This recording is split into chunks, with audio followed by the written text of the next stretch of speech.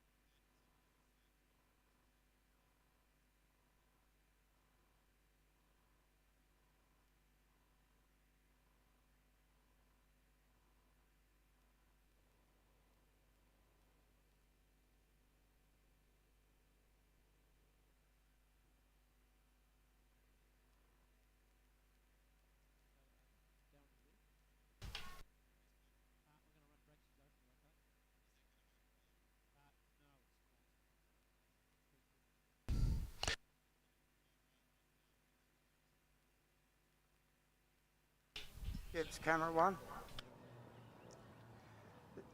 That's my start point. Let me find it.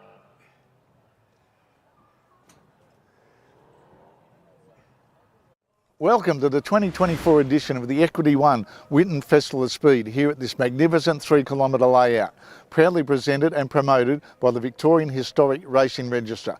And what a weekend we have here for you, with a multitude of classes spread over from the open wheelers through to the big banger tin tops of the sports sedans and even the HQ racing, with little bits in between.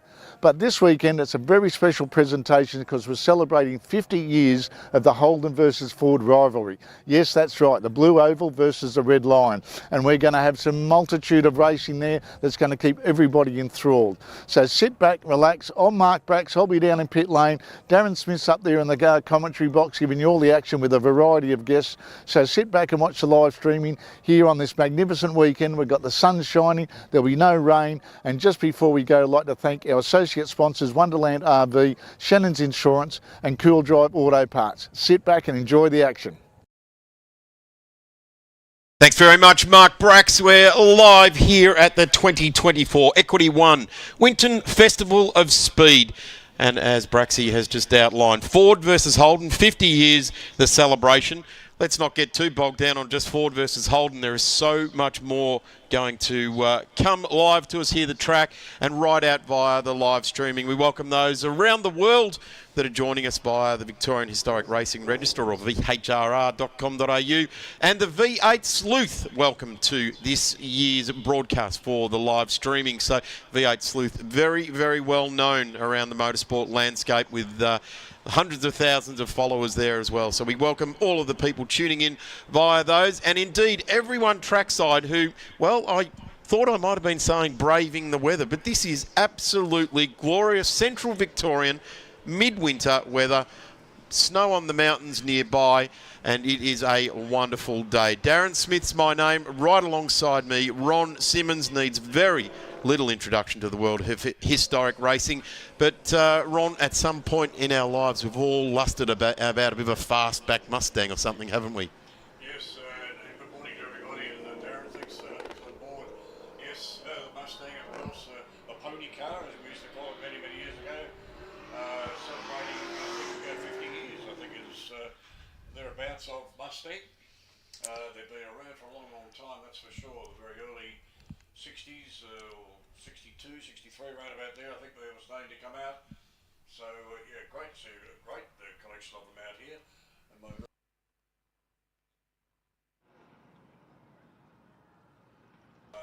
look-alike Moffat car.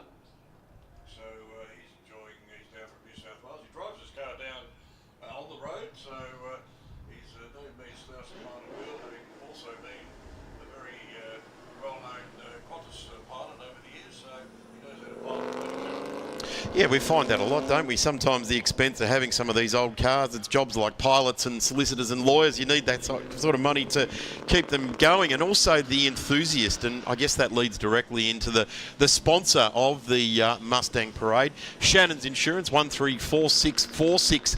They've been looking after all of us motoring enthusiasts for so many years now, and they continue to do so, and we thank them for being a part of pretty much everything that historic motorsport does in Australia, in particular with the VHRR and all of the events they do. Of course, our other key sponsors here this weekend is Equity One, Wonderland RV, a new sponsor to motorsport, and a very big welcome. They've got a fantastic display out behind the kiosk in the old control tower area outside between turns 2 and turn 3 up on the hill there. Get up there and have a look at your next RV from Wonderland. Shannon's Insurance, of course, Cool Drive seem to be everywhere you open the gates at the moment, whether it be at Supercars event or Victorian State Circuit Racing Championships, or even here at the Winton Festival of Speed. There is Cool Drive, and we thank them, Cool Drive Auto Parts, and all of those fantastic automotive air conditioning aspects, and Grays Online. So you're looking for something to buy, and their stuff doesn't just cover the automotive realm. It covers right around the spectrum of things for sale and auctionable. And we're just seeing the Mustangs slowly come around back onto the straight here as we see some displays of FCs on old tow trucks and different bits and pieces also joining on the back of the Mustangs, and that is all part of the 50 years of Ford versus Holden.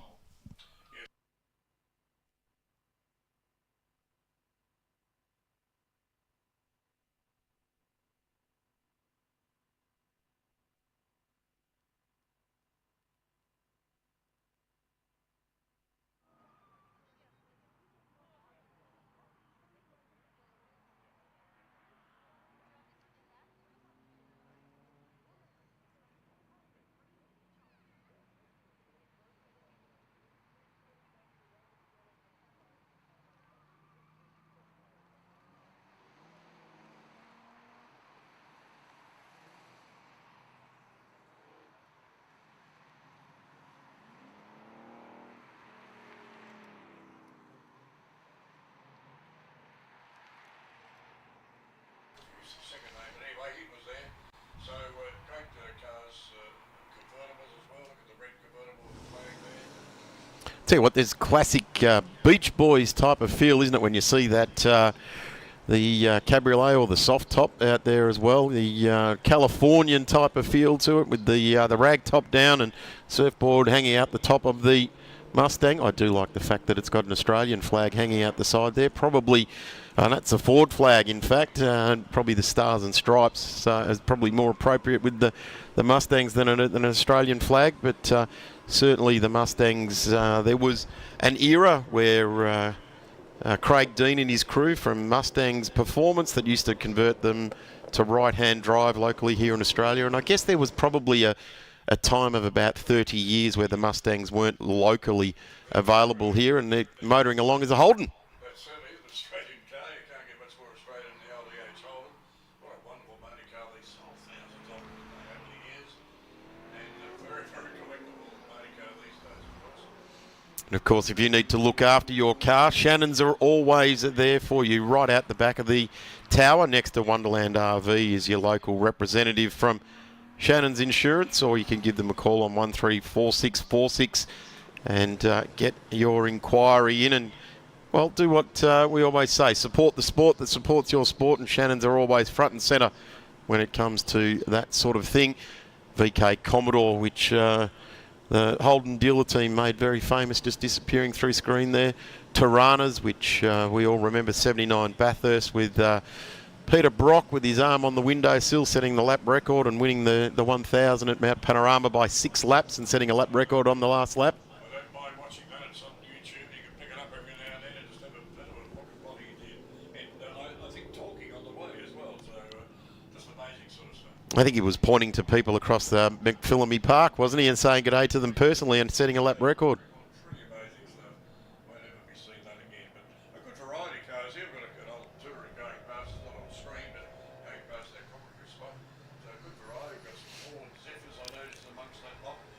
Ford Zephyr, of course, at the era was so far ahead of the Holden of its day because of the heating and the misting and what sort of stuff they had. Whereas the Holden, hey, you want a NASCO heater, well, you can get one of those. But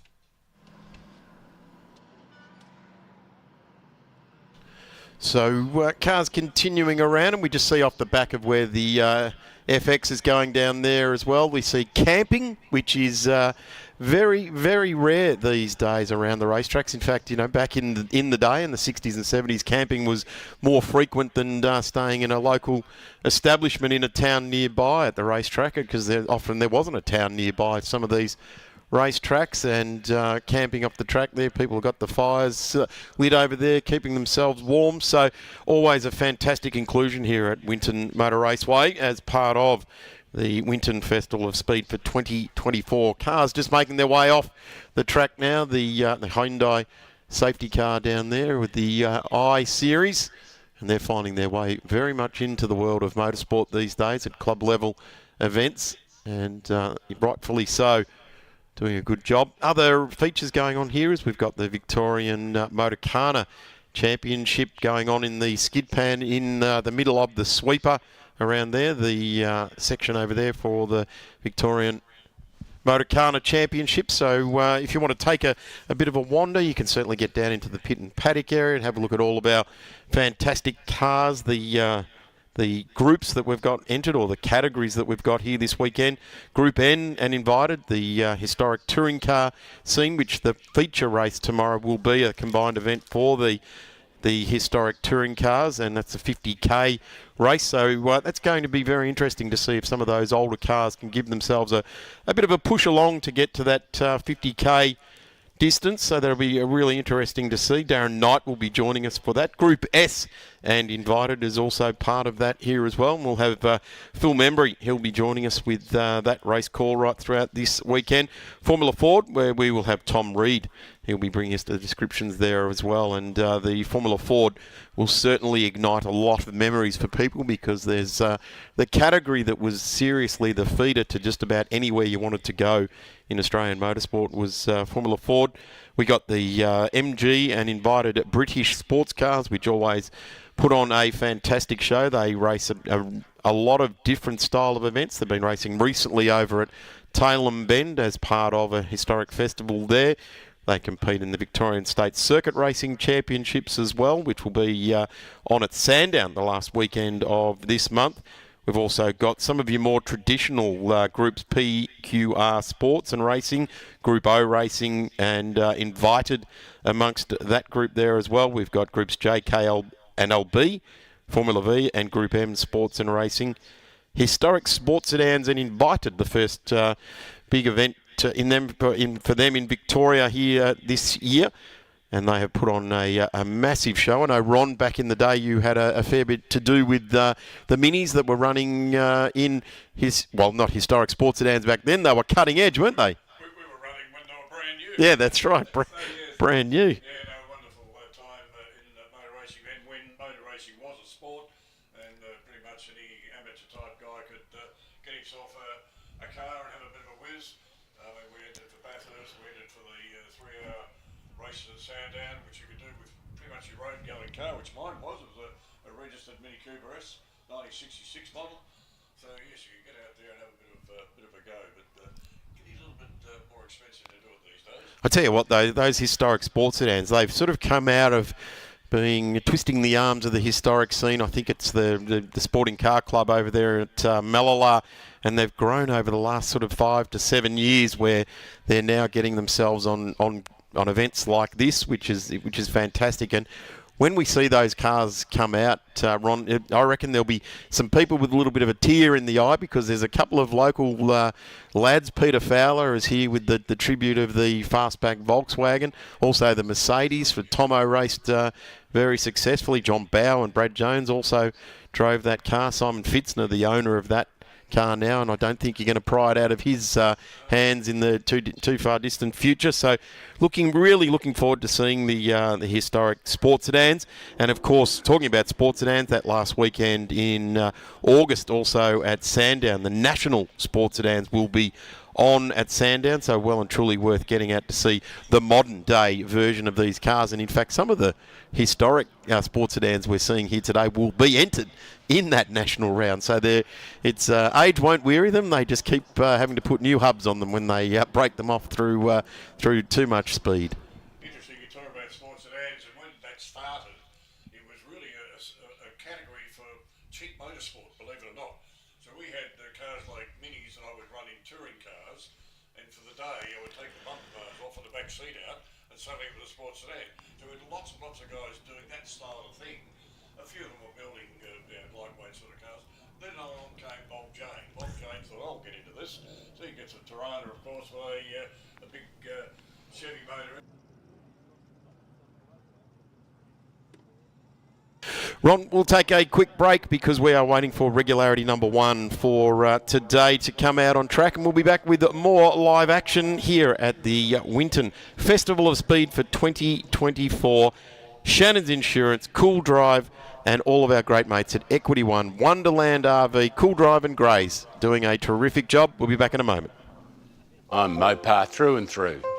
It's a passion Shannon's understands. I wouldn't insure my cars and bikes with anyone else. Shannon's, insurance for motoring enthusiasts. Call 13 46 46 for a quote.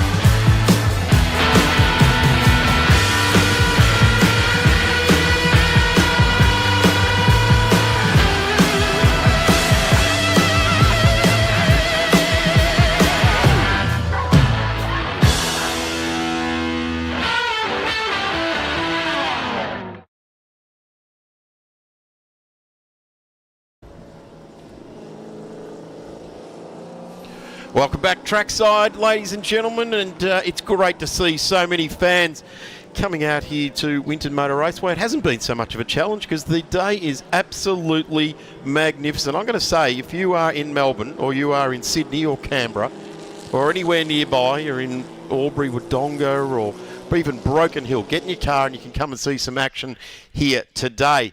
If you are joining us on the live stream, welcome, thank you. We're glad you've tuned into the VHRR website and, of course, V8 Sleuth as well for all of the streaming. And indeed, if you are here at the track, we've all got a television network in our pocket these days. You can catch up with all of what we're doing via the live stream, and we can certainly welcome you all along here to the track. The live stream is not just for those away from the track, it is certainly for those all the way around the track and right around the big wide world. We're almost like the Olympics. We are broadcasting to the world and we are putting on display the very best of Aussie motorsport from the Winton Motor Raceway. Regularity on track now. Now this can get fairly serious, although it is absolute grassroots of motorsport. It's more of a tactical affair than you would ever imagine in regularity. It is about nominating a time. For those that know drag racing, an ET, an estimated time, and you need to try and hang on to that time, not go faster. You can, of course, go slower, but if you go faster, you may also break out, and that incurs a penalty. So you will nominate your time, let's say, for the cars that we've got out on track at the moment. Car number 8, which is Ray Lewis. And it's the Lupino Monoposto. Not sure what that means, actually. I've not seen. There it is there, actually, coming through turn 1 and turn 2. And at the moment, that car is doing a 205. The number 30 car there is of Mark Christie in the Datsun Skyline 1984 red in colour. And just currently getting around at a 144. So it is all about nominating a time and therefore sitting on that time and going for the journey around the track. The session is for 15 minutes and we will just keep an eye on each one of the cars. On the timing screens in front of us, it will give us the position of the driver and how close they are ticking off their regularity number. Yes, regularity is a very good sport to get into. I don't think I'm coming through it now. Okay, yes, so it's a good sport to get into. Really, literally grassroots sort of racing. You don't really have to have a race car actually to get into the regularity. Quite a few people run their road car. It has to be pre-1972, I think it is the cut-off point. So you can run a Mini or a Holden or something like that and just enjoy. In fact, if it's an unmodified car, you don't even have to run with a roller. So, and even luckier than that, Ron, in this one, it's regularity and invited. So we're seeing some newer cars out there as well. There's 2003 147 twin Alfa Romeo in the field there, and goes all the way back down to Peter Greenis in the Ford Special from 1940. I think that's it, running around the sweeper as we speak. We're getting a good shot down the main straight. There's a Hyundai Excel, which are probably one of the types of cars that are getting the most laps in Australian motorsport these days. I'd like to have a car yard full of old Hyundai Excels, believe me. But anyway, there's some interesting cars. Not on the screen at the moment, I don't think, but there's a Datsun 260C Coupe getting round. I mean, not gentleman's car of the day, but it's out there before we go.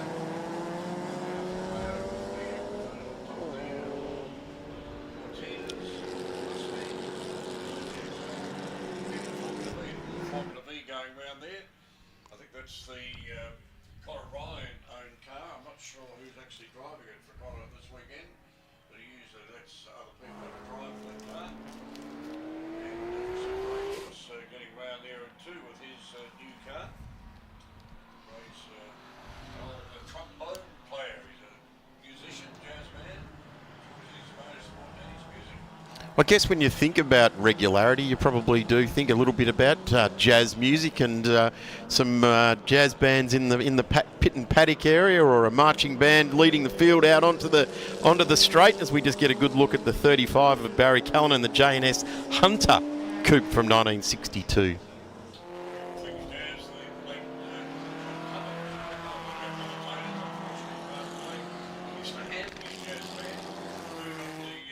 Finish line here on the old track to open the event. So there you go, jazz on the old cars as well. One of the little Alphas going around, they're very keen with these Alpha players. Lots of running in their own category later on this weekend. Datsun Stanza coming through screen there. Many people will remember that, but that's quite a rare one, a two-door Stanza. There's a Datsun 1200 Coupe. Many people got started in motorsport in one of those. That's the 51 of Jamie Farrant, the Datsun 1200 Coupe. And it's running the original A15 power plant in that one. So I do remember a few people that modified those very heavily, and we used to rev to 10 or 11,000 RPM, little lightweight Datsun motors. And of course Nissan have always been, or Nissan and Datsun, you think of the Evanses and things like that, which ran in touring cars of the era. There's the 41 Datsun 1600, or sorry, number 40, Jamie Waterhouse. Again, very nice little independent rear end in those cars when they were transferred to rally and also circuit racing.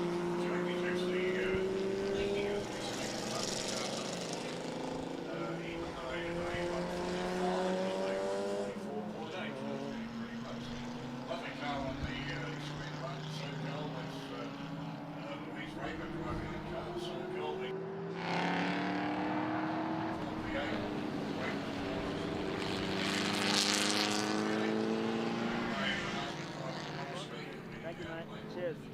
Thanks a lot. All good. Thank you.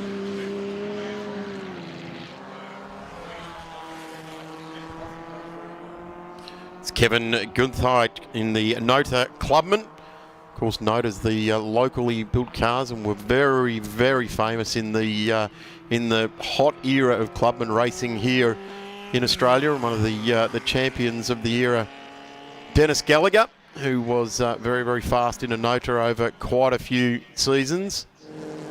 And don't want to harp on it, Ron. We're getting a little bit of a subject going on here. He's no longer with us either, but certainly those cars. I guess it gives you how long those cars have been racing, isn't it? That is right. Now it's like everything. We're not getting any younger, are we? There's that two-door Datsun I referred to there. Quite a rare car, the two-door Stanza, and I guess I hark back to my memories. One of my favourite racing cars as a kid was the Barry Bray Datsun. Moved on to be very, very famous in sports sedan racing with Baz, as Baz is as well, and we'll see a couple of his cars out on track later on today. And just heading around there's a Mustang, which of course we're celebrating. We had that parade, the Shannon's Parade, earlier on today. And of course this is the Shannon's Regularity. 134646. Get in touch with Shannon's, as they say, for your car, your bike, your home, and of course all of your memorabilia. And every one of us here trackside today, and I dare say tuning in across the live stream, will have some sort of special memorabilia, whether it's special to everyone or just special to you. Shannon's can help you with insurance for that as well.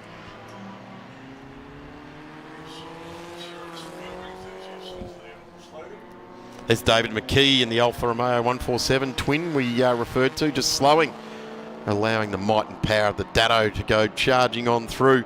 And an MG ranging up in the background there. A little bit of flame out the back of the MG on gear change there as well. So running on the good fuel. And on that note, a big welcome to Race Fuels, the official supplier here this weekend. We've got a car off on the sweeper, two in fact, off there. A Clubman, looks like a Clubman style car onto the inside of the sweeper, and that might be that 240C.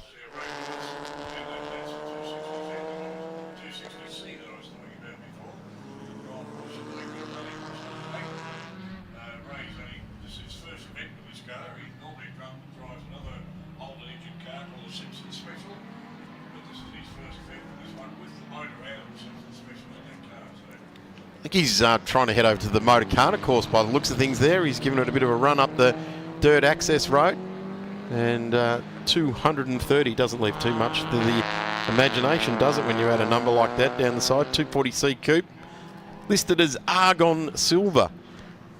Getting creative with the silver shades there.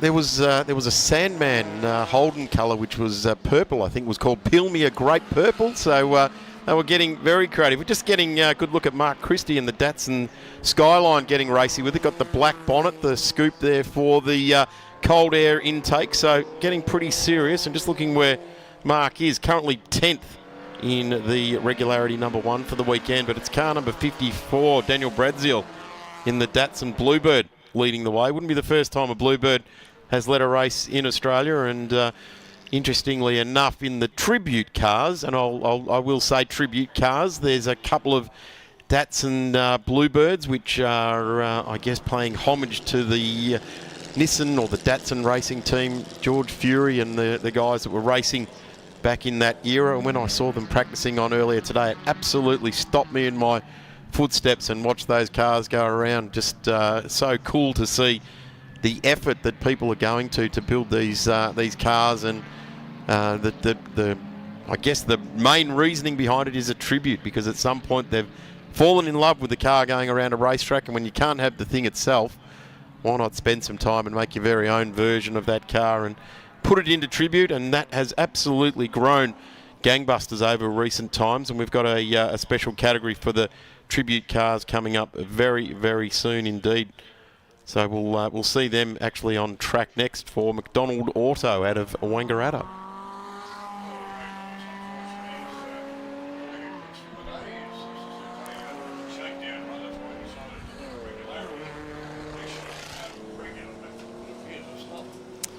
Well, maybe he needs to have his muesli in the morning and get himself a little bit more regular out there in the Lupino Monoposto, a 1958 car, 2.44 litres in capacity, as we're looking at the number 7 Ford Cortina of Manuel Sabalas. Manuel was running right at the top of the sheets now, just dropping down to position number 8. And Daniel Bradzeal stays across the top of the timesheets. That the coupe that we've just been talking about has dropped into P2.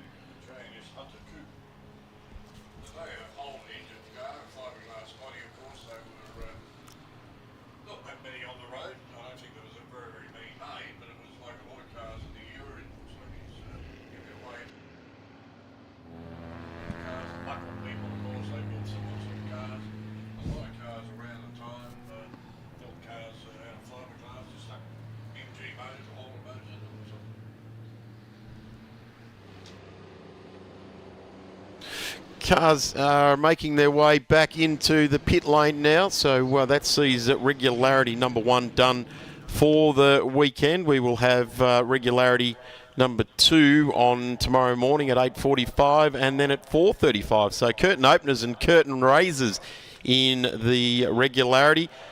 Coming up next for McDonald Automotive in Wangaratta is the regularity for the tribute cars, and we'll welcome Brett Florence to the microphone. We'll be back in just a couple of moments. We'll have a quick break and we'll be back.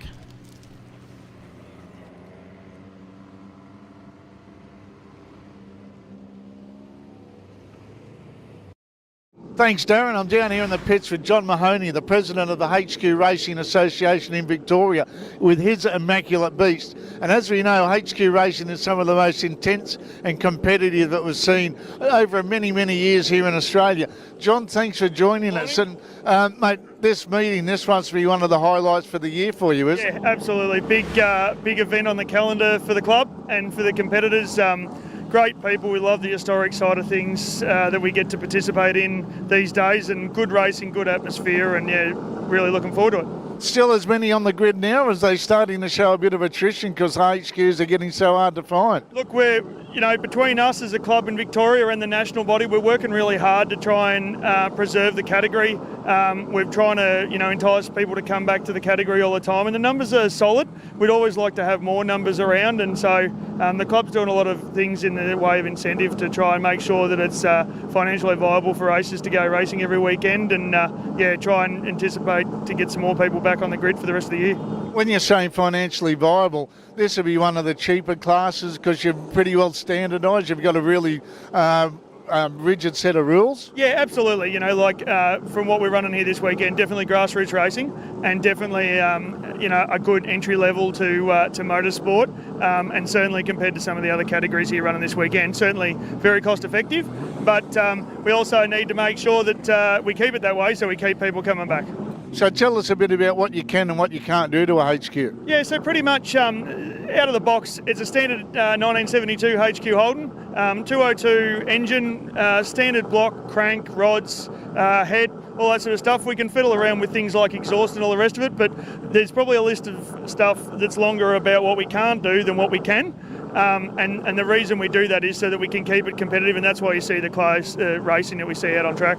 And reliability as well. Yeah, absolutely. The cars are pretty reliable when it comes to the mechanical side of things compared to other cars, absolutely. And that's what allows us to keep going racing and have good fields on the track all the time. Is there plenty of respect shown these days? Because I remember in the early days of HQ racing, it was a bit of biff and barge. Yeah, absolutely. The category was well known for its carnage as in the early days. Probably when we had a lot more cars on track, and they were a bit more plentiful as parts wise. We've done a lot of work as a committee over the last few years to clean our act up.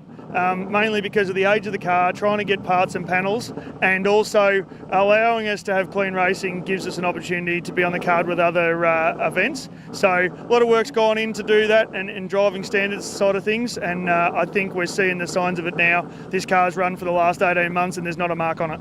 Well, yeah, hopefully it stays that way for the weekend as well. So this weekend, how many races have you got to get out there and have some fun? Yeah, so qualifying tomorrow morning and then 3 races, 1 on Saturday Arvo and 2 on Sunday. All right, mate, all the best for the weekend, and hopefully see you at the front of the field. No worries, thank you very much. Thanks for coming down. No worries. And back to you guys up the top of Nice Racing. The HQ is going to be sensational. I spend a lot of time out here. The RT Charger's the real deal. An E49. Remember A-Charger? I've always got projects on the go, so Shannon's laid-up cover helps protect my restorations. I'm Mopar through and through. It's a passion Shannon's understands. I wouldn't insure my cars and bikes with anyone else. Shannon's, insurance for motoring enthusiasts. Call 13 46 46 for a quote. Welcome back trackside here at Winton Motor Raceway. We are absolutely frothing at the mouth, getting ourselves ready for these tribute cars, and I don't care what anyone says, whether they're ones that race in the day or they're being built as a tribute. I've just been informed that I was totally tricked this morning when I went for a wander down in the paddock. I was thought I was looking at the real thing. I was looking at the tribute car, so let me tell you, this is absolutely gets the blood pumping. We all remember at least one of these eras. We're just looking at that 635 Porsche going through our screen there as well. Remember Rusty French and Alan Jones in the Australian GTs running those cars. But I tell you what, these tribute cars, you don't even have to sort of half close your eyes and blur it a little bit. In fact, you've got to open your eyes and you've got to have a real good look at them to see what they're all about, and they are absolutely magnificent looking pieces of kit. This is again a regularity. I'm Darren Smith. Right alongside me is a guy that is so passionate about this category that he was right in on the ground floor when these tribute cars started to make their way into the Australian motorsport landscape, and it's no other than Brett Florence. Brett, welcome to the 2024 Winton Festival of Speed. This is your baby almost out there on track at the moment, isn't it? Sure is, Darren. It's grown from 10, 15 cars that we had just traditionally running in the regularity through to now. When you look at it, we've got over 30 cars, and there's probably another 15 cars that have been built around the country that all want to come on board as well. So it's a category that's grown, and these guys are just out doing either a sprint or regularity. And the cars, as you said, they're absolutely fantastic. One car that I'm just looking at is that one, the second on the road there, which is running an engine which isn't exactly correct, and I guess that's what the tribute cars are about. But that's got Johnny Pilotto's Victorian Sports Sedan Championship X engine in it, a fuel-injected modern engine. We're just seeing Nick Higgins come into the paddock there. You were talking, or Nick had spoken to you earlier. Has he got an issue with the Corolla? Some surprises coming to the market this year now, but as you said, some of the cars are running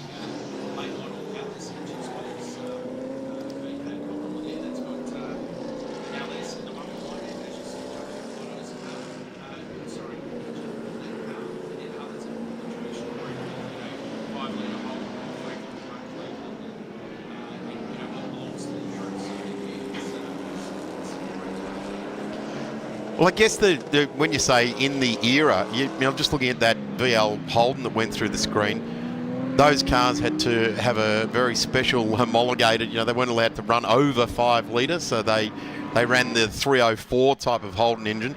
And that, let's say 5 litre or 308 type Holden engine, that's got to be pretty hard to be getting parts for these days. They're expensive. They'll know exactly how much they cost to build, but some of these guys have, just because they'll know it's that makes it easier.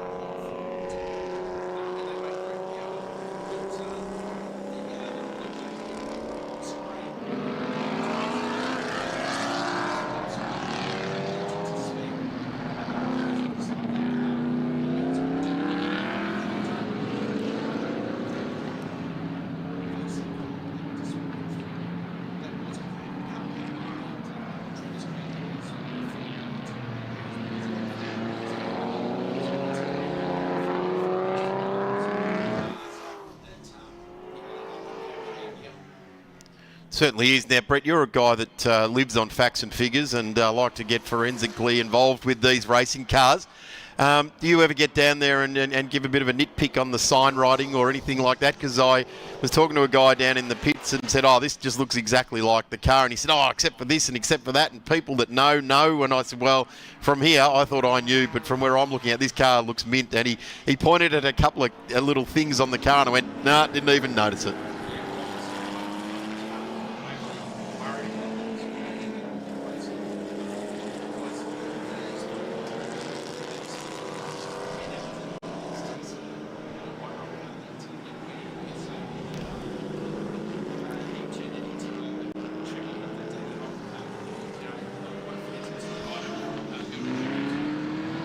Yeah, these Porsches really do stand out as an era, don't they? Those IROC cars that all those superstars of the motorsport world ran in the US in that particular era.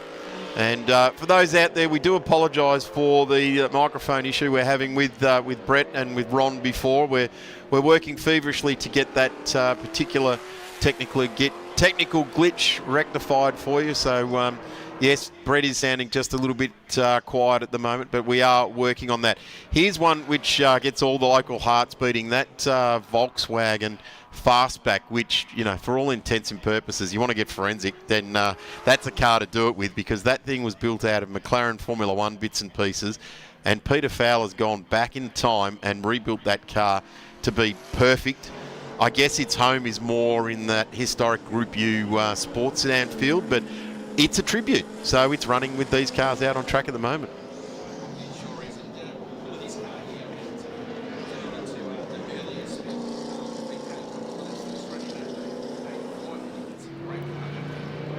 There it is, that number 17. So locals from Wang initially, and of course they went on from setting lap records and winning races in sports sedans in the early days to the, which we'll see in the historic sports sedans. We'll see the Merc that Tomo drove very, very well as well. Here's another magnificent looking piece of kit. Bob Jane entered car as well.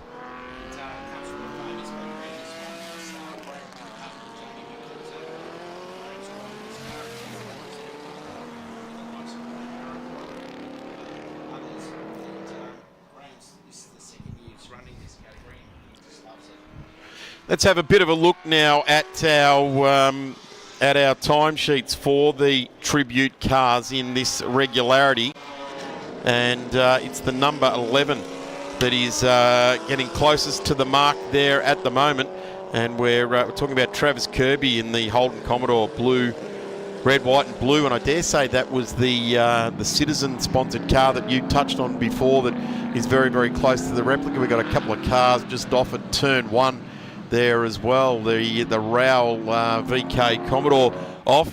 So Travis is the car leading the way there. Then we've got the number 95 of Smith there as well. So that's Ian Smith, again a Commodore 1985 all white car there as well. Then it's the 63 of Peter Mason Ford Escort Coupe, the Monza red car. Now there's a number of red Escorts out there at the moment, so just seeing that. These are a couple of really good period cars as well, aren't they, that we're seeing on screen? Yeah, they sure are. It's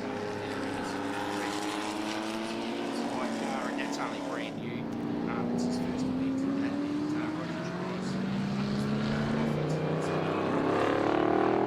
and this is the second time Roger's been there. So yeah, they're two fantastic. They're very, very good. The Dylan Innes car was I believe, a COVID project that had got awful serious pretty quickly, didn't it? It sure did, and it was a local engine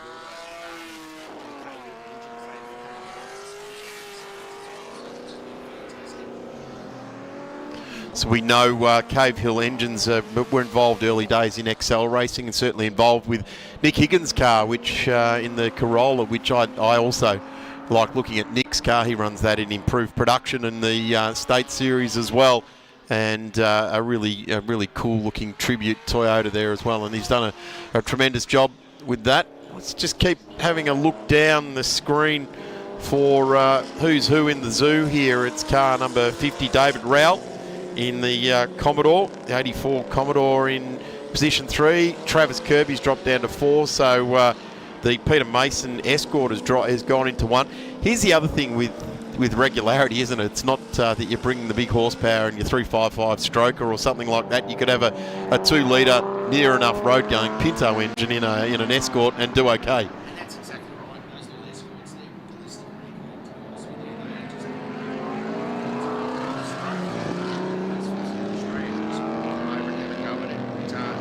that's a fantastic car. It's really unusual to run.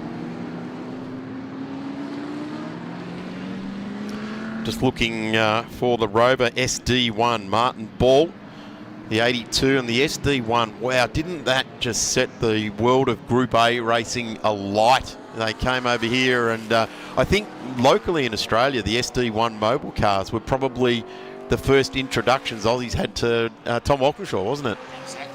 And I mean, you look throughout Europe and there are fast cars over here in the Bastos colours. So, there's the great car, just something totally different. You wanted that to go. But we've also got very production. It's just very. And Carl Gibbs owned it. His father, he raced it in Europe back in the day, and it's just just a very early car. It's a great opportunity to have a run. So, it's something different for him. Travis Kirby, we just got a good look at there, currently sitting in P3. Car 1 emblazoned down the side, and why wouldn't you if you're going to have that car? Who doesn't remember the 1-2 across the line at Mount Panorama? That's, where is he? Currently 5th on the road there, Roger Chazais, the Ford Falcon XB GT, 5.8 litre. And here is the Trans-Alloy entry there as well. So Mason leading the way and doing a nice job. Just trying to pick up a couple of the other cars there that we would know around the top end of the track here at the Winton Motor Raceway, getting a look right across the property. Now, Brett, you're not just synonymous with these cars, you're kind of synonymous along with Ian Ross and the rest of the organising committee for putting on the Winton Festival of Speed in 2024, and just emblazoned across the screen at the moment the likes of Equity One, Wonderland RV coming on board and supporting what's going on with the Festival of Speed here this weekend. Yeah, that's right. And, with our traditional sponsors from Shannon's and Cool Drive and Road Parts, we've got some great sponsors for our club. Coming on board just makes this event, it raises the profile of the event. We've got a whole lot of other sponsors that assist throughout the weekend as well. That they help and everything helps. So that's great. Yeah, and you touch on that. This actual event right now is the McDonald Auto from Wangaratta, the McDonald Auto Regularity for Tribute Cars. So a big shout out to the McDonald Automotive crew from Wangaratta. This is your event. I hope you're enjoying it, and the cars certainly look to be really enjoying it. And the times keep changing, but I'll tell you what, right at the top of the sheet at the moment, Peter Mason in that Ford Escort Coupe is holding absolute station there. looking for that number 16, the stanza that just came through down there in 21st there, and that's the Nissan Bluebird. Sorry, number 15 Nissan Bluebird, and it's doing just inside those numbers there. I guess you want to try and get inside the top 10. Dylan Innes in that car we were talking about, the Perkins Engineering Red VL, just inside. So there's the landmark. Or David Thomas in the Bluebird there as well, and McDonald. So JPS 326 Jaguar. I guess we were used to seeing the JRA cars racing here in Australia. 326, must have been some numbers available in the system. Vincent Neville in the XJS 5.3 litre V12. And he'll certainly be looking to head down to the Race Fuels petrol station down at near the pit entry road there. Big shout out to the crew down at Race Fuels, part of one of those supplier networks that do such a tremendous job. I believe they've got so many other events on this weekend that they're going to be checking out early here today. So if you've got to get, you're here at the track and you need to get any fuel, head down to Race Fuels. In fact, if you need any fuel at any time for your racing car, they've got trackside pumps at Phillip Island, Sydney Motorsport Park and Queensland Raceway, and their factory in Dandenong. There's Nick Higgins, car number 71, made his way back out on track. Okay, and Nick's done a great job with this. Like, it looks like the car from the day.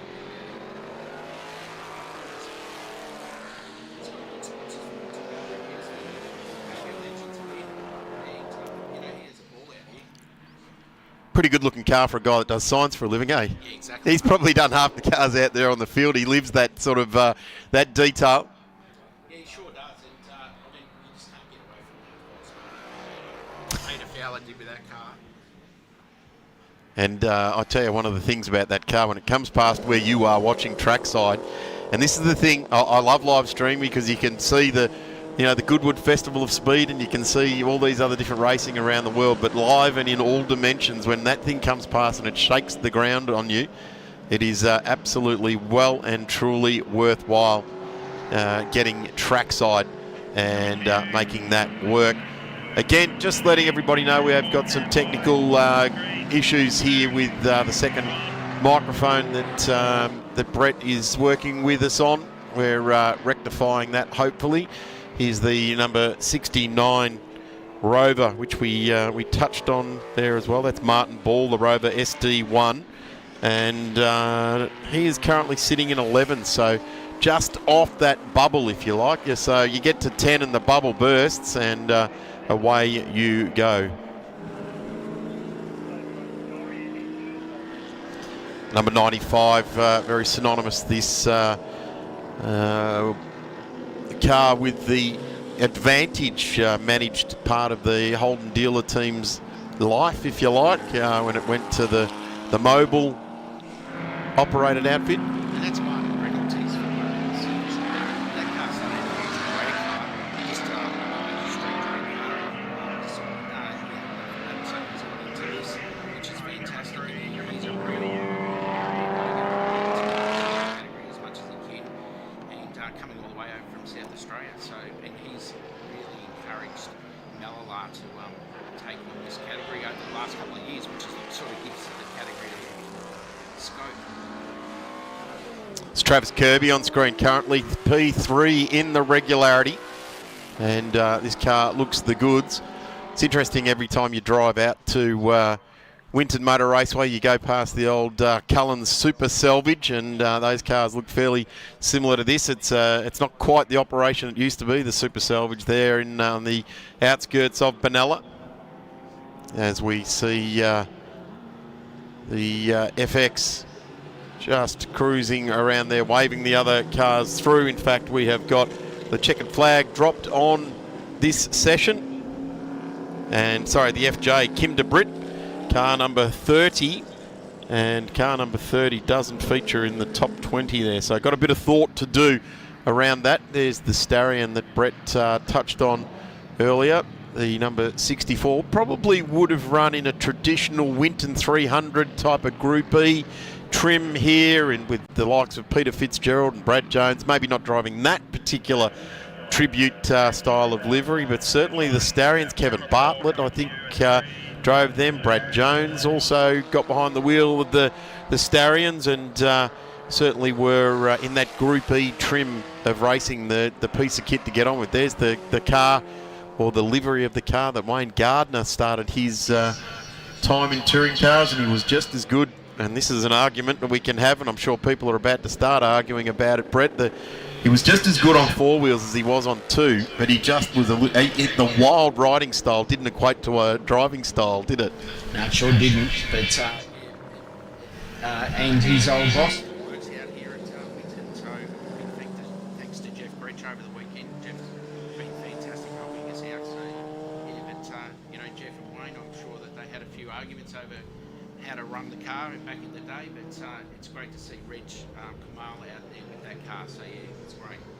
Brett, thank you very much. Challenging technical times for the two of us here in the commentary booth. We've only just met in the last few weeks, and any closer to the one microphone, the two of us would have been having a little kiss there, but I'm sure we'll have a few frothy beers later on and ensure we have a great night. Excellent to have the tribute cars here. They will be back on right throughout tomorrow as well, so we'll see plenty of the tribute cars. If you've enjoyed that as I have, then certainly that's going to be fantastic. We really do jump into the body of actual racing now. The Aussie Soils Group C feature race will be the next category on track. We'll go next to the photographic Group N and invited cars, the Traction Tyres Group S and invited Tourist Trophy cars, Equity 1 Formula Ford, the Tilted Trailers Group A, Group 5 litres, 2 litres feature race, of course the Cool Drive Group P QR Sports Group O Racing and invited the Wonderland RV MG and invited British cars, Grays.com for the Formula Vs,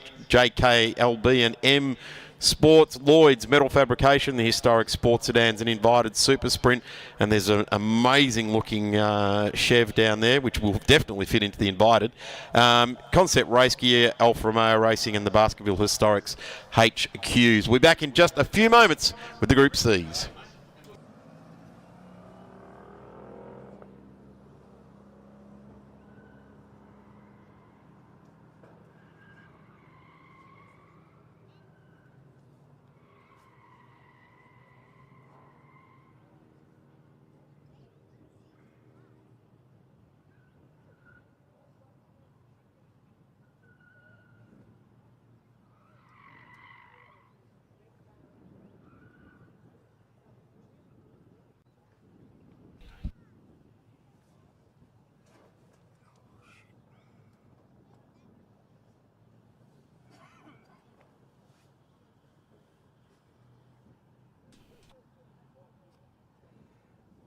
Well, thanks again, Darren, and we're down here. It might be the Holden versus Ford Memorial here for the Whitten Festival of Speed, but there's a bit of European flavour here. We're going right back to the Deutschland days, and we've got Peter Fowler here, who goes right back to the early days of sports sedan racing in Australia, which started in, 72, 73, the early 70s, and he's got two immaculate cars here. He's got the VW and also a Mercedes. Peter, thanks for joining us, and I must say the level of presentation of these things, they look like they're just straight out of the R workshop. Well, this one is. It's a recreation of the original car. I built the original VW Chev in 1973, and Brian and I raced it for 2 years, and we set lots of lap records, and it was very busy 2 years. But then Brian wanted to retire and look after his business, so we sold the car and it went off into Never Never Land. And the rules were changed a couple of years later that this configuration wasn't legal anymore, and so the car was scrapped. It was pulled apart, and the McLaren parts were put back into an M10B, and I believe it went off to the US or somewhere. So the car was lost to the country, and in those days, 74, 75 we're talking, there was no such thing as historic cars. There was no interest. You built your new car out of the bits left over from the old car. And so, there was no reason to preserve it. And all these years later, well, in 1980, I built the Mercedes sports sedan, and we won a title with that, Australian title in the GT series, Brian and I. And we're, very fortunate that it never got chopped up or anything. The car is exactly as I built it in 40 years ago. Yeah, and so to have the two cars here is a real privilege. Now,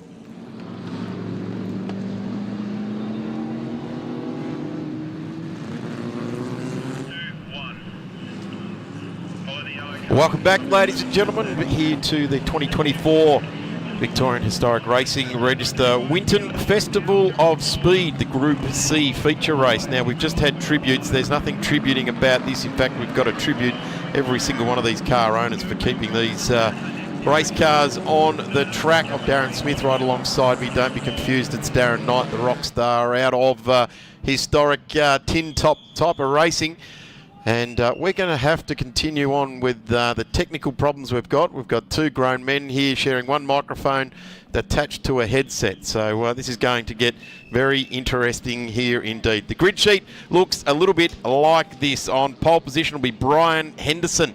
We'll take it away in the number 15, Stephen Axisa, right alongside in the 69, Justin Nilsson. And if I'm correct, the number 60, that is a little Exa Turbo. So that will acquit itself very, very nicely around the Winton Motor Raceway off the second row of the grid. Ed Singleton in the STP Commodore. Adam Workman in the 16 there. Glenn Gersel to Anthony Sorford.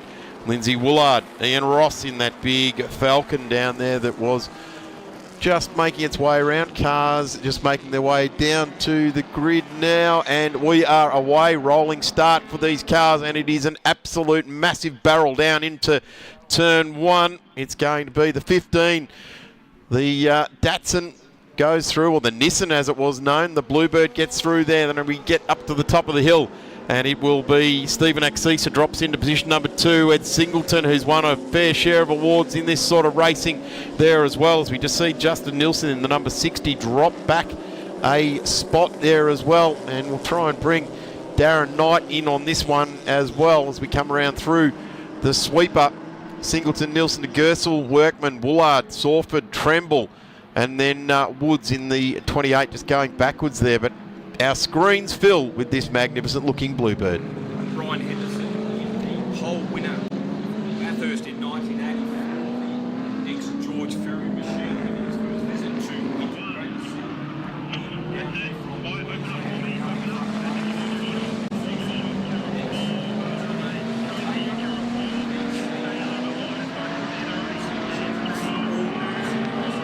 Domestic formula from 1973 through to the end of 1984. Certainly some great looking bits of kit coming out of Roadways Racing. Fills the screen there with the STP car just going back a spot there.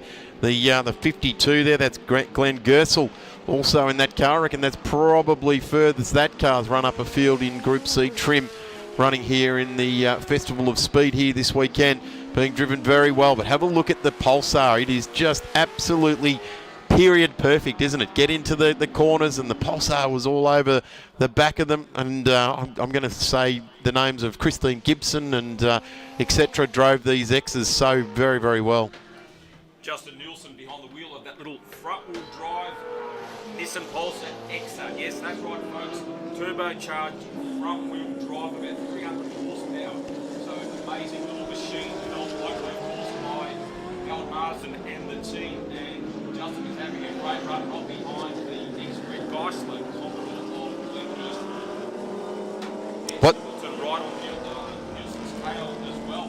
FDX, STP, Roadways, Commodore, having a great run. I reckon Justin's owned this car longer than the factory did. He's had it in his shed, I'm going to say 3 times longer. Look at this. Looks to the inside, plugs the gap. Just enough room being given there by Gersel, but manages to get the 308 working very, very nicely indeed. Gee, it's got to be hard to keep the 308 thumping along in these cars, doesn't it? Getting harder.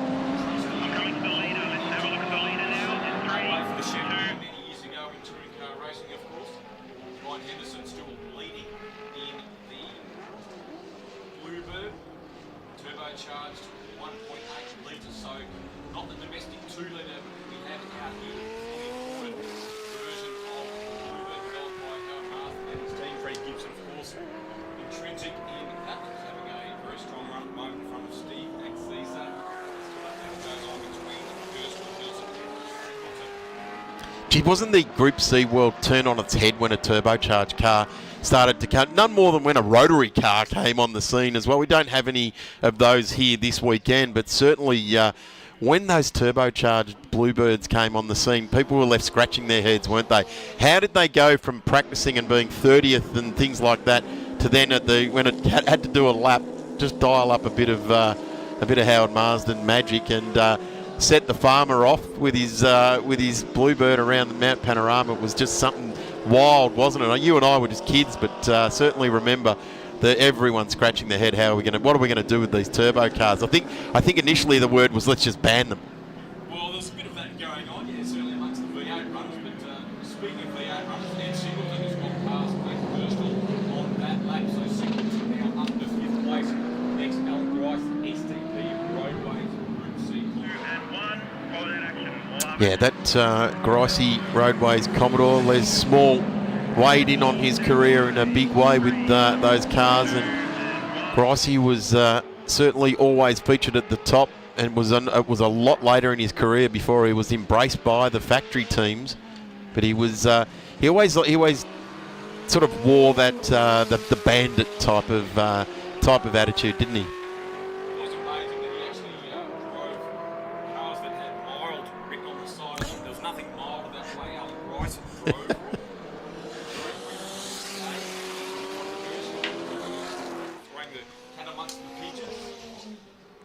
Have a look at this race now. It's Henderson, Axisa, Nilsson now back into 3 in the Exa. Then we go back to Ed Singleton, Gersel. And then it's the 16 of Workman. Second of the Bluebird turbos out there. So first time we've seen the 2 Bluebirds running here at Winton.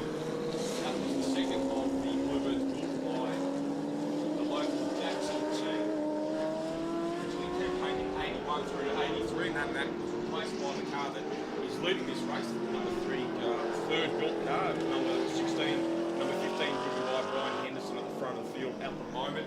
No surprise, he's got the fastest lap so far, 134.16. There's the 15, just some good shots there, giving you the ambience of the Winton Motor Raceway out over the campgrounds there. So plenty of people embracing. Just in the background there's a round of the Victorian Motor Carter Championship going on. So the Festival of Speed, living up to every word of it, isn't it? There's everywhere you look, there's a bit of camping. You know, there's not too much speeding going on over there, but there's some nice campfires and relaxing going on. Then the Motor Carter, and then you cast your eyes smack bang into this action and the live streaming as well, and screen being filled by that number 15 Brian Henderson car that set his pole run. And I tell you what, they've got themselves a healthy old lead now. The Axisa Commodore back to the Exa. It's out over 11.5 seconds in this run.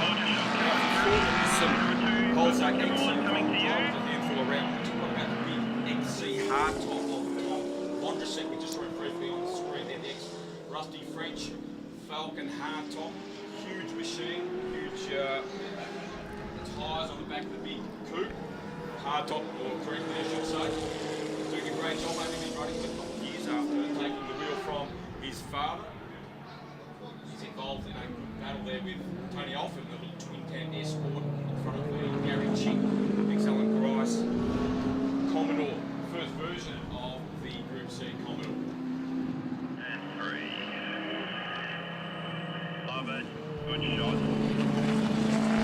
The lead pair doing a very, very nice job out there in front at the moment. Plenty of other cars to attract our interest here this weekend, but they are really doing a terrific job. Last glance at the timing screen, they were 13.5 seconds away from the rest of the field in only 4 laps.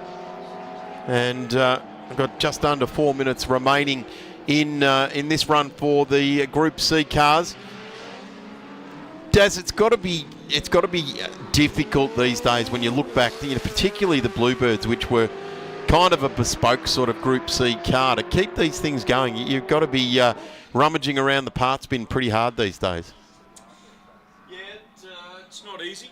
Certainly not as easy as running a Commodore. It's not easy running any of these cars. And speaking of Commodore, Steve Axisa snuck up to the back of our race leader, Brian Henderson, with just over 3 minutes to go in this race. So Brian Henderson not having points his own way towards the end of this first race for the Group C Heritage Touring cars.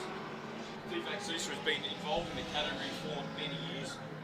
Also owns the only LJX1 Group C Toronto we see briefly, and started out in the Group C Gemini of all things. And he's right with Henderson as we head towards the end of this race. A couple of great sponsors there, Tough Mounts, McDonald Automotive from Wangaratta, Old Car Radios, Mark Sully, and a great picture across the bottom of the screen there for Mark Sully, and that's what he does, brings old radios back to life, and Rapid Smash Repairs, all part of the package, bringing us this weekend's racing. Equity 1, of course, Shannon's and Wonder RV, CoolDriveandGrays.com. Oh no, this is Ian Ross, the guy. He's torn the front of that car off, Darren, hasn't he? So Ian Ross, ex-Mike Emery, XG Falcon. It looks like he's had an excursion. The front splitter on that car is damaged, and Ian Ross has come to a stop on the old front straight, not going any further. A little bit of unburnt fuel there has sullied the door. Ross gets the Falcon underway though, so we won't see any safety cars, thankfully. He's torn the front splitter off though, hasn't he? Oh, that's all disappeared underneath the car. So he's obviously had an excursion, and I haven't seen it, but I would suggest probably the entry onto the old back straight. That's quite often when we see guys going off, and Lee Gerstle has issues in there through Tyson. Yes, under a stop as well. so Gerstle, that's in off turn 2. So I wonder if those two strangely had it coming together at all between the two of them, because one sort of came off to the driver's left, one's gone off to driver's right, but it looked like Ian Ross's car was the only one that had any particular damage to it. Not that we could see Gerstler's car. This is back in the field. This is for 4th and 5th on the road, and Ed Singleton, we know he likes a maximum attack. He's not a kind of guy that spares the horses in these type of Group C drop races either.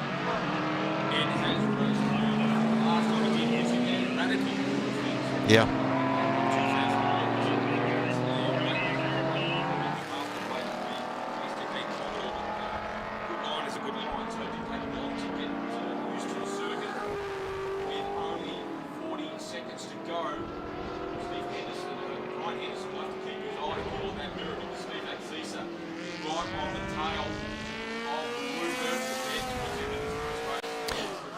And this is where the exploration of turbo cars came into it, because all of a sudden they had all this heat build up, and they had to start to work out how to get all that heat out of the car, because the turbo was running white hot, and it looks as though these guys, have they taken the checkered? Yes, they have. So that will see first blood go to the Nissan. So Bluebird takes race number 1 in the Group C's. Brian Henderson, the winner from Steve Axisa. Justin Nilsson will bring the little Exa home in great 3rd place. Had a torrid time here last year, went through 3 gearboxes in as many days, so it's like a new pair of socks every day for Justin with gearboxes. Unfortunately, it has not happened this time. Thankfully, and he's taken a great 3rd place.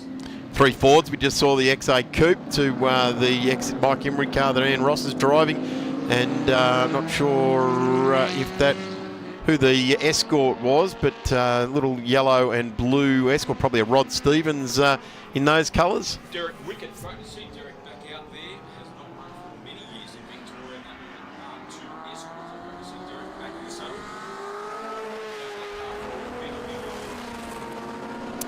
Cars still coming to the line now. We're just watching the Gertzel car.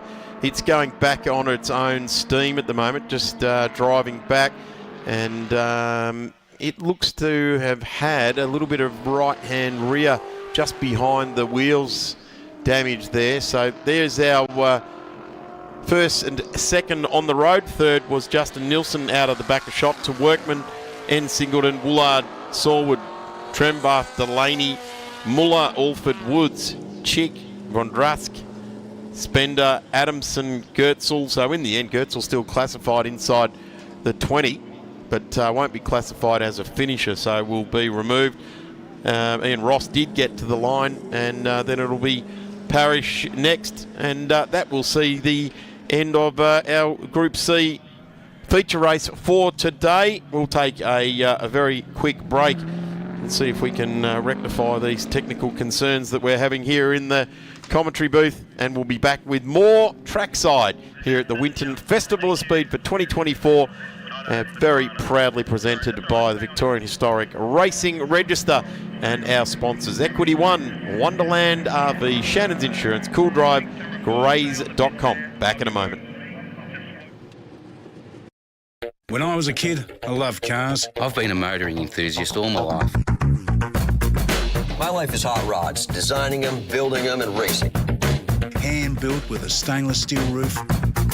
I've won the Monte Carlo Rally 4 times. Like Dad, I've always been a Ford man. In 71, this was the fastest four-door car in the world. Insurance? Shannon's, of course.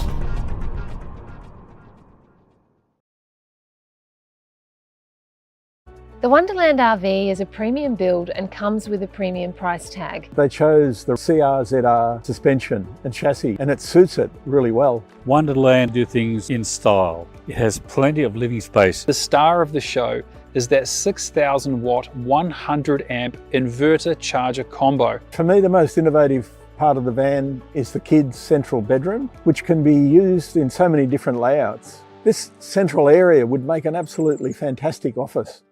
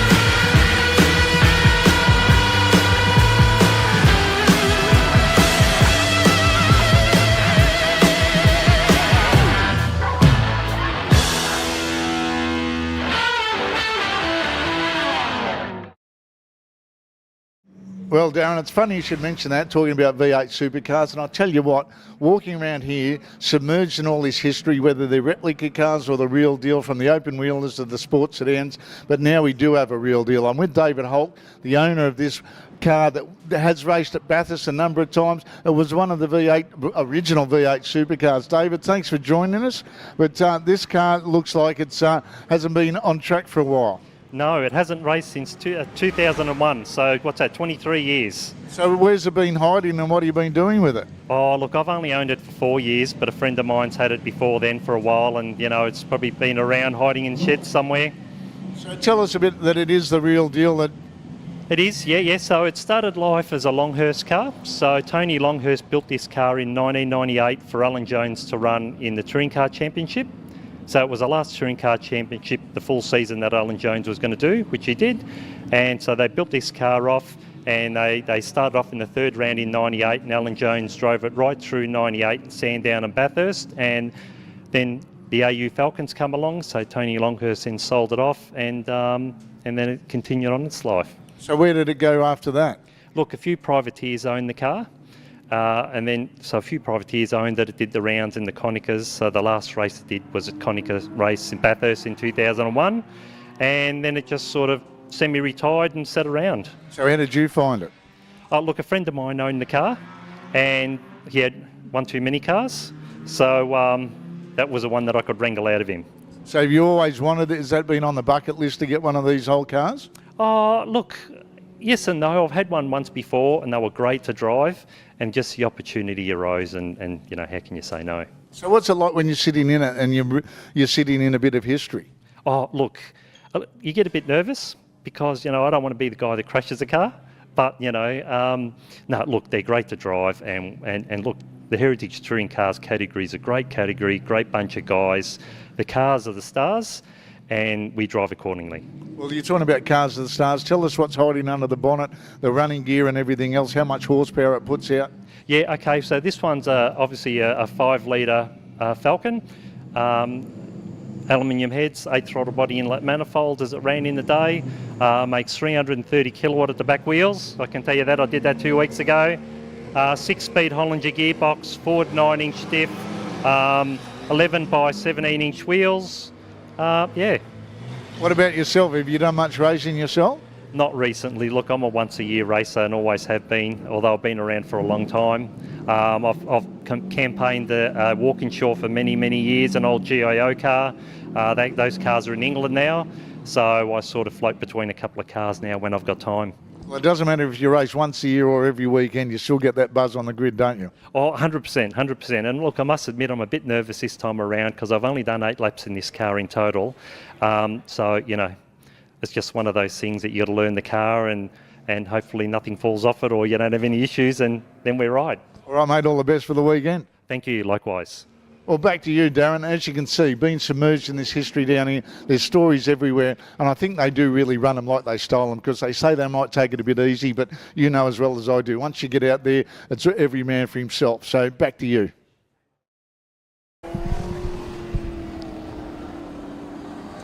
Thanks very much, Braxy, and we have got the historic touring cars making their way around to the start. This will be a 15-minute journey. In fact, they're gridding themselves up as we come around now. It is going to be Brad Tilley. He sat on the front row for, or won race 1 at this event last year to Andy Williams in his little Tirana over Darren Collins in the Mustang, Peter McNiven in the Mazda RX-2. Let's have a look at the grid now. It is going to be Brad Tilley to Adrian Moyle in number 25 there. Then we go to Adam Walton, Peter McNiven in the number 13. So Peter McNiven finished 4th in this race last year. He starts from 4th in this one today, and we are absolutely poised. And we hope we have also rectified our technical difficulties, and it'd be fantastic to introduce the voice of this era of motorsport, although he is a young man. Darren Knight, welcome to the Group N's, the historic touring cars, which are the feature category for this actual weekend. Young in maturity, not in age or hairline, Darren. Good afternoon, everyone. That's why we're great mates. The Dazzers go to air. Double D, Dumber Dumber. Here we go, folks. The first race for Group N historic touring cars. Brad Tilley, no stranger to this class. He has pole position alongside Adrian Moyle, a relative newcomer to the category. He's been running that. Magnificent car, doing a terrific job there as well, and away. And down into turn 1 they go. It's the Camaro versus the Mustang. This could be modern day touring car racing here in Australia, but it's not. It's the 2024 Winton Festival of Speed. Brad Tilley charges through in the NC6 outfit. Car number 28 leads the way, looking for all of these massive touring cars, and we've got a big stoush at turn 1, mixing up with a couple of Mustangs and the smaller capacity cars just making their way through there as well. Peter Muleman. Ooh.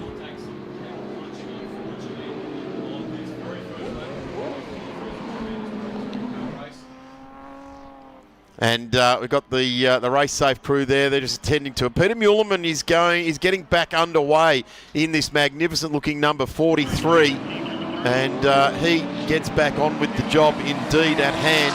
And we see how well that gets on for him. But we are watching the cars coming around onto the old back straight, and they work their way down to turn number 9.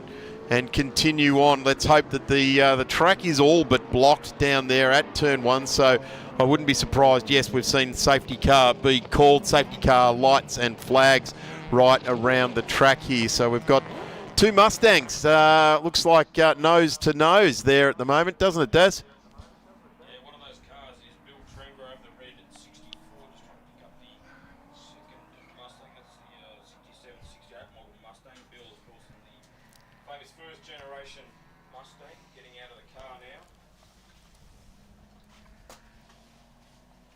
So that was definitely ugly, and we don't like to see any sorts of comings together. It did not happen in our vision, so we can't iterate anything that's gone on there. But when you see a tilt tray like that come down, and I do remember a distraught Alan Moffat referring to these tow trucks as vultures as they come along and pick up the bits and pieces of cars strewn around Mount Panorama or wherever it was, and there was a guy that knew very well and the heartache that ensued when one of those vultures was coming to pick up your car. Yeah, unfortunately this is also chopping into our race time, being timed races this weekend, unfortunately. It might take a couple of minutes to move the stricken Mustang from the track. Well, we didn't get a chance to get right through the grid at the start of this one, so let's actually have a look at how the grid did start off for this one. Pole position was Brad Tilley. His time was a 1:34.24. He did a 1:35.46, which was a record in race number 1 at this event last year. So Brad eclipsed his own time there. To Adrian Moyle, a 1:35.66. To Adam Walton, a 1:36.15. Peter McNiven in the RX2 getting through there with a 1:37.27. So a decent old gap in the front row of the grid to the second row of the grid, Darren, with a 1:34 versus a 1:37. But then we get this massive logjam in 1:37s. Tony Hubbard, a very successful sports sedan racer of time. Dominic Leo, the famous Leo family. Brent Trengove, a guy that I think is currently leading the Victorian Historic Racing Historic Touring Car Series, and does a tremendous job in his number 22, Brent, in the Chevy Camaro, the red coloured car. So he started out at position 7. Graham Wakefield in car number 150. Graham Wakefield, in fact, is the Mustang that was involved in that. He's the car that's stricken there with Bill Trengrove. So Queenslander, unfortunately, not having much luck on this first corner. So Wakefield is the man with that damaged 68 model Ford Mustang, just parked nose to nose with Bill Trengrove. So that's unfortunate. Adam Bressington in the number 88 down there as well. So Adam, a very serious racer, and he's in the Cooper S there as well. So the first of the minis was Adam Bressington out of number 9. Robert Burns in the number 70 in the mix there as well. Burns in the first of the Chargers in the field here today. So normally the Chargers, the six packs do very, very nicely, but to see Robert Burns down there in 12th, the first of them. Andrew Baird in the number 86. Bairdo came through in the 1969 Camaro, and he started out of position number 11. David Street to Mark Tassari. Neil Crow, who we've seen over the years racing in numerous different forms of motorsport in Victoria, raced in club cars down in the 90s and finding his way into historic touring cars as well. Neil Crow in car number 30 had done a tremendous job in his Mustang, and he qualified in 16th. Then it was Bill Trengove in the number 64. Jeff Mundy only a couple of weeks ago with Bill Trengove made up a very compact field of historic touring cars at the Victorian State Circuit Racing Championships at Phillip Island. Never a big field at Phillip Island in the middle of winter. I'm sure you've seen that over the years, Darren. Now, you mentioned Rob Burns before, and the only Charger in the field. That car is for sale. So if you're a Hemi fan out there, and I know there are plenty of them around, the number 70 Charger of Rob Burns are on the market, and you could not buy a nice streeter for what Rob is asking for that fully developed Group NC historic touring car. Well, there's a guy covering this weekend for Speed Cafe, one Gary O'Brien, who features in the Grassroots Racing podcast. And speaking of a Hemi nerd, he is a Mopar absolute fanatic. And it looks like we've got the cars coming down the pit lane, have we? The safety car bringing the cars into the grid. There may be a red stoppage of this one. Haven't seen a red flag yet, but no. The cars are coming into the back of the pit, so that does not bode well for the resumption of this race. So yeah, there's if there's a Mopar on the market, I dare say the guy that's covering this particular event for Speed Cafe will be making notes feverishly as we talk here. Darren, some other as looking back down through the field there, Les Walmsley in the number 99 car there as well. Les, another Victorian who's been around a long time in his little Ford Mark 1 Cortina, which when we look through the field, we sort of get a little bit focused on the Camaros and the Mustangs and the Chargers. And really, when you look back in historic touring cars, it's the Minis and the Cortinas and those sorts of cars that featured quite strongly. Certainly in the early days, of course, it really wasn't until Ford and Holden started bringing the V8s out to the Australian market. The Falcon, of course, with the XR coming in 1967 that sort of kicked it all off. Norm Beachy, of course, running Novas and Monaros after that, but really did the earlier days of touring car action, I guess, was taken up by the smaller capacity cars, and of course, who can forget Bathurst 1966? All the Mini fanatics are always reminding you of that. The first 9 places, Bathurst 500, filled out by Minis. Great to see Gary Finnemore also in the mix there as well. Car number 9, his Ford Mustang Coupe. I love seeing his Mentone Premix XB that he runs in the Vic V8s as part of Sports Sedans. There's Peter Muleman. He was caught up in that melee at turn number 1.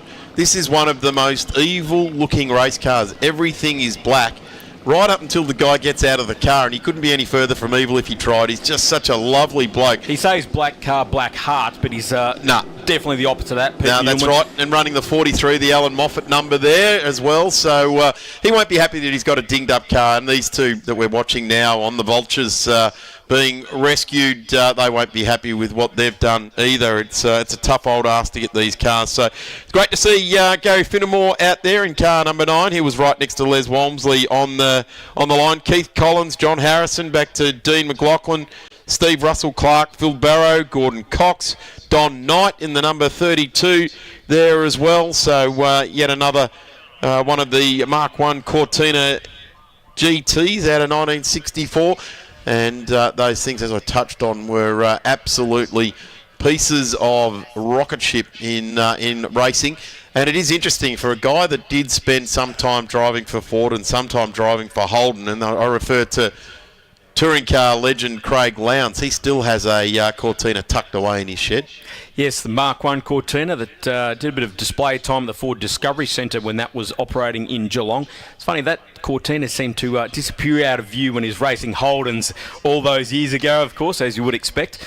But, of course, Lowndesy coming from a pretty strong Ford family, of course. Frank Lowndes, involved in motorsport and a lot of escorts over the years, and a young Craig Lowndes as an apprentice built that Mark 1 and restored that Mark 1 Cortina.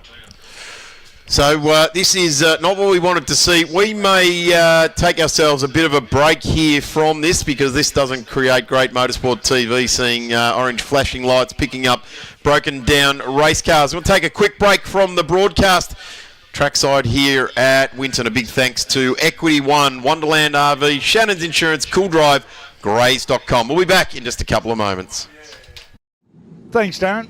As we all know, sport doesn't go far without sponsors. And I'm down here with the Managing Director and Founder of Equity One, Dean Kuntsamides. Dean, welcome to Winton Raceway. Thank you very much. Thank you for the opportunity to be here. Well, tell us a little bit about Equity One.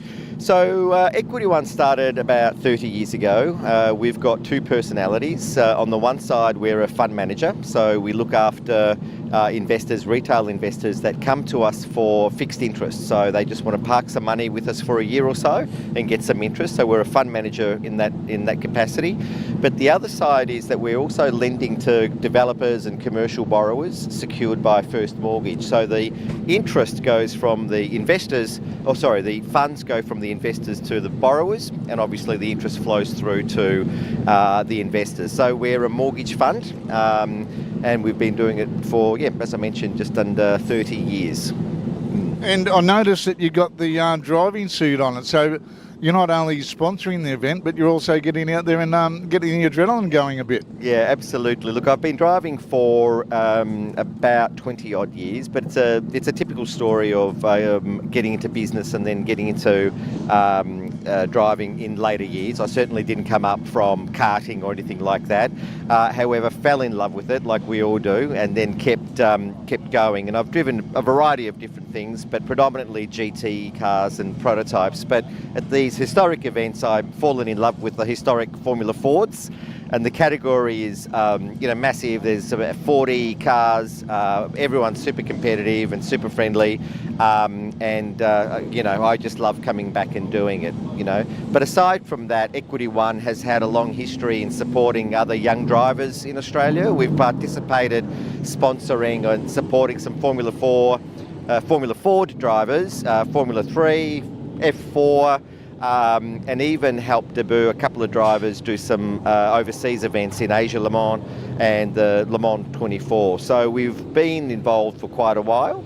So we thought it only made sense for us to extend the visibility of our brand into the historic racing fraternity, and so that started earlier this year with sponsoring Phillip Island, which I wasn't able to personally attend, but I heard it was fantastic. A lot of our clients participated, and we've also announced that we're the naming rights sponsor for Sandown at the end of the year, and obviously we wanted to participate with this as well. So it gives us a chance to have our brand visible. A lot of our clients, both investors and borrowers, come from the motorsport ecosystem, so it just made sense for us to continue that with these events. Does that help with all these drivers coming and team members coming to you for advice as well? No, it doesn't. They do not come to me for. Well, they don't come financial to me for. advice. They don't come for driving advice. But look, we might have the occasional chat over a coffee, but it's more just building those relationships, and then the conversations happen when the weekend's over. In other areas. You said you have been racing other forms of motorsport. What was the attraction of Formula Ford? Was it the size of the engines, the open wheelers? What was it that got you into it? Look, it's very pure, and there's nowhere to hide. I think relative also to the cost. It's not. It is expensive, but it's not uber expensive relative to a whole lot of other categories that you can drive. Particularly, I've come from Australia GT or Fanatec and raced some prototypes overseas, which, that's a little bit of a different game altogether. So when you consider the bang for buck and how competitive the category is, and also how much you learn driving these cars, it's made me a better driver for driving them. So, and it's just fun. And around here, there'd probably be one of the cars that's really suited to this layout. It loves this layout. It loves this surface. The hard compound tyre just seems to map really well with the surface, and no, it's good. So obviously we've got a great day today. It's nice and dry and the air's cool, so the cars are going quick. It's just a lot of fun to drive these cars anywhere, but particularly here. Well, go out and have some fun then, Dean. Indeed, thank you. And thanks for joining us. My pleasure, thanks very much. And now you know, Darren, if you need any financial advice, you know the man to see. He's down here in garage number 20, and he'll be more than willing to talk to you. Back to you. From an early age, I knew some cars were a statement of style and elegance. I've been a motoring enthusiast all my life. My life is hot rods, designing them, building them and racing. My Coupe 4 is rare and very special. Beautiful, handcrafted, proper works of art. This is my most prized possession. Insurance? Shannon's, of course.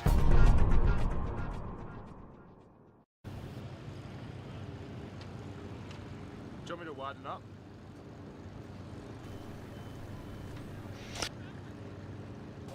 Welcome back trackside here as we get some good shots down of the Group S category. Huge amount of cars down on track here. I'm going to take a quick break from the commentary booth now and hand over to Phil Membry, a guy known locally and around the historic scene. Of course, his happy home is the Formula One Grand Prix, to talk all things historic. So I've absolutely talked him up and put him under a lot of pressure.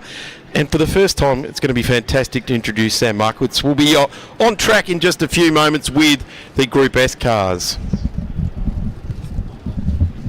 Thank you, Darren. Really good to be here, and with me is young Sam. Sam, you've got a little bit of an engine problem this weekend, and that's brought you to our commentary position.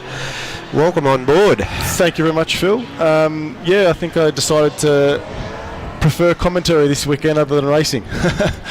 Unfortunately, had a engine issue before the weekend, and it's a lot of fun, and watching the cars coming out there on a glorious day here at Winton Motor Raceway. Some of the cars that are going around, we've got all sorts of things. There's your Chevy Corvettes, of course, that unfortunately not doing so well, but on screen at the moment, and Alfa Romeo.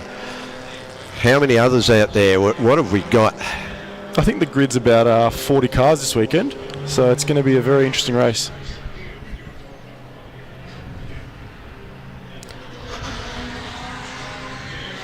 So as we come around looking for who's going to be on pole, our grid positions, when I grab my sheet. It's Joe Di Bartolo in the fantastic looking blue Corvette. Followed by Damien Meyer in his brother's car, actually. Yeah, now the Myers machine, quite a rapid little machine. It's always nice seeing those type of cars take up the challenge against the big horsepower of the Corvettes and the Porsches.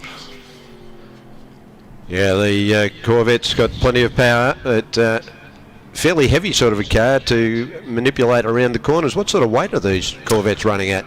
Most of the Corvettes are about 1,400 to 1,600 kilos, so it's a lot to pull up in the into a corner. Yeah. Nice long wheelbase, so they should be nice and stable in the higher speed corners.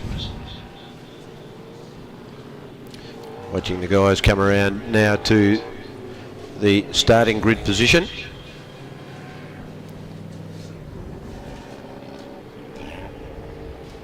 Not sure that our timing screen is reflecting exactly what we're looking at out on track. I'm sure that will be sorted out shortly. So Meyer from Di Bartolo in 3 is Webster. Barber in 4. Walstab in 5. Harrison in position 6. Ross Jackson in the De Tomaso Pantera in 7. Warren Hortz in 8. David Barker in 9, and Hung Do in position 10. All the cars ready on the start line now. The engines are raised.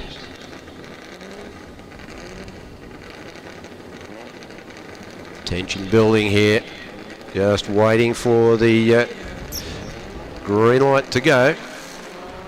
And underway. Glorious start. Ooh, the little bit of jiggle and jabble at the start there. Seeing the Porsche come into second spot, managing to have that grip off the start line.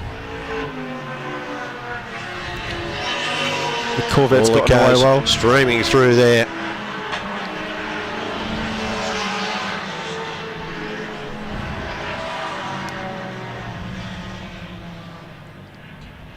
Usually the Porsches are quite good at starting, and the Corvettes managed to hold them off into the first few corners. There we go, watching them through the sweeper now. The Corvette, Porsche and the Sprite. What can the Sprite do around the tight wiggly bits down here? Around the big gum tree. Not able to do much there at this point. Although it's throw a handkerchief over the first 3 guys. Di Bartolo opens up the taps on the Chevy. On the straights, they're difficult to catch. Yeah, they're not going to catch him in a straight line, but boy, they gather him up into the corners as they power on down the back straight in the new section of this track here at Winton on the extension. We call it the news, or I call it the news section, because for me it is, but for somebody like you, Sam, it's probably always been there. Yeah, correct. I think ever since I was a kid, it's always been like that. Meyer there, all over the back of the Porsche. Not able to do anything in a straight line, but that little car is so very, very nimble. You got Tom Wallstab being chased by the yellow Pantera of Ross Jackson. The Corvette's managing a slight lead at the front. The old turn 1. Currently turn 3 into 4. Heads off for the sweeper. But the Chevy powering along really well.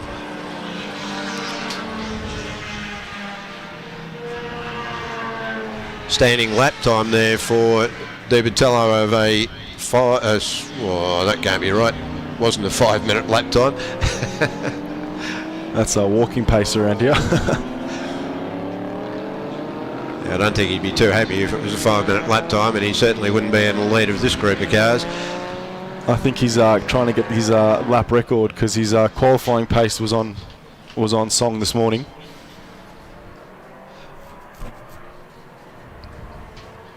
He's keeping Webster at bay for now, and it seems like Meyer's dropped off. Yeah, he's not able to keep up today. Sometimes he's the little one at the front and everybody else is chasing. Interesting to see what happens in this race as it progresses on. We've got 15 laps, if I remember correctly. So we've got plenty of time for him to wear them down as the brakes and suspension components probably get a little bit soggy in the heavier cars. These little cars can come back into their own. I think he must have had an off, because he's outside the top 10 at the moment. So it's the two Porsches trying to catch the big Corvette. There he is here in 9th position, trying to make up some places. Nice and tight there between 3 other cars. The little MG's working really hard, heading towards the sweeper there now. Oh, spinner. And that's another of the sprites, a little bug-eye sprite.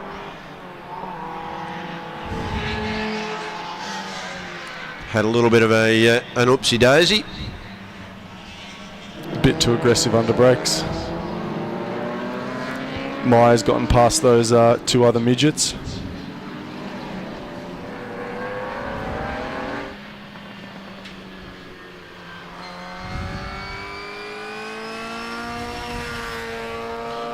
Gregory Punster in the little silver machine that had that spin.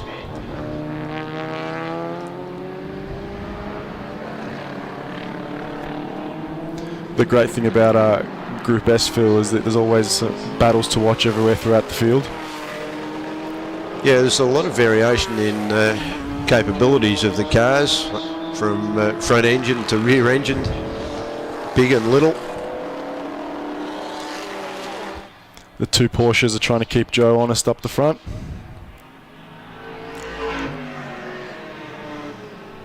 Di Bitello going through it again. There he goes around turn 3, heading for 4. Fastest lap for him so far is a 1:37.82. It'll be interesting to see how the big Corvette's brakes last over this long 15-lap race.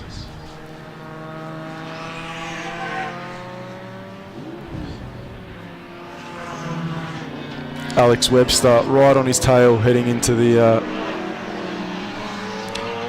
So how many laps, Sam, do you think they get in the Corvettes before those brakes start to become a bit spongy? Oh, it could be 4 or 5 laps sometimes. 4 or 5 laps. So I think after... a little bit to go before that might start and play an aspect in this. Yeah, Alex Webster's definitely keeping him honest. He's going to be there waiting. And of course they're going to catch up to some of the slower runners as well, so traffic may play a part in the circumstances towards the end of this event. yeah, with such a large field, Phil, they get spread out very quickly.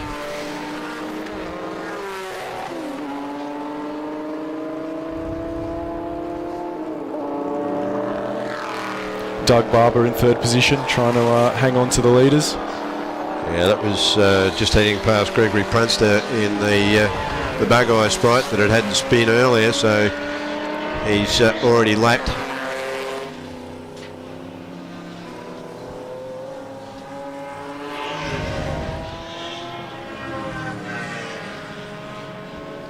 Good old Datsun's getting around out there too, the 240 and 240Zs. Great sports car from back in the day. Here we go, Botello still out in the lead. Works his way around the old gum tree.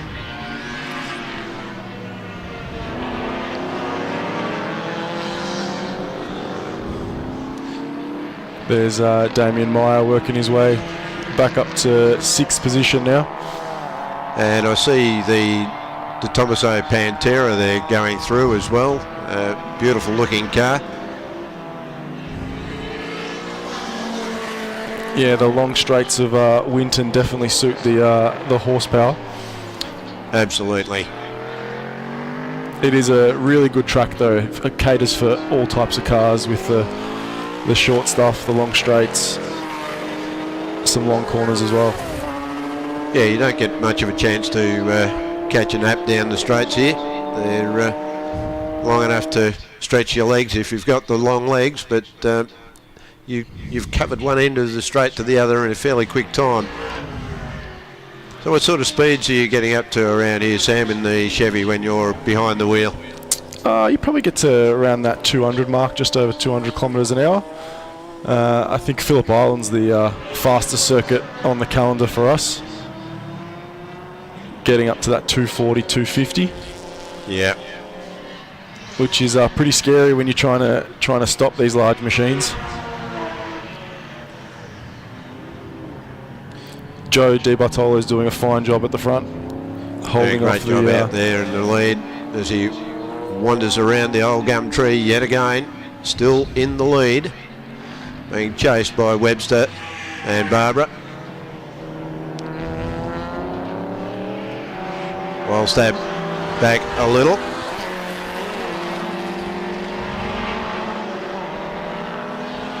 Rowan Hodges being passed there, and the lots of trouble, usually serious. I had to get that in. I've got a mate that's got a Lotus Elan. Always give you a bit of a stir. There's always something with old cars. As they quite a gaggle of cars there heading through the left-hander onto the new section.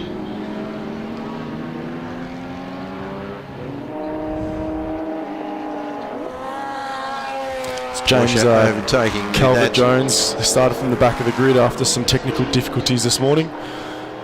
He's doing quite nicely there.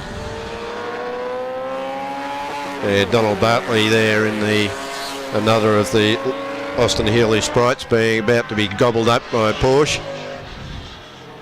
From starting last, he's made his way up to 10th. And I think now 8th, which is a great recovery drive from James. Big move on the inside there by the Porsche into turn 1. Always got to be careful when you come down the inside of someone into a corner like that when there's a great speed difference that they don't turn down in on top of you. But Di Bartolo now still well out in front. At just over 2 second lead. Yeah, he's handling the car quite nicely.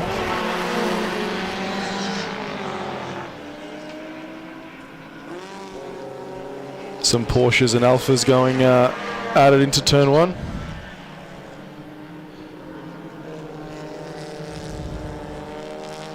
Some glorious cars out there, Sam, and Really good to see them heading around. You're saying you've got some gearbox troubles in one of the cars? Yeah, unfortunately, Dave Baker in his convertible Corvette had a gearbox issue this morning. So we're not a good representation from the Corvette team over the weekend. But Joey Di Bartolo's doing a great job out front. There's our little bug eye again, George Punstad. Gregory Punstad, out lonely as he is, about to be gobbled up the back straight.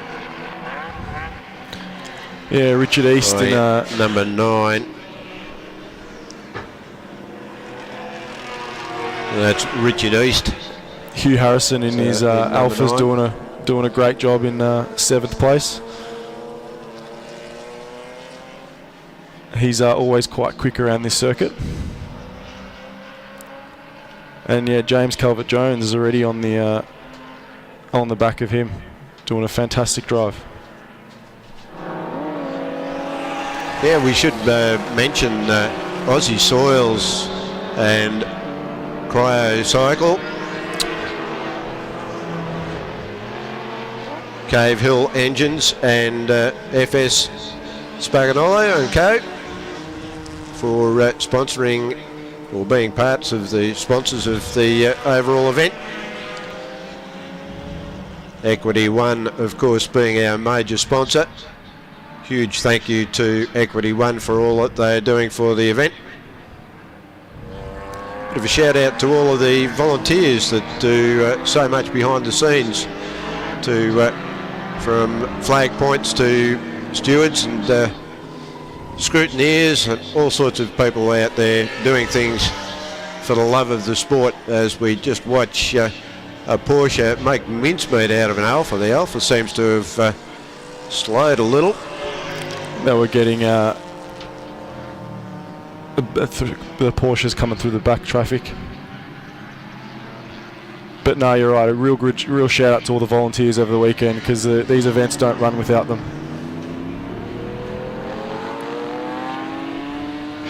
Douglas Barbara there in car number 911.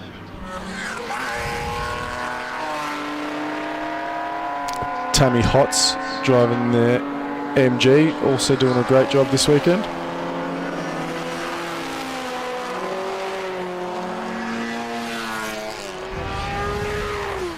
Nice and tidy through the corner there, keeping the car nice and straight. No flamboyant driving styles out there at the moment. It's keeping it all straight and nice and tidy. Everybody keeping a good safe line as they head on around the track.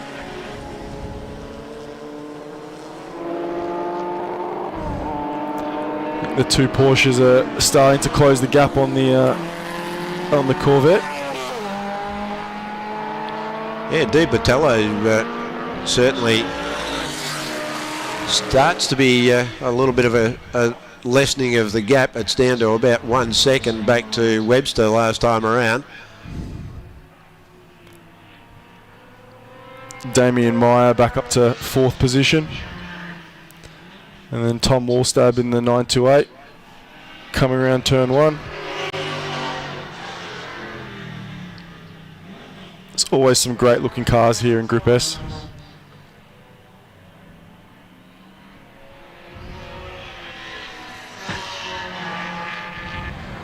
We must be coming fairly close to the end of this event, I think. 6 laps remaining.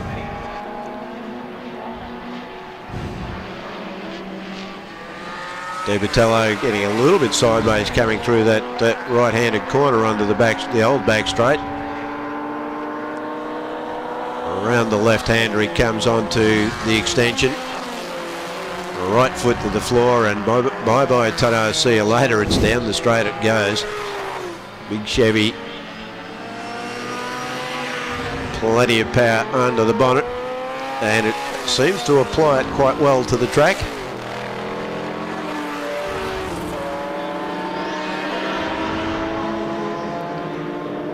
A few back markers here.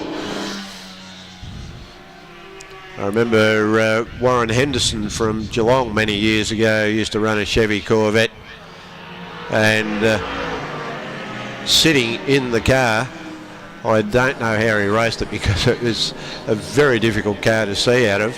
How do you find it, Sam? You're a bit taller than me, so you probably sit up a little higher in the car. Yeah, it's I find it very, very easy.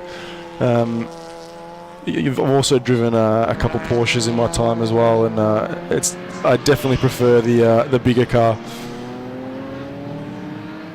The left-hand drive also makes it a bit interesting too. Yeah, that's got to muck up your gear change if you've only ever driven from the right-hand seat. Yeah, I think it takes about a couple laps to get used to, and then it's like second nature.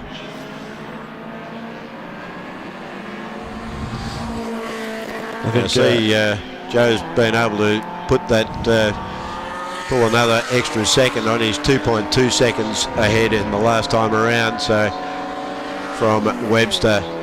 Yeah, he's just done a 1:36.6 on that last lap, which is 0.2 off his lap record. So I think he's gunning for another accolade. Keeping it really smooth, apply the power smoothly, and make sure you've got it all the way to the floor. But jump onto the brakes, roll the car into the corner and out.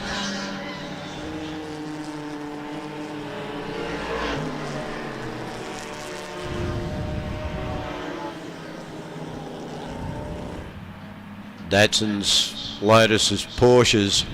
How good is it to be able to see all of this happening right here in front of us? Yeah, the Group S field's got something for everyone, and it's really good to see all these different battles. Yeah, Hundo, they're just going through underneath Rowan Hodges in the Lotus Elan.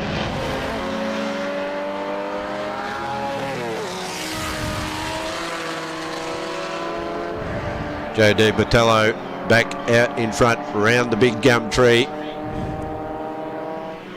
4 laps to go.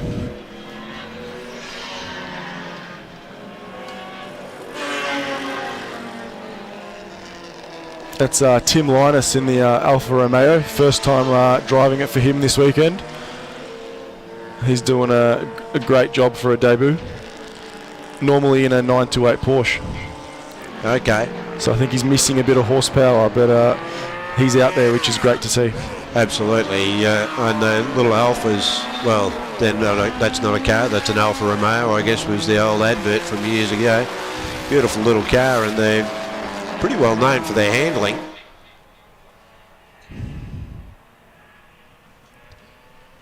Down the front straight, around turn 1 and 2. Lots of traffic for the leaders, getting held up into turn 1.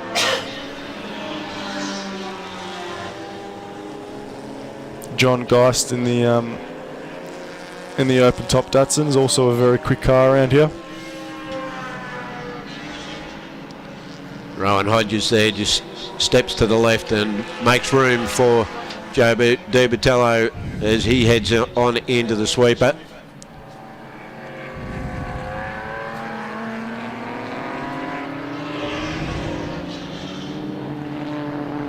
Down around the inside now, he's got to go around the outside of the Datsun.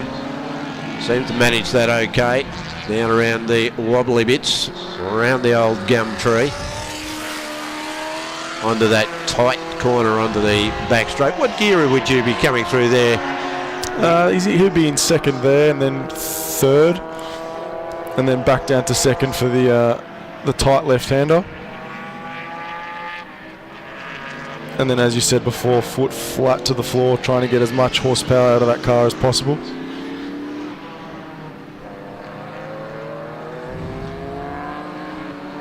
Car 52, the beautiful little Alfa Romeo there, heading around on our screen.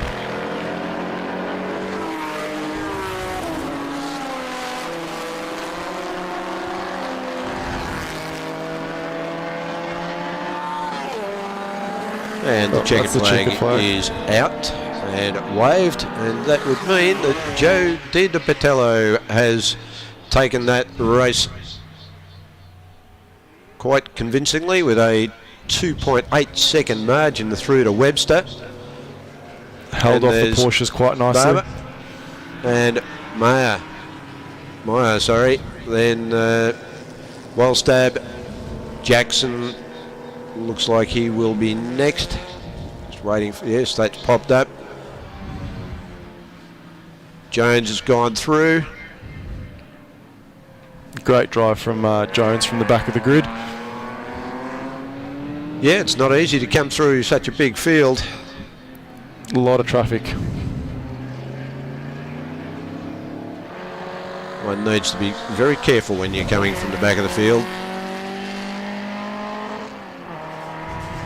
But an interesting little race there. Aussie Soils, Cryo Cycle, FS Spagnolo and Co. and Cave Hill Engines. Thank you to them, and of course Equity One. The Tomaso Pantera there, beautiful car. Not very many of them around. Ross Jackson been campaigning that car for a long time and always puts on a good show.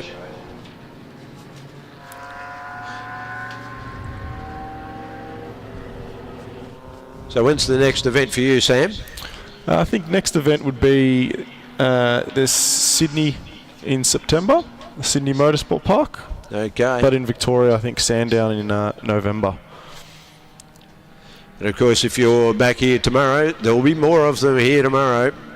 So don't go away.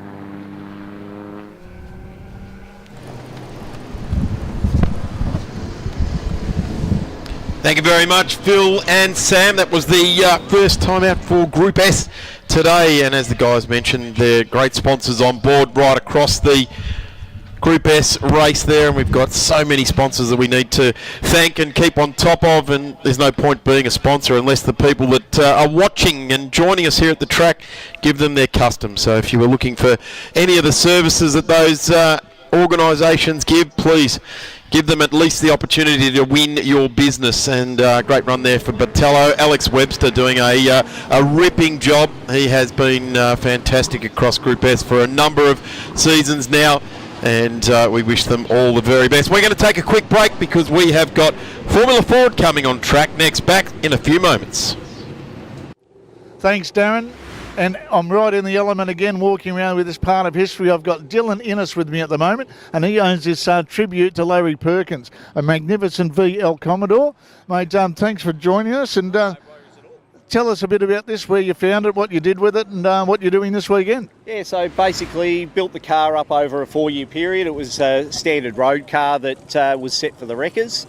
Pretty much had a vision of what I wanted to build as part of this tribute category that we're running this weekend, and yeah, pretty much it's been a labour of love over that 4-year period.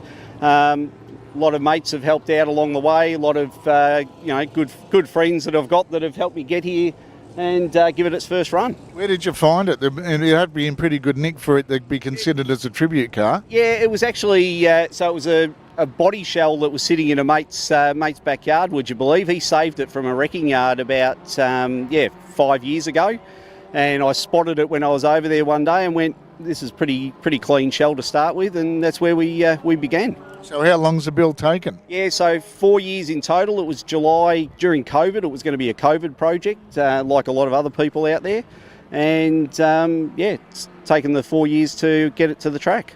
So where did you go to get the reference points and find out, like, that if you're going to do a tribute car, it's going to be right down to the bolts, isn't it? Yeah, so basically used a lot of period photos. So touched base with V8 sleuth Aaron Noonan, got some photos from his archives, as obviously Larry had run the genuine car back in 1992. So got some of the photos from him, and just looked around various websites and Facebook pages and stuff like that to try and reference some of the original things from the day. So tell us about what's hidden that we can't see under the bonnet. Yeah, so not quite period correct with the engine side of things. It's still a Holden engine. It's basically a 355 Holden stroker. It's dry sumped. It's got 611 horsepower. All basically the best components that we could put in it, which my good friend Stuart Jones from Caville Engines built. And it's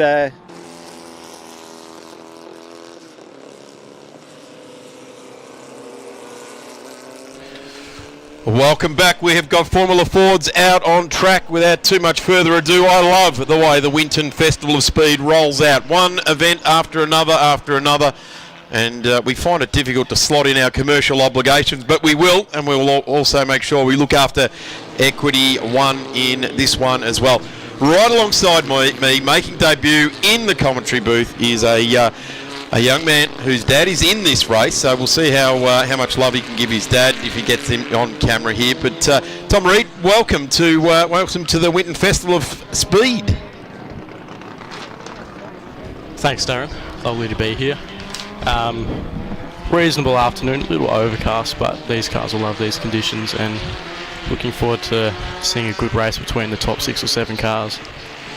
Well, your old man is out there. He's in position number 5. Let's have a look at the grid, and it's our naming right sponsor who's on the front row, albeit not in P1. It's Tom Tweedy, who I have enjoyed over the years driving his MS7 Elfin, one of my favourite big banger sports cars. He sits on pole in car number 13 right alongside his Equity One's very own Dean Koutsamides. Nick McBride and Andrew McGuinness. These are some names that we have seen do very, very well in Formula Ford over the years. Andrew McGuinness, great to see him back at the track. He also has a historic Brabham, which he races very well. Andrew Reid, our co-commentator's dad out there, and we'll see how much barracking we can get in for car number 15. Malcolm Ostler. Now, this is a guy that has been right at the front end of historic Formula Ford for quite some time in car number 21. So we see Malcolm out there. That's a Lola T642 red in colour. You'll see that streaming down. William Faulkner, Bill Faulkner in the number 95, Van Diemen RF 89. Then it's Sam Whelan from South Australia in the number 32, and that's a Van Diemen RF 89 as well. Neil Richardson to Jared Hurst in the number 42. We've got 5 seconds on the board. Richard Davison out of number 11. He is currently leading the Victorian State Circuit Racing Championships for Kent-engined cars. Aaron Farrell, Luke Warwick, Warwick Folletta, John Gregg, Matt Scott, Chris Connor, John Miles, and away we go down into turn 1. Funnels in there at turn 1 there. Can be quite tricky with the Formula Fords, but it is going to be the 13 of Tom Tweedy that leads the field down into turn 3, up past the famous turn 3 corner there, the realigned turn number 4. And these cars take great advantage of that, sweeping all the way around through turn 4. And the 13 is getting away very nicely indeed. Dean Koutsamides, Equity One car, into position number 2 there as well. So car 20 doing very well. That's another 89 Van Diemen RF 89, the Ralph Furman designed vehicles, and every single one of this era of Van Diemen's have that RF number right in front of them. Tweedy with a decent lead onto the right-hander down the back straight. McBride slots into second. McGuinness just getting up the inside of Koutsamides there for 3rd position. Reid behind Koutsamides in 5th. And then it's Malcolm Ostler holding ground with Will Faulkner just behind him as we go now onto the 2nd back straight. Tweedy with a reasonable lead, but McBride will be looking to close that gap. They work the field from turns 10 up to 11. There's the number 15. A big look down the inside, makes it stick. That's Andrew Reid. Oh, and there's a clip on the rear wheel there. Andrew Reid holding on to the inside running there. Looks to be okay. That's weird that a Formula Ford would go up in the air like that. The wheels seem to be pointing in the right direction. He'll get it back on the black stuff, but wow. You don't go 1.5 meters up in the air and land your Formula Ford on the ground without doing any damage. That's an RF 89. Great to see so many of these 89s out in historic racing too. Yeah, the car looks fairly straight for now. Koutsamides, I think, had a spin in that.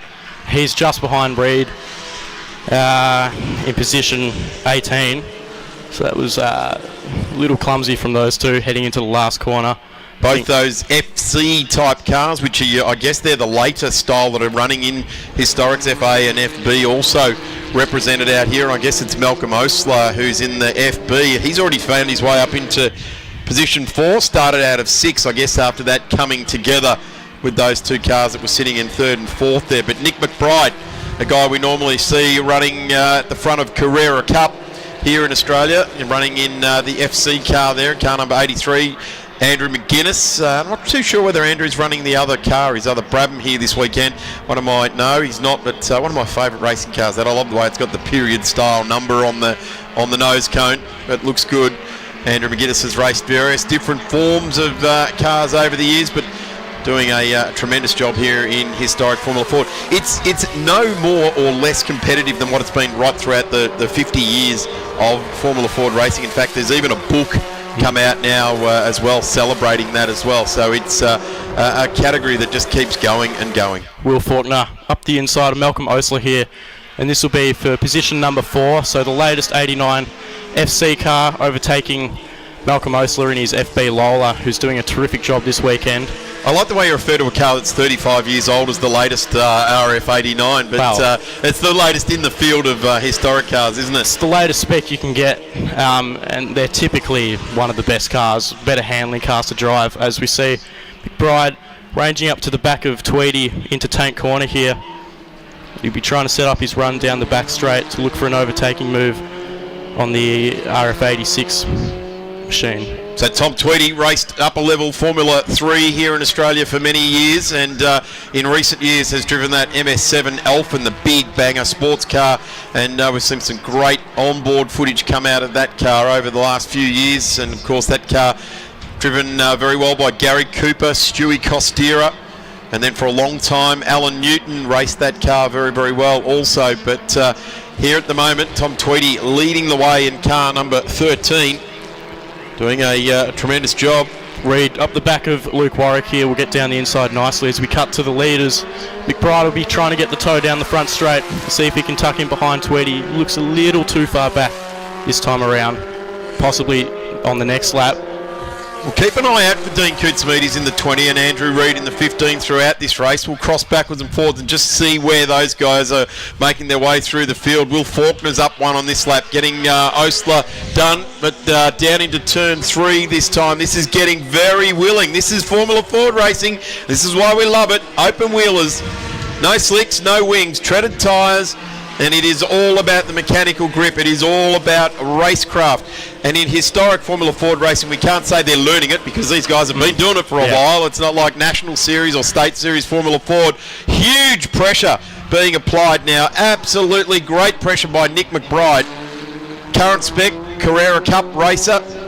And jumping into Formula Ford, which is where he made his start. As did Tom Tweedy and Andrew McGuinness behind them, and Will Faulkner as well.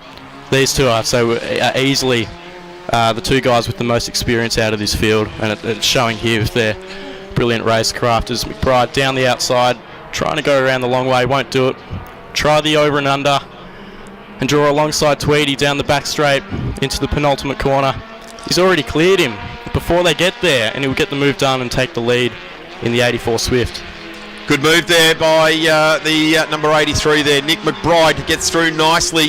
The 13, Tom Tweedy, he thought he had the corner covered, but the drive off turn 10 that time around in the RF 89 came to fruition and did a terrific job. Leading the race now with 5.5 minutes left in this journey. Tom Tweedy just gets in behind there. Andrew McGuinness is all on his own there with Will Faulkner back to Malcolm Osler. Then we've got car number 42, Jared Hurst. He's had a good run. Jared Hurst, currently in P6, started out of 10th. Doing a nice job indeed. Richard Davison, he's in the 10 now. In fact, he's 9th, started out of 11th. So Richard Davison, who has been multiple Victorian Formula Ford champion and guest on the Grassroots Racing podcast. You want to hear Richard's tale? Jump onto the Grassroots Racing podcast and have a listen to that. all found at Speed Cafe. And we're just watching these mid-pack cars come around now. There's a Lola, car number 21, which is Malcolm Osler, and that's the Lola T642. Doing a tremendous job to keep that old FB car up with these FC cars. Malcolm really does drive that thing very, very well, and a guy that really doesn't need any need to prove himself in motorsport after running working in Formula One, running IndyCar teams. Team Cool Green comes to mind, the Reynards there, and here he is coming down the back straight in the red and yellow Lola, and right in behind is Hurst. And we've seen Jared Hurst start out at 10, now make his way up to 6th place, right in behind Malcolm Osler. Jared will be looking to tow past Malcolm here with a slightly lower drag car down into turn 1. If he's got a reasonable engine, he should be able to do it. Hopefully we stick with this angle. No, we're back to the leaders here, and McBride holding a comfortable margin over Tom Tweedy in the 86 Van Diemen. Tom will just be looking to consolidate second at this point and move on into the next race. Just seeing how Nick McBride's been able to move away there. He was Tom Tweedy was doing a good job to hold him up there as we got this great battle pack going down into turn 3. In fact, we've got quite a few battle packs outside the top 10 at the moment, drawing right alongside each other. Koutsamides going past his teammate Luke Warwick and up the inside. Johnny Gregg, he can't get it done, but we're looking to get up the inside at turn number 4 as we go back to the leaders. McBride. So Andrew Reid in the number 15, who we saw tangled up at the start of this race with Dean Koutsamides. So the 15 and the 20. At the moment, Andrew Reid is inside the 10. So he's burst the bubble. He's pushed his way inside that top 10 and absolutely sealed the envelope and sent it to get through on Farrell. Koutsamides is wanting to do the same in number 20 as well. He's currently in 14th. So these two have got only a very limited amount of time left, 2.5 minutes in fact, and to get their way back in there. Andrew Reid's made his way in, of course, started out at P5. He's only 5 more away from getting that, but it makes you wonder, passing all these cars, what he could have done at the front of the field. I don't have to say that to you, do I, Tom? No, I was a little disappointed to see, but now he's up the back of Sean Whelan here, the South Australian, in another 89 spec Australian built car. He'll be looking to get past Sean and move himself up the grid. As always in Formula Ford, it's a progressive grid format, so where you finish is where you start the next race, and that's critical. If you have a DNF, you're buried in the pack. So like a couple of our categories here this weekend, the next time we'll see Formula Fords racing in Victoria will be the last weekend of August at Sandown as part of round 4 of the Victorian State Circuit Racing Championships, and they'll be joined by all the usual state series categories, including the national level sports sedans. So it's going to be a massive state round in a few weeks' time at Sandown.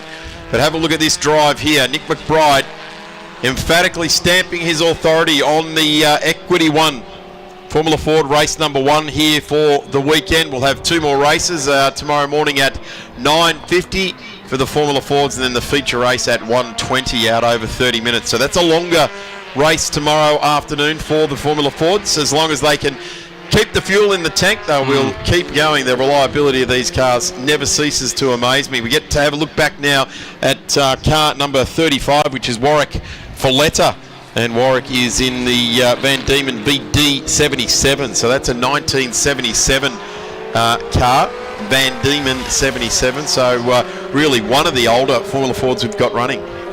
Will Faulkner right up the back of McGuinness here into turn number 1, swings to the outside, McGuinness covers off nicely, and we'll be looking to get this move completed into turn number 3 if he can get the run through the S's. Will doing a tremendous job inside the top 4. This is for podium too, so McGuinness is getting pretty lively with this. He wants to hold on to P2. In fact, he has got the pressure being applied like never before at the moment. So let's see if Andrew McGuinness can withstand this charge by Will Faulkner. And this is a really good display of Formula Fording right down through the eras. McGuinness will need to cover that, and he does beautifully. Will Faulkner's driving out of his skin at the moment this weekend. This is like the best I've seen Will drive in a long time. He's trying to find a way past McGuinness and can't quite get it done. Be looking to get a tow if he's got a decent enough engine to get down the inside of McGuinness here into the sharp left-hander. They both follow each other, line astern here. McGuinness covers the line nicely. You don't want to mess this corner up. So Will just managed to hold on a bit tighter. He may have jagged a little bit too much time, and that's you see the power down with the number 2 car there by McGuinness. And he took the flowing line around the corner, and that is the secret to Formula Fording down through the ages. Under brakes now, McGuinness in the 95. Just went about a metre or two deeper there and closed that gap right up. So looks to the right-hand side, which puts him on the inside of turn 2. But McGuinness comes round, and we have had the checkered flag. And that is where we will finish. So Nick McBride over Tom Tweedy and Andrew McGuinness, car number 2, who we just saw coming across the line. So celebrations for the FCs that came first, second and third. McBride, Tweedy, McGuinness. Will Faulkner to the line now. A great drive there by Hurst in the number 42. Came out of position 10, jumped up 5 spots. So that's good. Jared's done really well. He did a state round at the end of last season, and he did his first historic event in that Blanchard Team 88 Van Diemen at Phillip Island this year. Then we go to Malcolm Osler in the Lola in position number 22. Andrew Reid after that cruel flight almost. The whole back of the car came off the road. He's very lucky. You got a bit of work to do, I reckon, checking for cracks and abrasions and different bits and pieces down there between now and tomorrow. Yeah, the floor could have taken a decent whack in that. We'll need to pull the wheels off the back of it and check carefully for cracks around the uprights and so on. But McBride, once he passed Tweedy in this race, was just dominant. Pulled a 4-second gap to Tweedy in the 13 car and ran away with it. Typical Formula Ford racing we've just enjoyed there. Reid back to wheel and Richard Davison home there in 9th spot. And then we go to 10th place, which was Neil Richardson. And I believe we are about to get ourselves a replay of that incident between turns 11 and 12, side by side. Yeah, wheel under wheel, wheel over wheel, whatever way you want to describe it. Koutsoumides and Reid come together. Holding on to the inside running there. 15 there looks to be. Andrew, Dad, could have left a little more space there and lived to fight another day, but oh well, it's racing. That stuff sort of happens. Certainly does. Let's just complete the field. To Farrell, D. Koutsoumides in the Equity 1 Van Diemen. To Greg, Warwick, Bellamy, Folletta, Scott, Ducato, O'Connor and Miles DNF'd outside the top 20. Just saw the team of Ellery Motorsport congratulating Nick McBride after his win.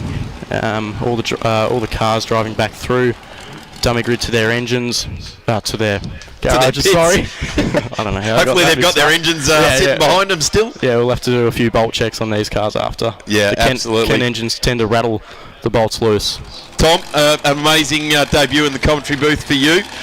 Sadly, the team car did well in the end, but got mixed up in that.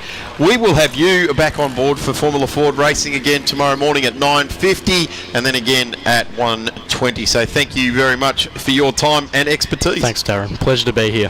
Excellent. We will be back on track in just a couple of moments. Group A, 5 litre and 2 litre feature race on track. We'll be back in a moment. From an early age, I knew some cars were a statement of style and elegance. I've been a motoring enthusiast all my life. My life is hot rods, designing them, building them and racing. My Coupe 4 is rare and very special.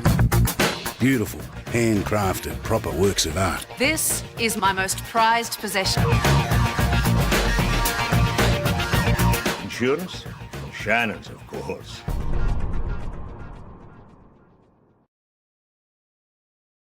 The Wonderland RV is a premium build and comes with a premium price tag. They chose the CRZR suspension and chassis and it suits it really well. Wonderland do things in style. It has plenty of living space. The star of the show is that 6,000 watt 100 amp inverter charger combo. For me, the most innovative part of the van is the kids' central bedroom, which can be used in so many different layouts. This central area would make an absolutely fantastic office.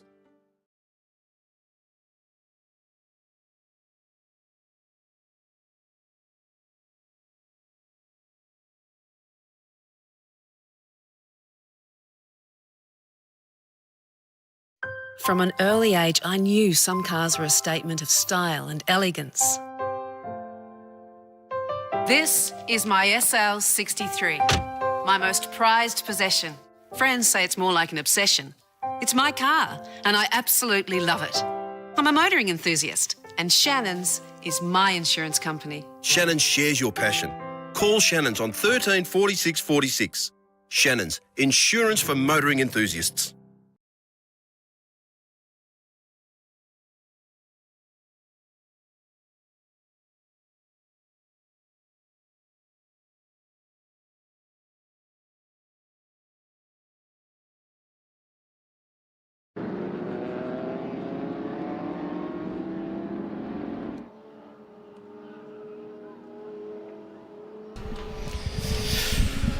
Welcome back trackside. Big shout out to Equity One as we see Dean Koutsoumides finish his race in the Formula 4. Just down the pack a little bit. They're coming together in that one. But shout out to Equity One. Wonderland RV. They're just right behind the kiosk area in the main straight.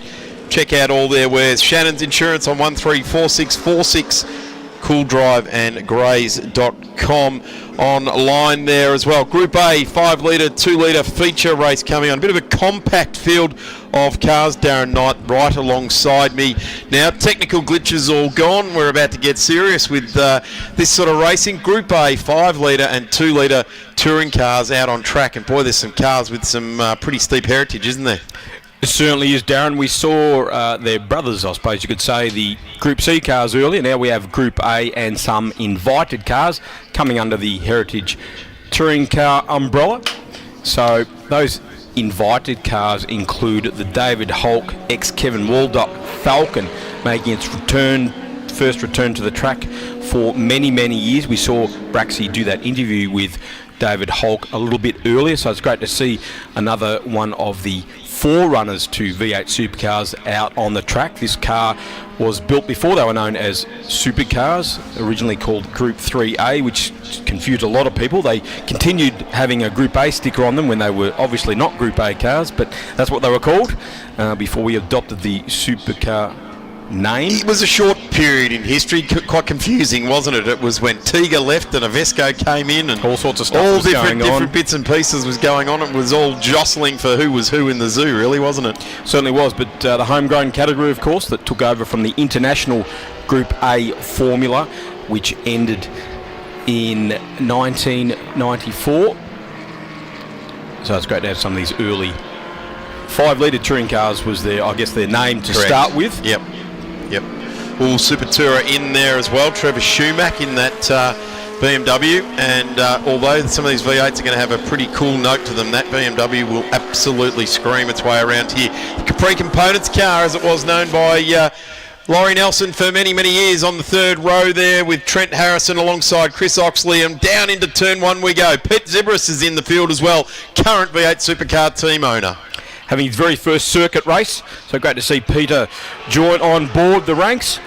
David Hulk is leading from Kyle Alford in the 2-wheel drive Nissan Skyline Turbo. He's just in front of Adrian Alesi in the Walkinshaw Commodore. The Gary Wilmington machine. He's just in front of that BMW you mentioned, Darren, of Trevor Schumacher, of course, a long time distributor of Michelin Motorsport tyres in this country. Purchased the car a couple of years ago and is getting right stuck into it. This is a great example of an early BMW Super Tourer. Yeah, the Johnny Cicotto car was what that one was famous for, and I think it's still running some Johnny Cicotto name signage on the back of it as well, if I remember correctly, after the last time I saw that car out of the workshop in Brayside there. But just watching this Nissan here, flames out the side, absolutely period perfect flames too, orange in colour, as opposed to the ethanol type flames we see these days of the blue in colour. Of course, all these cars running the great race fuels 104, I think, or 102, race 102, which is the replacement for Avgas and some of the fuels that were around at the time. But these turbo cars, certainly fuel played such an important part. They had to get it absolutely right. And these under 2 litre cars, or 2 litre Super Tourers as well, they did start to run some of those more exotic ELF racing fuels in Europe as well. Adrian Alcee not mucking around. He rounded up Kyle Alford around the outside there, and I saw that big Walkinshaw Commodore actually lift a rear wheel. So keep an eye on the number 40 Commodore in second place at the moment behind David Hulk in the 5-litre Falcon. So Alcee has been running in Heritage Touring Cars for many years, has a couple of Walkinshaws at his disposal, and he is on the charge at the moment. Gee, you can hardly go to a race meeting without a macro on the side of the car, right from Peter, Adam and Tim. Although it's not Peter, Adam or Tim, or Adam who was the driver of this car back with Alan Jones in the era. But certainly Adam Macro drove numerous cars throughout time and a great racer. And of course his brother Tim won numerous Formula 3 championships, and his father Peter as well ran in the that Formula Mondiale Pacific era in the Cheetahs. With That's Brian the brand of chassis, not talking about their moral. Spelled C-H-E-E-T-A-H as opposed to the questionably moralistic people out there. But motorsport wouldn't be motorsport without a cheetah of either version. Trevor Schumacher just rounded up Kyle Alford, so the BMW now up into third place, as Darren mentioned, previously run by World Motorcycle Champion Johnny Cecotto, who was nicknamed Johnny Chocolotto at Bathurst all those years ago in some of his sporadic appearances at the Great Race. Yeah, certainly Bob Jane used to like to sling Johnny Cecotto in there. I remember the 635 CSI in the orange livery, very similar to Pete Sibris's car that he's running here, the VK Commodore, that synonymous orange Bob Jane Team Arts type of livery. So getting a good look at the cars accelerating out of turn 2. And watch the turbo car, the Nissan, just swinging in through there as well. Good to see Trent Harrison out there in the Alpha GTV6. Of course, the Harrison family, they really are alphaholics. There is an F in there, alphaholics. So great to see Trent back out there, the famous Ignis bright yellow little 2.5-litre V6, a car driven with much verve, of course, by Colin Bond and Alan Jones in that first year of the Group A touring car category here in Australia in 1985. Have a look at this. Schumacher getting very, very lively now all over the back of Arsley, and looks to be putting the nose of the Alpha up in there. And as this race starts to wear on, you just know that Trevor Schumacher's given himself a special set of Michelins out of the truck to put on this particular BMW. So it will become all rubbered up, all sticky, and the big Commodore in front will start to roll around on its tyres. I don't know that for sure, that he's got anything other than what he had out of the truck there. Trev, he's probably running stuff from 2 or 3 years ago. Wouldn't be unusual in any form of historic racing, of course, to use some old rubber. That's a car, of course, that went on to become a Diet Coke BMW for Paul Morris in 1994. On screen now we have Peter Zibris, of course, Premier Supercar team owner, having his first run in the ex-Graham Crosby VK Commodore, the first version of the Group A Commodore. Of course, carburetor engine, not the fuel-injected engine that Adrian Alcee has at his disposal in the Walkinshaw Commodore. Of course, Pete Zibris as well, one of the fastest Australians too. He's a top fueler. That's his heritage is drag racing. And I guess he thought, well, I can hold on to the steering wheel for 4 seconds down a straight drag strip. How hard can it be to hold on to the steering wheel for 20 minutes and to go for a race around? Completely different genre, really, isn't it? It's almost a different sport. It's a sprint racer versus a marathon racer, really, isn't it? It is. Got a couple of corners here and there in circuit racing, and Pete... great to see him out there. He is a collector of historic cars as well, so it's great to see him having it out on the track, not parked in a man cave somewhere. So well done to Peter for bringing that beautiful Bob Jane Team Arts livery Commodore out on the track as David Hulk continues to lead from Adrian Alcee. It's interesting, yes, the older Falcon here and the transition of Australian motorsport away from the international formula to the bespoke, very, very bespoke Australian formula, and that was ended up being what was called Avesco V8 Supercars, now to these days just called Supercars, and it was very widely supported by the big 2 manufacturers, being Holden and Ford here in Australia for a long, long time, and sadly we don't have that industry here anymore either. But Here's Pete Zibris again, the Trans-Tasman Group, Bob Jane T-Marts, as it was supported in the day. And I'm going to go so far as to say, Darren Knight, that Peter Zibris is really enjoying himself out there at the moment, really getting himself accustomed to it. He's made a pass and getting underway with it. Certainly is. The car originally built as the gold bullion machine, so it ran in that unique gold livery, and if you pop the bonnet on Peter's car, it's still got the gold inside the engine bay and the interior. Originally run, of course, by 1968 world champion Denny Holm at Bathurst in 1985 with Ray Smith, and then became another world champion, Graham Crosby, the world motorcycle champion.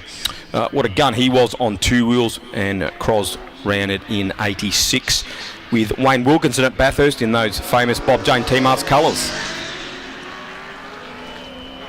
Hulk untroubled at the front at the moment. Alisy, though, having to keep his eyes peeled on that mirror with Travis Schumacher right on his tail in the BMW Super Tourer. Kerry McMahon having a great battle out there in the ex-Laurie Nelson Capri Components Mustang. Currently on the road in 7th place, car number 72, battling it out with Oxley in car number 44, Chris Oxley out of New South Wales. So that's a great battle, the BMW and the Mustang. Yeah, on screen now, Chris Oxley, the number 44 machine. That's a genuine ex-British Touring Car Championship machine, driven by Steve Soper, who knew how to twirl a wheel now and again. Darren had some great battles with John Cleland and all the other psychos in the British Touring Car Championship back in those days. They were fantastic to watch, with all sorts of hand gestures usually going on. Yeah, there was amazing teams involved there, like the Williams team and Triple Eight were involved back in the day. The iteration that ended up with what Triple Eight we've got here today, challenged down into turn one, but the Mustang coming around there. It really was a much maligned shape of Mustang, that one, wasn't it? It didn't stay true to the pony car at all, did it? Oh, I think you'll find some pretty big arguments from the Fox body fans, which I am one of. So smaller than, I guess, the original Mustang, but certainly a switch back to form after the Mustang 2. That was the model that really made people turn their nose up a little bit in some circles, but great to have Kerry McMahon out there in that Mustang, a car that Laurie Nelson ran right through the Group A era. So even after most of the Ford teams went to Ford Sierras, Laurie kept running that car, and it's basically the ultimate spec of a Group A Mustang. So a better diff. The original Mustang in that shape came out with a Capri diff, which did not last very long, and it's great to see Kerry out there in the Mustang, as it is great to see Adrian Alisy out there too in the Commodore. There's McMahon on screen having his final season of historic touring car action. He's going to hang up the helmet at the end of the year. I did see Laurie Nelson actually recently, sadly at the funeral of Bob Gill, but that's where we catch up with people these days. And Laurie, I think he still thinks the hand and feet can dance on the pedals as good as they did in the 80s as well. But certainly that car did well, didn't it? He was an out-and-out privateer, and he followed every round. Yeah, Laurie hung up the helmet probably at the start of last year, sold his Group N Capri to David Crabtree, of course, very fast open wheeler campaigner in historic racing action. David Holt continues to lead in the ex-Kevin Waldock owned Falcon. Tim Macro, of course, and Alan Jones piloted that machine as well at the FAI 1000 all those years ago.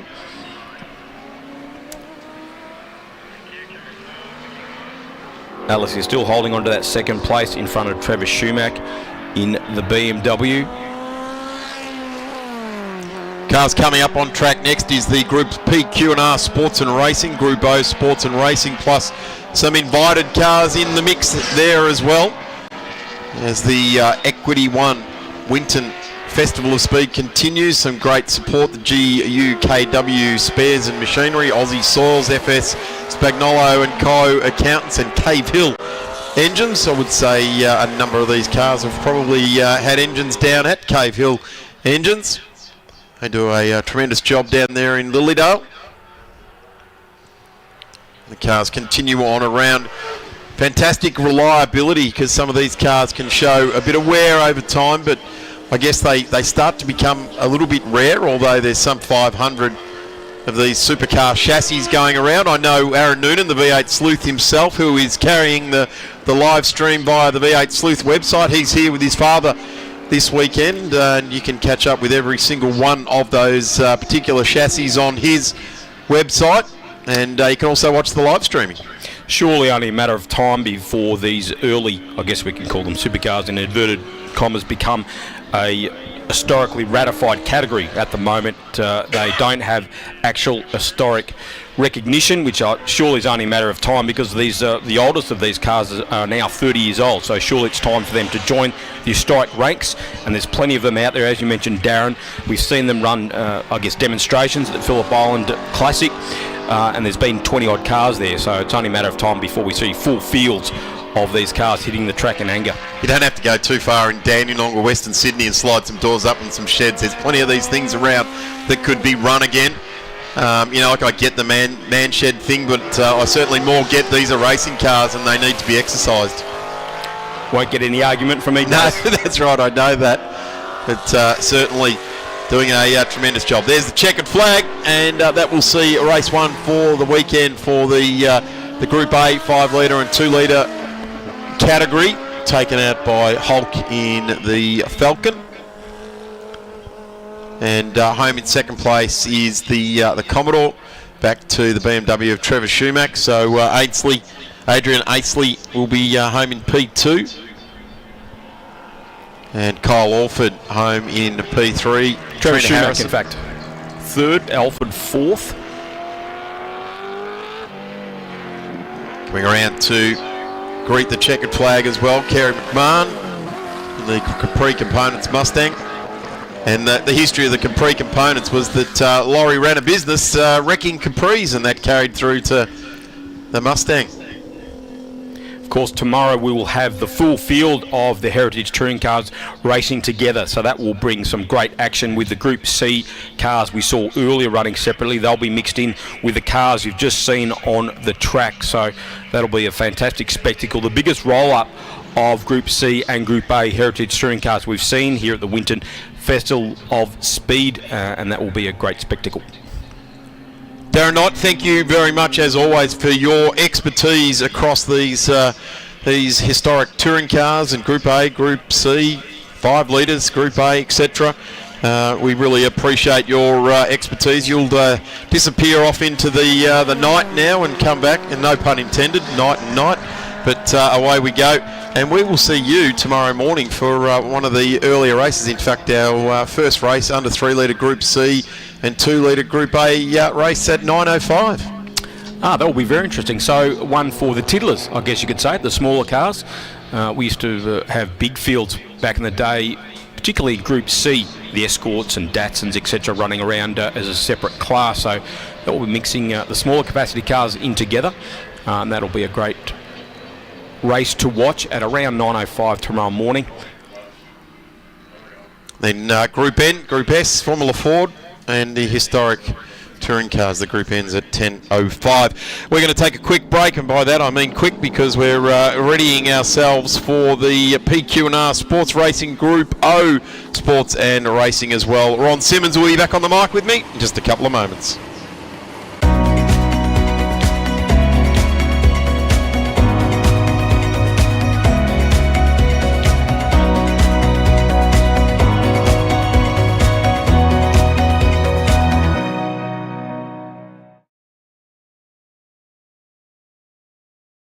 I was 16 when I first saw her.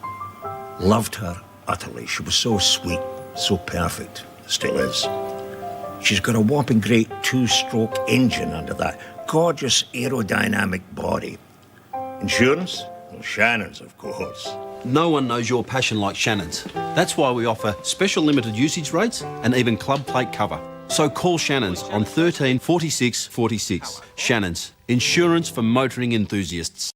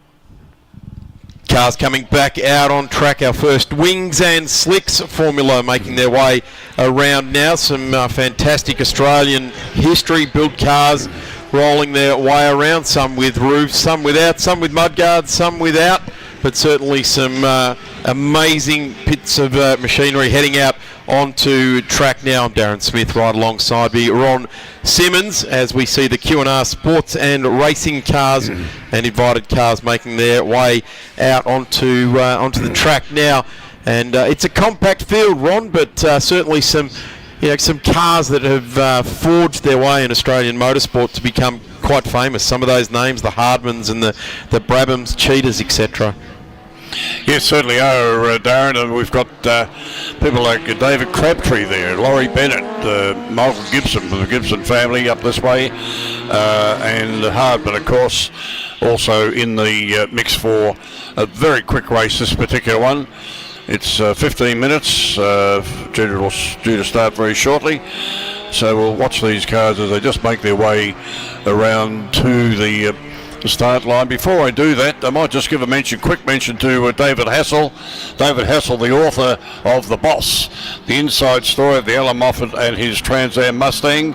It's available down at the SS Automobile memorabilia tent, just down on our left here from the commentary box. A wonderful book, very well put together by David Hassel, so worth a look. Very nice coffee book, $189.95, but a short change in somebody's pockets, I'm quite sure. But a lovely book to get. The Boss by David Hassel, available at SS Auto memorabilia tent, just down in the memorabilia lane down here beside us. Okay, cars now making their way around to the start line. As we said before, only a small field, but a good quality field, this particular one. David Hardman in the Hardman JH1 coming down, the yellow car, Wings and Slicks type of formula car as well, and he's done a good job to qualify with the 122. Michael Gibson, who had recent times driven in the S5000, so the family, of course, very, very strong history going right back to Jack Brabham's racing with his grandfather, and they do a tremendous job. The Gibsons live very locally and have done for many years, and away we go. That McLaren just lighting him up off the back of the grid there, but David Hardman heads down into turn number one, chased by Michael Gibson, Paul Faulkner and Laurie Bennett in that magnificent car that Laurie has been racing for so many years. The number 53 charges down into the turn number 3 there as well, gathers it all up nicely, and in behind there we go to Paul Faulkner, and then the 75 coming through there of Kevin West, Luke Warwick and Mark Van Medita down there as well. So yeah, very, very clean grid start there for these cars, but it is the Hardman, and this is an Australian built and developed car, and doing great in the Group O racing. Yes, he's certainly running away from it as they go up through the cleavage area up to the top of the track before they came down the short of the straights today. We're not using the longer track today, of course. The Hardman rocketing away down the line. Bennett looks like he's making up a move there on Faulkner as they come down into the hard left-hander. Good race going on there for second and third. Back then to West and Crabtree and Volmora back further. So good run up to the top end of the circuit. They disappear out of our sight looking at them, but we can see them on the TV here. And Hardman, car number 7, doing it very, very nicely. And Gibson, still just in front of Laurie Bennett as they head down towards what's actually turn 1 here on this particular circuit. Very, very good move there by Laurie, right under brakes. Comes through the S's, up onto the old pitch straight, comes past our commentary box, and looking very, very smartly indeed, Darren.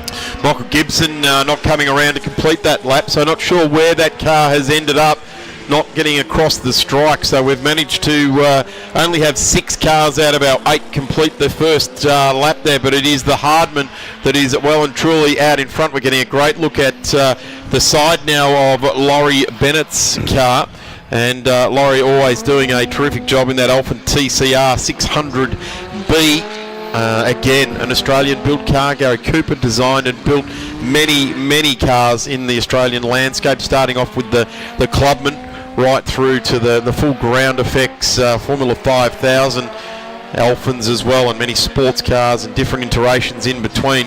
The Hardmans were pretty much strictly limited to the Formula 2s of the era and some of the junior type of categories. But here today, the Hardman with David Hardman at the wheel, the JH1, the 1981 car, 1600cc, leading the way nicely. About 4 seconds separating Hardman from Faulkner, a 4:24 for Hardman, 4:28.6 for Faulkner, and a 4:29 for Bennett. So Hardman certainly getting well and truly out in the lead as he comes through up onto the old pit straight again through the S's there.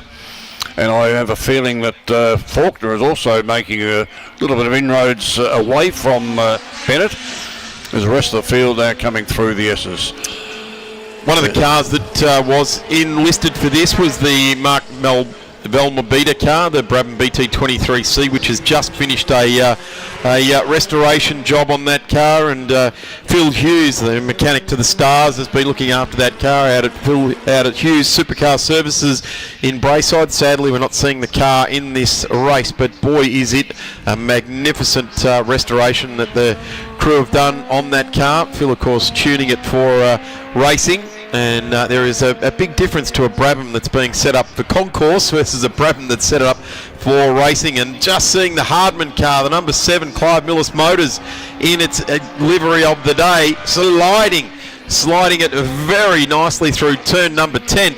We've still got about 7 minutes left in this race. You don't want to be sliding your Wings and Slicks car this early in a race. You'll tear the back tyres off it, but certainly he's got himself a 5.5 second lead here, so I guess he can experiment around with some throttle application, can't he? Certainly, seeing the name Clive Millis, because that brings back memories of Clive. Very unassuming sort of a man. Put him in the behind of a motor car like that. Very, very hard to beat in his days. Clive Millis trucks, the things he had there out on Canterbury Road for many, many years. I haven't seen Clive around the tracks for quite a while, but good to see his old car still getting around. Bennett just going across the old start-finish line now as they head up into turn 3 for this event. But Faulkner normally is the one that's doing the chasing, but he's actually leading very, very well now as we watch the rest of the field coming through. Car 75 going through, that's West, and the car in front of him is Crabtree, David Crabtree. So Kevin West in the Norax C2, a little-known manufacturer there, but that closed type of Le Mans prototype-looking sort of a vehicle ran in the Australian Sports Car Championship, and I guess you hark back to cars like the Vez Kanda that we saw John Bowe race ever so well out of K&A Racing in Adelaide. But the Norax there, we're just getting a really good look at Kevin West in the Norax, and just in front of Kevin is David Crabtree in his Cheetah Mark 6, and I spell that CHEETAH Mark 6. Brian Sheed built cars there, and of course the heritage continues on with his nephew as well, Mike Borland, who makes all the Spectrum racing cars. Have recently sold the Sabre Formula V business, so that's being managed and run by others now, but Mike Borland's still at the absolute forefront of Australian motorsport, and I guess the heritage of that is Brian Sheed's business, the Cheetahs, the Mark 6 that we're looking at on screen now, being chased down by the closed vehicle, the Norax. Here's the Hardman JH1 as well, with David Hardman at the wheel. Yes, David Crabtree, unfortunately, over the last little while hasn't had the best of reliability with these motor cars. They've caught fire, or he's had a prang, or he's been involved with someone else's accident. But today he's having a great run. So full credit to them when that comes to that. We all know how hard it is when you run into that period of time when the percentages start to weigh against you. You've had a good run for a couple of years, then all of a sudden bits and pieces fall off. He's sort of been pretty good at building his aeroplanes, a little bit better than some of his cars recently, but he's got it all sorted out now, which is great to see. He's a great sportsman, loves helping out other people. So David Crabtree doing it very nicely there. Most unassuming sort of a guy as well. Has a fair bit to say on Facebook from time to time, I must admit. But anyway, so we've got Hardman still in lead, a 121.7. Well, he's romped it away. Faulkner with a 129, and then Bennett with a 130. They've gone a bit slower for some unknown reason, but They're out there for second and third. Right back there to Crabtree with a 132, West with a 132, and Warwick with a 135. So not the quickest of laps that we've seen these cars doing. Paul Faulkner in the 94 there. His best lap of 129.1. Now 24.86 seconds off our race leader Hardman, and Laurie Bennett in the Alphen in P3, 1.8 seconds off the back of that battle as well, as we still see car number 7 in our race leader. And just noticing there, Ron, one side says Clive Millis Motors, the other side is just yellow with a number 7 on it there. So trying to give us the trick. I tried to pick up the name on it before until it came around the other side. Give us selling us a dummy there, which I think there's 2 yellow Hardmans out there, one with signs, one without. Perhaps they're running on a budget. Well, not enough stickers. Tell you what, if you're sponsoring a car, you want to get it on both sides. Interestingly enough, we've missed the McLaren M1A that Luke Warwick is driving around in the 1964 Group M, the only one of our Group M cars in this one. So the Can-Am type of effect, and it was absolutely a monster. Off the line, it left a couple of big number 11s. Certainly did. My shares in Dunlop went up very quickly. Yeah, actually, that'd be interesting to see what the tyres are on that. I guess they're probably going to be Hoosiers these days that to run on that particular car. We're getting a good look down the side now of Paul Faulkner. And Paul currently sitting number 2 on the road, albeit a fairly distant 24.86 seconds behind with 3 minutes left remaining. And I'm just going to keep an eye on that lap time of David Hardman there as well, because a 1:21.75 was his best lap on lap 3. They've just sort of eased up over the last couple of laps. Laurie Bennett, whose lap times have been fairly linear. In fact, he's kept the pressure up nicely, bouncing around between a 1:30 and a 1:31. So doing a nice job, and as is Faulkner as well, 1:29.1. In fact, his fastest and slowest laps, 1:29.1 and 1:29.7. So he's been very much in a stable lap time. Getting a great look at the number 94 now. That's the Brabham BT29 out of 1969, and we go back to the Norax of Kevin West and David Crabtree in the Cheetah Mark 6. Unmistakable rotary engine noise, the old brap out of that car. And as you say, it did run in the sports car championships that they had at Sandown many years ago, and back in the 80s. So it's a car that's been around for a long time. In fact, all the cars have just about been around for a long time, the ones that we're seeing racing here. But certainly fits with the Winton Festival of Speed genre, doesn't it? We've got we can bounce around from a couple of different eras with all of the categories. We've got the HQs racing, and they were built in the early 70s, obviously, but didn't start racing really until the late 80s, early 90s. Yes, that sports car, a fantastic motor car, and the Luke Warwick, I think, in that particular car, he's going right at the back of the field, but he's enjoying his run, which is the main thing. It'd have to be hard to keep these cars. These are almost one-off bespoke vehicles that were built back in the day, let alone now when you're trying to continue them running. And it is really testament to every single one of our competitors, not just in these cars, the Q&R Sports and Racing cars we're looking at on track now, but right throughout the paddock area. There's the Brabham again, and running the full treaded tyre, which was run in the era. We hadn't transitioned to a full slick race tyre in motorsport until after that particular era. And the cars we were looking at just before, the Norax and the Cheetah, were on slicks. Paul Faulkner, of course, also another aeronautical man. He's a beautiful workshop down at Moorabbin Airport there, refurbishing aeroplane propellers, in actual fact. All sorts of propellers down there. It's a beautiful workshop, along with the motor cars that he's got there, because he's got the Williams car there as well, the XL Jones car.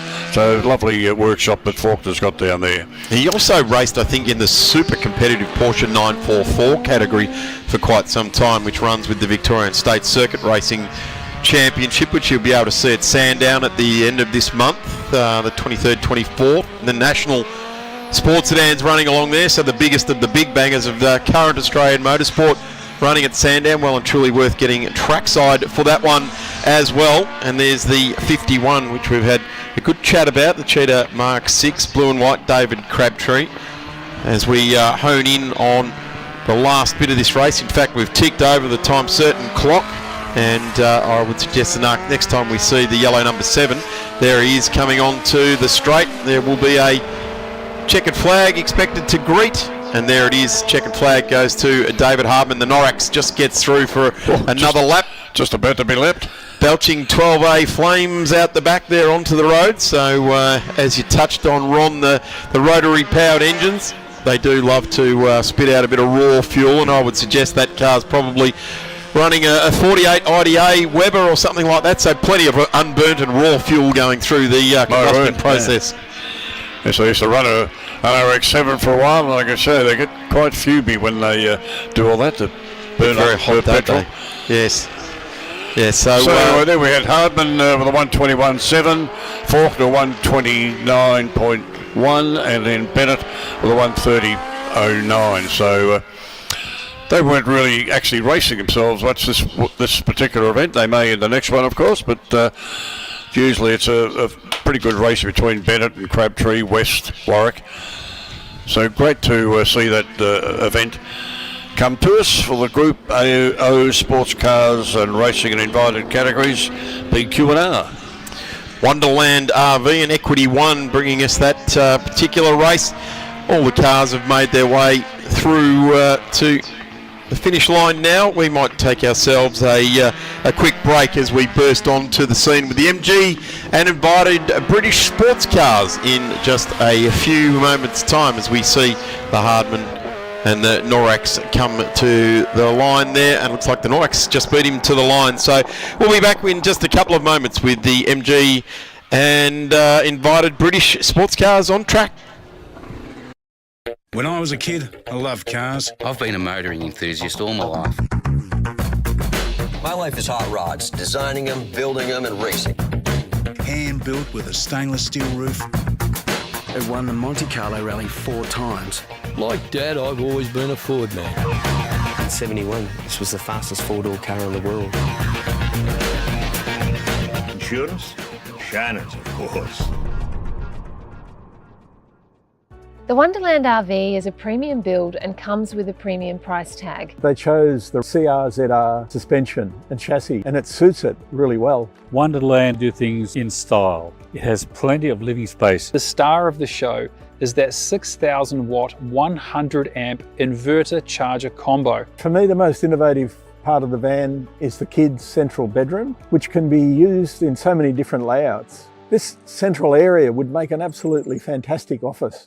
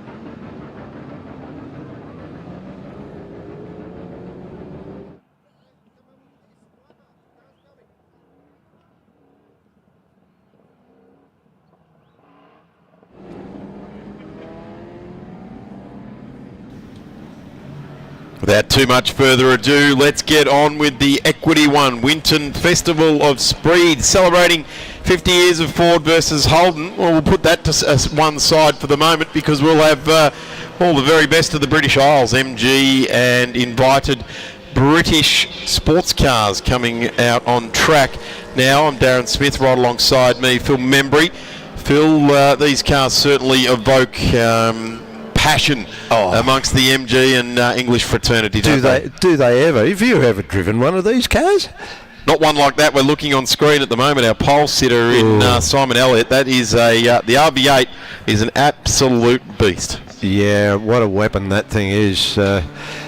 He's going to show a clean pair of heels to everybody unless he makes a big mistake, I think. But yeah, I'm not so sure. Don't put your money on that too quick, Phil, because Michael Trathen in this little 1300cc thing here, you don't get number one on the side of that car without racing these guys right throughout a series and being there right at the end of every race. And if any place rewards the ability to power down and flow the car, it's here. Absolutely.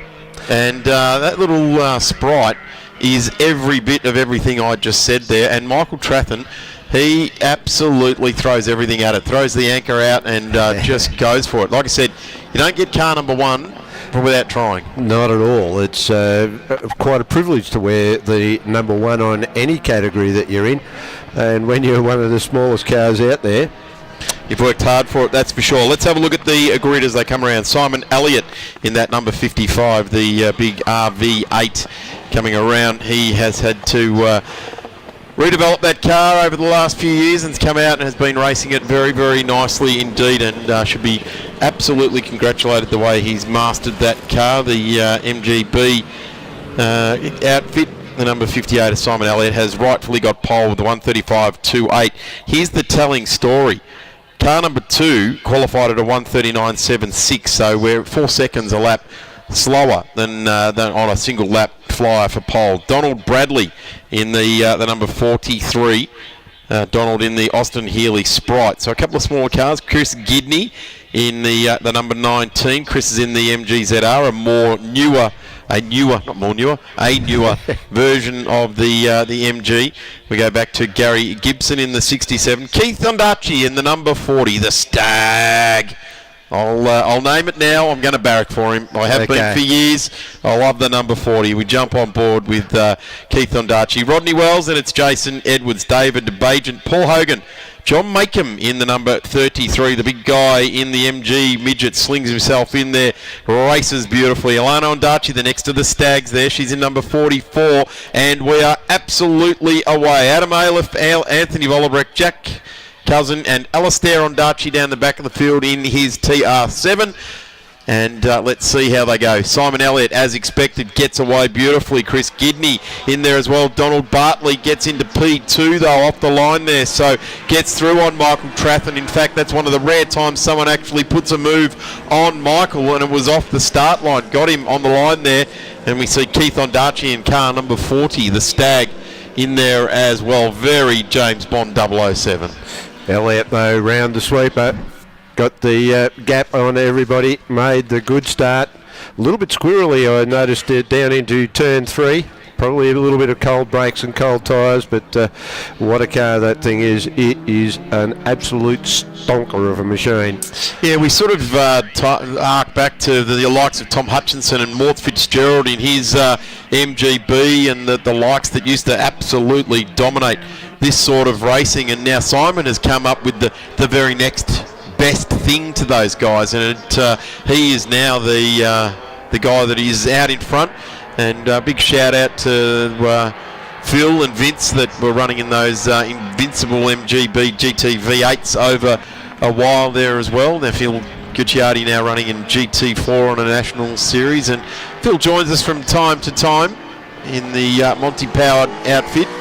But just watching some of the smaller cars, and it is Michael Trathen who has, he's vilified himself. He's gone back into P2 and just managed to put Donald Bartley back one spot on the opening lap. So he didn't lose any spots on a lap, just for 3/4 of a lap there, Phil. He went into P2. Yeah, mate, had to regain that spot. That will have opened up the gap, bit more of a gap for Elliott out in front as he heads on down into turn 4. Then he makes his way out of 4 up to the sweeper.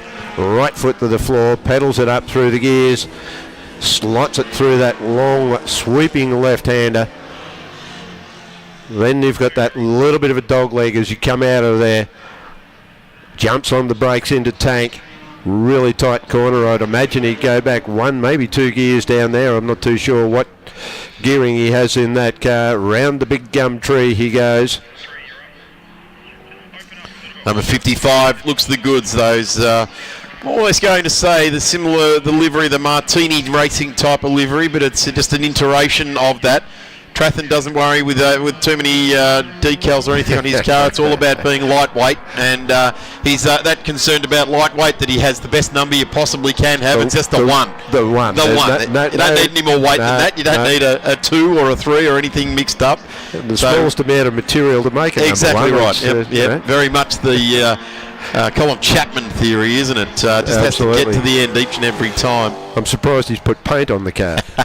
Well, I would suggest it's probably a very, very light mix. 500 mils will do a whole thing in the case of a Healy Sprite, that's for sure. MG Midget, sorry. Yeah, 1 coat will do.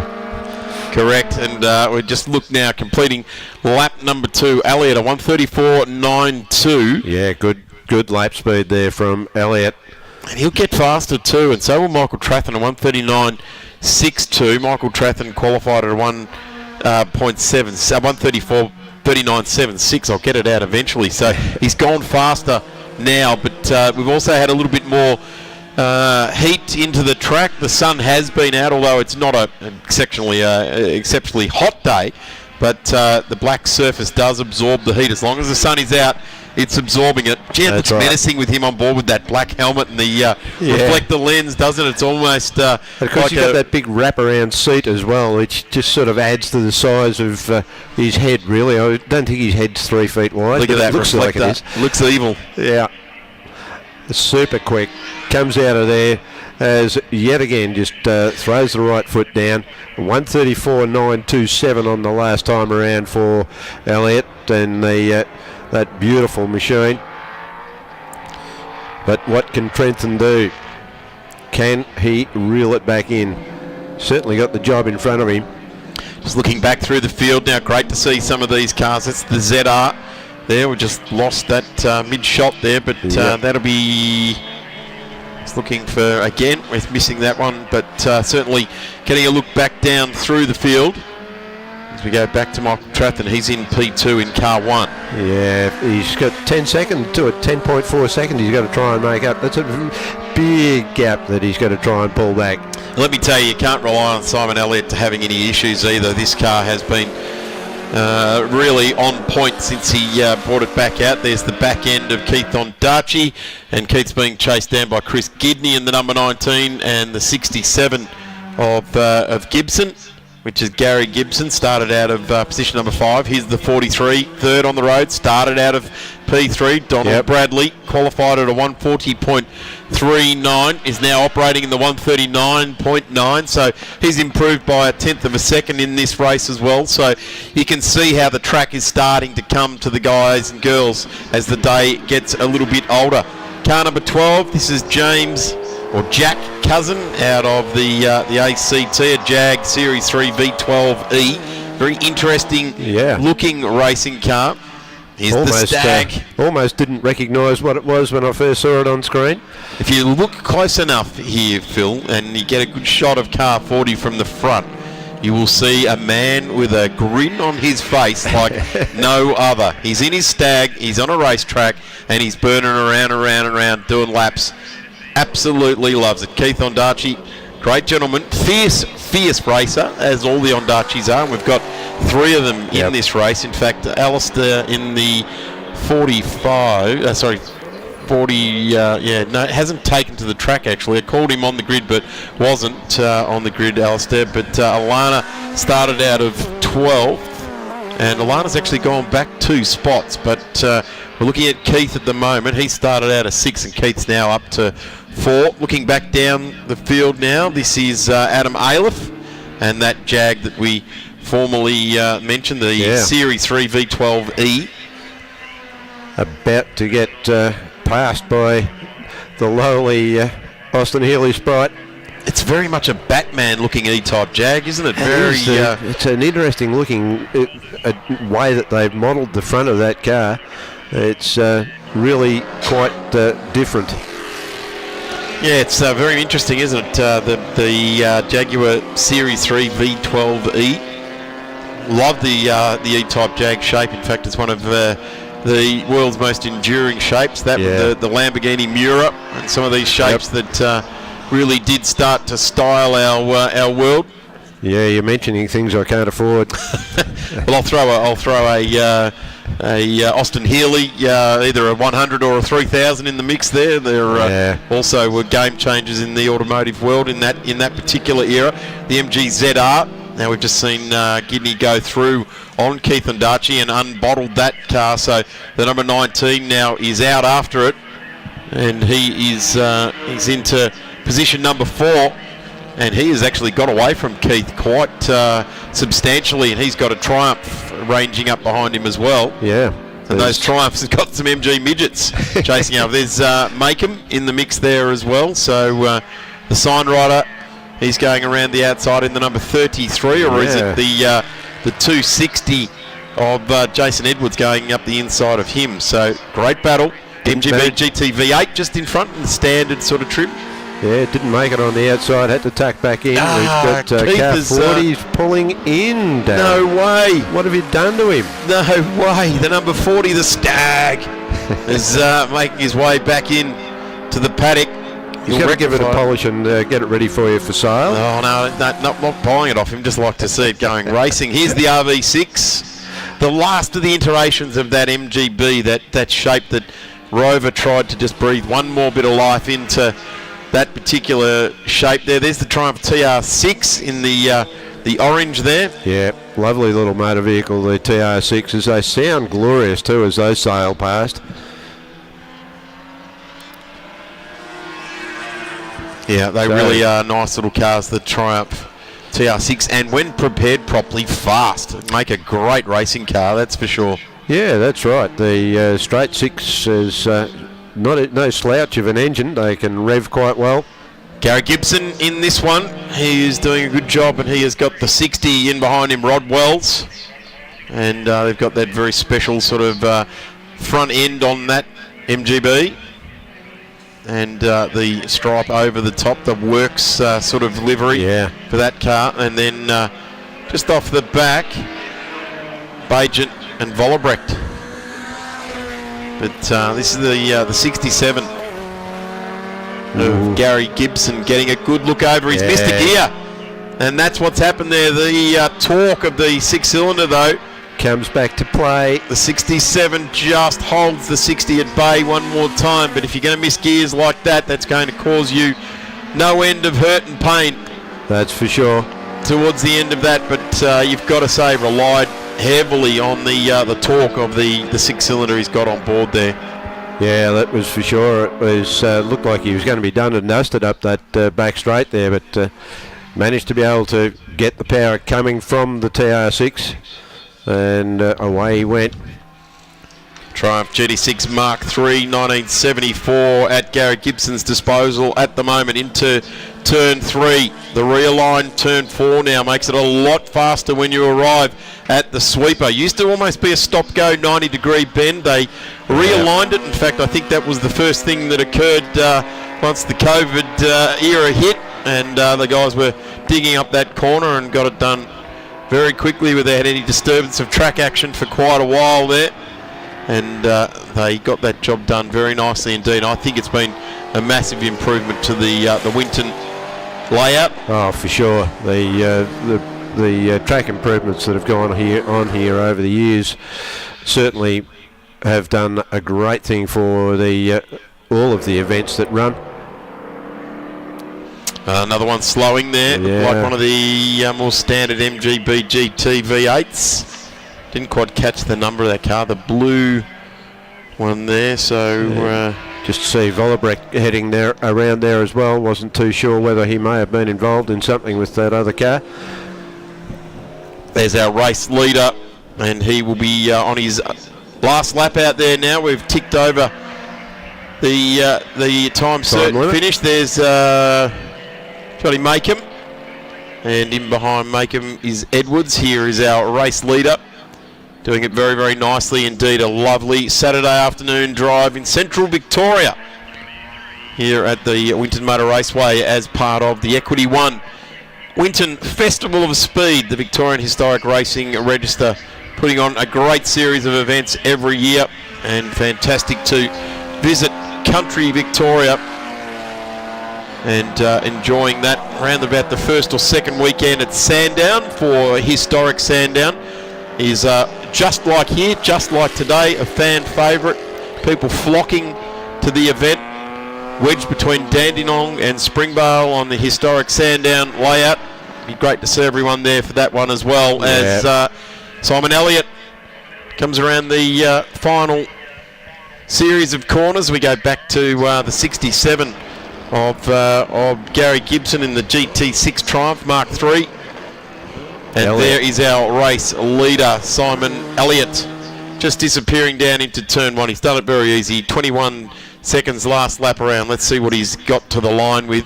There's John Makem in the 33. A big guy slings himself into his midget.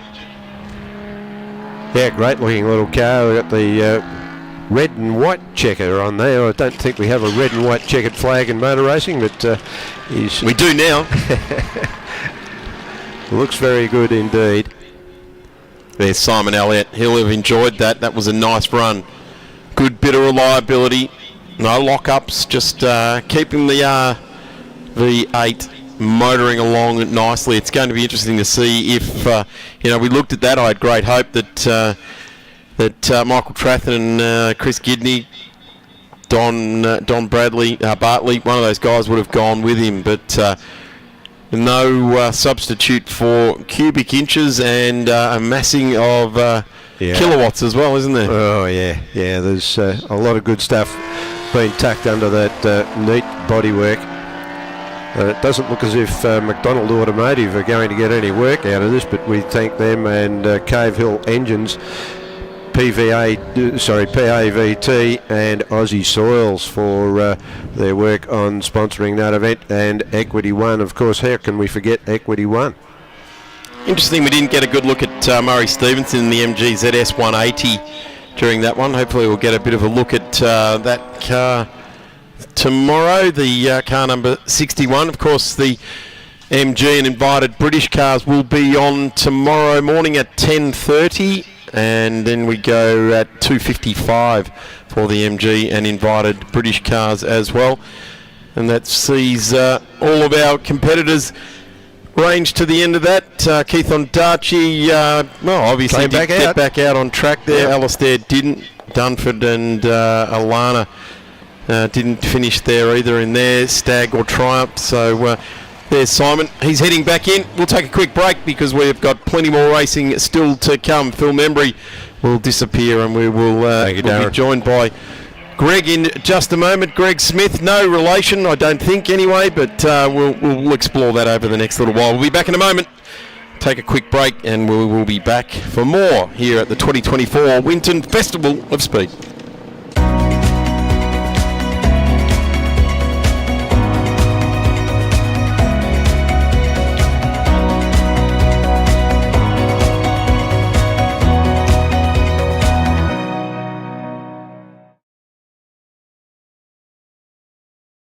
When I was a kid, I loved cars. I've been a motoring enthusiast all my life. My life is hot rods, designing them, building them, and racing. Hand built with a stainless steel roof. I've won the Monte Carlo Rally 4 times. Like Dad, I've always been a Ford man. In 71, this was the fastest 4-door car in the world. Insurance? Shannon's, of course.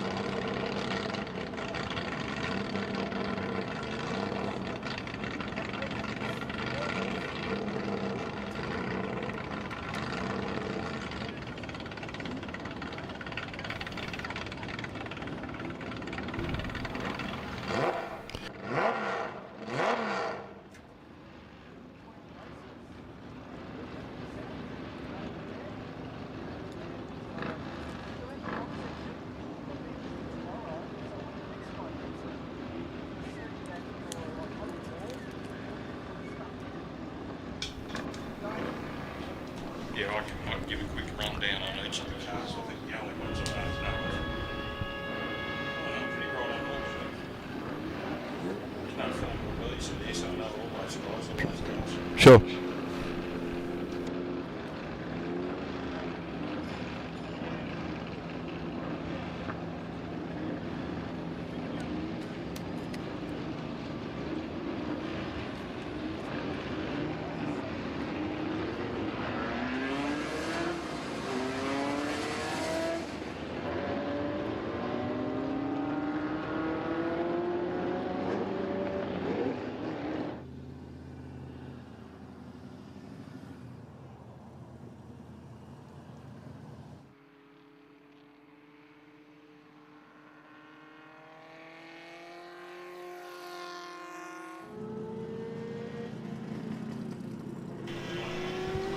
Race cars back on track, just how we like it, and this time we are going to go with the categories known as JKLB, M Sports Racing, Formula V and invited cars. I am not sure that yes, there is a couple of Formula Vs that are making their way out of the pits. One of them will be Michael Olsen, the 81 of Harold Roberts, the 40 of Callum Ross.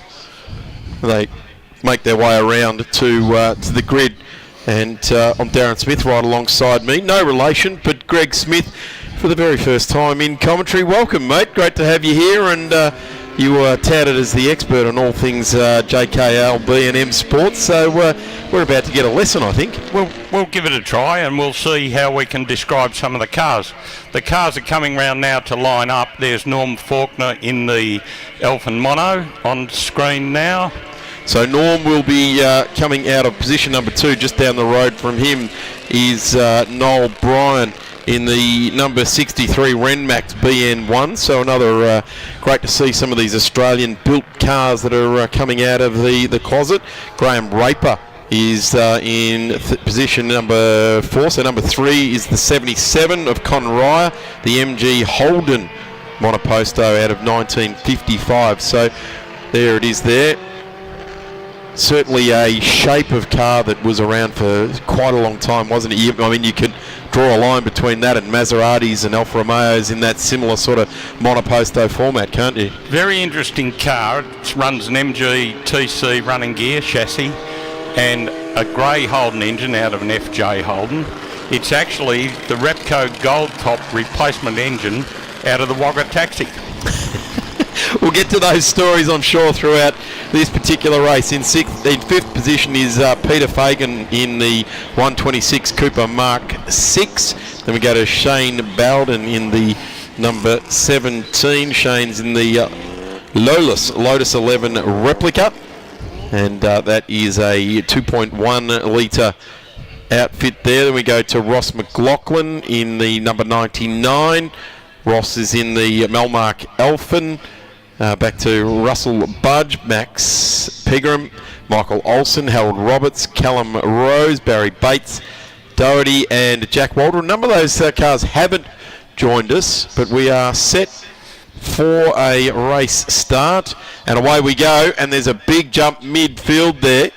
And we head down into turn number 1. Norm Faulkner just gets gazumped a bit on the line. Certainly a lot more frontal area on the number 16 of Graham Raper's car there as well. Coming up past the old start line, and leading is car number 30 who sat on position 2, Norm Faulkner. Noel Bryan dips in behind there as well. So the Elfin Mono, Aussie built car as well. Famous Mark Elfin out of South Australia. Not too many sure how many cars the Elfin organisation actually produced, but certainly when you come to an event like this, you do learn a lot of them were out there, because a lot of entries have got that Elfin mark written right next to them. The 63, Noel Bryan in the Renmax. And this is a classic battle of Aussie-built cars, isn't it? It's a classic battle because the Elfin Mono's 1600 cc's, whereas the Lynx is only 1100. It's a Formula Junior. It has a fresh engine in it just for this meeting, and Noel has told me that it pulls 9,500 revs up the main straight, and it certainly sounds like it. Connor Ryan in that MG Holden Monoposto as well, out of 1955 LB Racing. And it's a 2.4 litre, as you touched on the Holden grey motor, and those very long inlet tracks hanging out the side of that engine cowling. And engine forward of the driver, whereas the two cars in front engine behind the shoulders of the driver. So the more modern cars in the front have four-wheel disc brakes and independent suspension. The car coming third has a beam axle at each end, leaf spring suspension at each end, and drum brakes. So it has a severe disadvantage to the front cars. It also has wire wheels on it, which can spring a bit. So they change the grip compared to cars with solid centred wheels. Gives it a bit of an active sort of feeling, doesn't it? You could say that. You do from time to time see with these wire wheel cars that they do come back, and there might be one or two of those wire spokes no longer with the car as well, because they've flexed themselves off the car.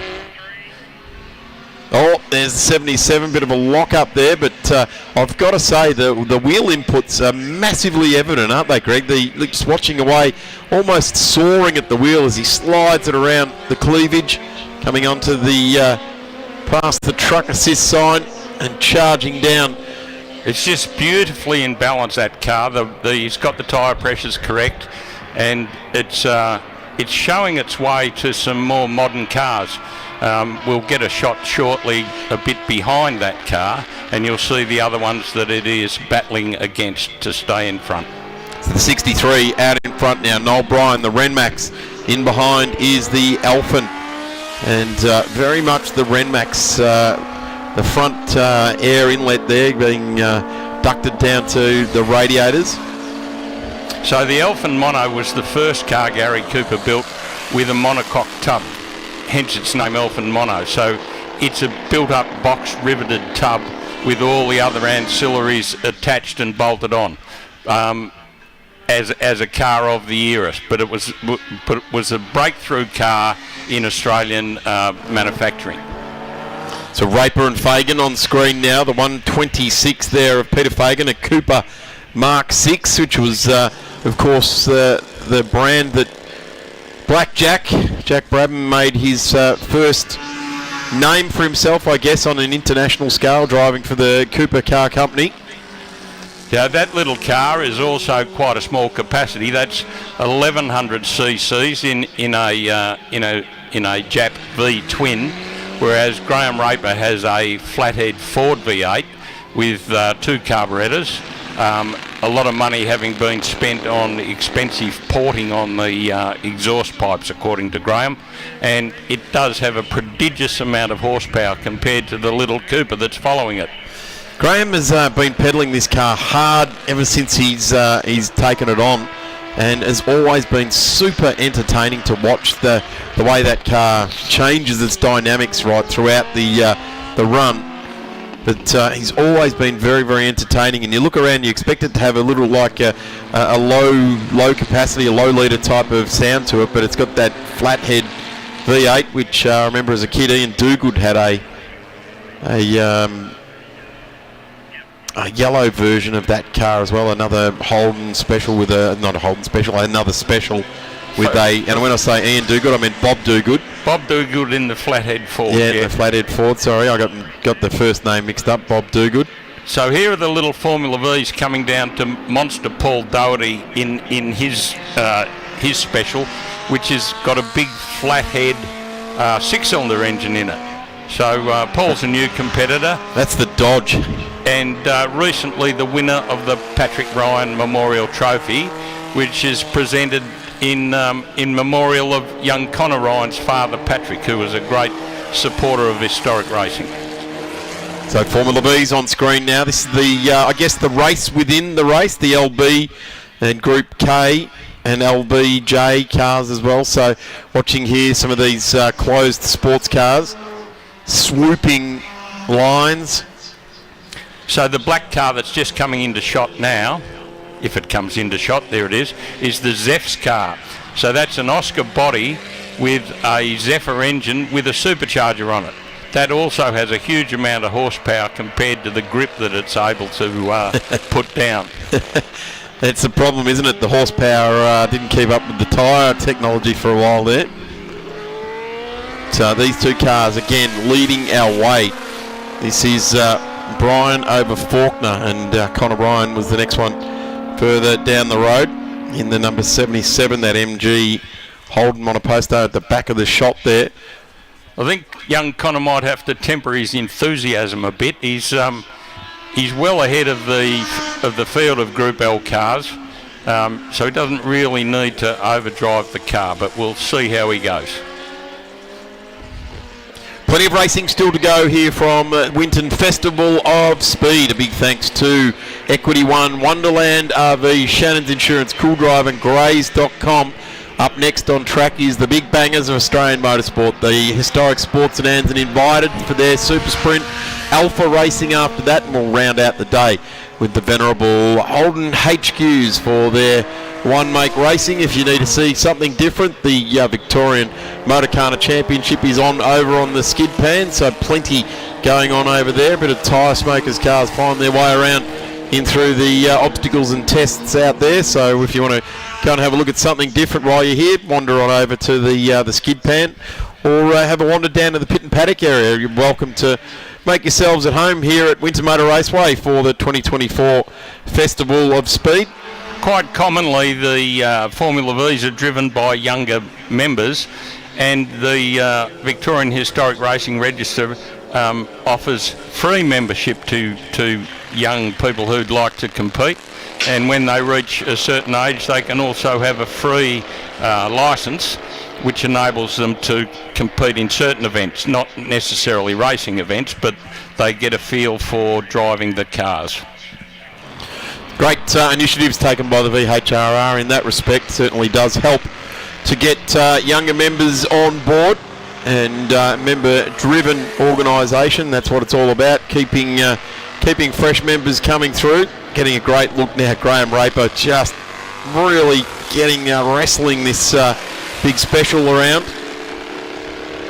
Really enjoying himself. I reckon if he didn't have that full face helmet on, we'd see a grin from ear to ear, Greg. That's it. The little car on the left going through now is an interesting car. It's a copy of an English Lola, and the chassis was made by Hedley Thompson, who was the famous government aircraft factories welder, and he was often the scrutineer, and he would be very tough on people that had chrome-plated components, because he said the chrome plating enhanced hydrogen embrittlement, which was dangerous. So he got the moniker Deadly Headley. I had heard that story, but I wasn't sure of the background of that one. But there you go. I remember that. That one goes into the memory banks. But yeah, chroming is certainly not something you see too often on racing cars. Certainly was something that they realised after a little while that you could get better performance out of possibly painting or powder coating rather than chroming the metals. And this is a good display of Formula Vs and some closed sports cars as well. So the Formula Vs there are about 41 or 42 horsepower. The car in the front, the black car, has maybe close to 200, but not a lot of grip. So the 57 of Barry Bales is the Thompson Special. That's the red one we're looking at right there on screen. He's waving the Vs through, so that's fantastic, and a good bit of gentlemanly acknowledgement from both Formula V drivers. The 71 just languishing back in the background there, so we'll probably lose touch a little bit. But these two closed cars, looking at the side of the 47 of Russell Budge, the Zefska Oskar you touched on before, Greg, but he's starting to slowly fall into the clutches of the Formula V. See, Formula Vs, if they've been driven well, they will probably and could probably just hold third gear all the way around Winton and just flow the car nicely. And foot flat to the floor, and it's all about the balance of the Formula Vs, and the young lads are competitive, and their balance and their reaction times are a lot better than some of the elder gentlemen. So that's what we're seeing here. Getting along with it. Have a look at this. This is magnificent stuff. Rear engine. The 126 of Peter Fagan, Cooper Mark 6 out of 1952. And there he is holding off the monoskate of Graham Raper, and it's a David and Goliath. He's got tiny little wheels. They're only 2.5 inches wide on the front. Graham's got wheels that are maybe 5 inches wide on the front. And here's another shot of Connor Ryan, somewhere in there, maybe third at the moment. In fact, second. Fagan's gone back one spot there, so this is being driven very, very well indeed. And we've gone to here's last lap. Here's an interesting car we'll get in before the end. Max Pegram in the Gemini, which was from Checkered Flag Motors in the UK, and it's a beautiful little Formula Junior, and it has a lot of revs on board with Max's big right foot. Great to get these shots of these cars, isn't it, for prosperity? And you say Gemini, some people out there might think of the Holden / Isuzu variant of it, but this was well and truly around before that, the Ford Mark II. About 1959, so still with drum brakes, but it weighs considerably less than most of the other cars. Every component either aluminium or magnesium on that car. So we have a winner, and that has gone to Noel Bryant. Started out of pole position in the number 63, Connor Ryan home in the number 77, and a spinner coming around on that last part of that lap. And there's our race winner. There it is, the 47. Is Gavin Budge in the Zeff's car. Parked up. Gee, you could be forgiven to having a bit of a Cobra feel looking at the front of that car, couldn't you? A6 GCS Maserati was what they were copied off. Okay. Well, thank you, Greg, for straightening me out on that. Nothing like an AC Cobra. Maybe just the guards or something. Maybe the radiator inlet caught my eye in that respect. And the two green cars in this event are both copies of Lotus 11s, and both of them are very close to Lotus 11. One's got a grey Holden engine in it, and the other has a Peugeot 403. Well, thank you very much, Greg. That will see the JK, LB&M Sports and Racing cars done. We'll thank you very much for your input there. We'll see you at 11 o'clock tomorrow morning for the next time these guys are on track. I hope you guys are enjoying the 2024 Winton Festival of Speed. Thanks very much. It's been a pleasure to describe some of our ancient pilots and ancient machines. Great to have you on board. Thank you very much, Greg. We're going to take a break because we have got the big bangers of Australian motorsport warming themselves up down in the pit and paddock area at the moment, and I speak of the historic sports sedans. This is strictly not particularly a race, it's more of a super sprint, so it's all about getting against the clock. But I tell you what, once these guys get out there and they start to get the blood pumping, we do have a grid sheet. Not that it means anything, it just means that we've got some times from practice earlier on today, so we will refer to that during this next session. We'll take a quick break and we'll be back as Mark Selly has joined us here in the commentary booth, the guy from Old Car Radios Repaired. We saw it on the screen earlier, and hopefully we'll see it again during this race so we can see his logo on the screen. We'll be back in just a moment.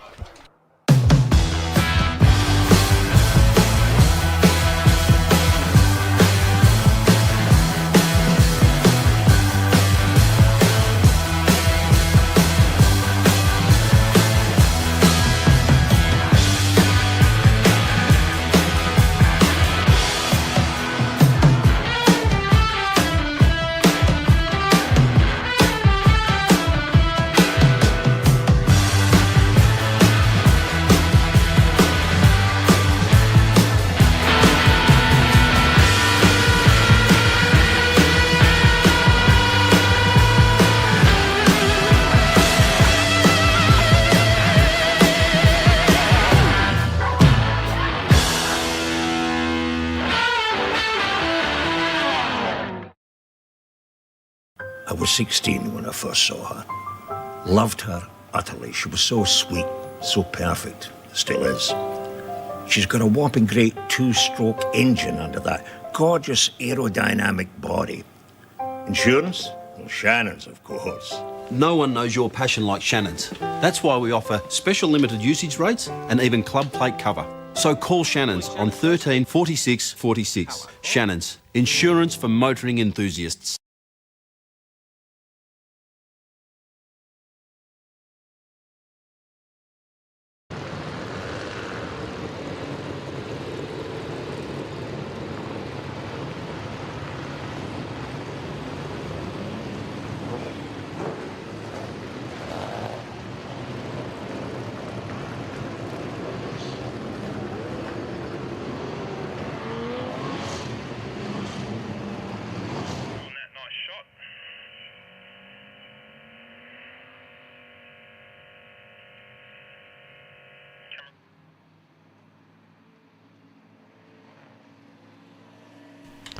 Welcome back, and this is going to be a terrific session, seeing the cars coming out on track. This is the Historic Sports Sedans, an invited sprint. Their first session for the day. I'm Darren Smith, and a very, very passionate Historic Sports Sedan guy. In fact, a very passionate motorsport guy all around. Mark Sully has joined me in the commentary booth, and just before you open your mouth, Mark, because I reckon we're not going to get a word in for the next 15 minutes. There's the little A30. Have a look at Eno's. Ian Baird in the number 41.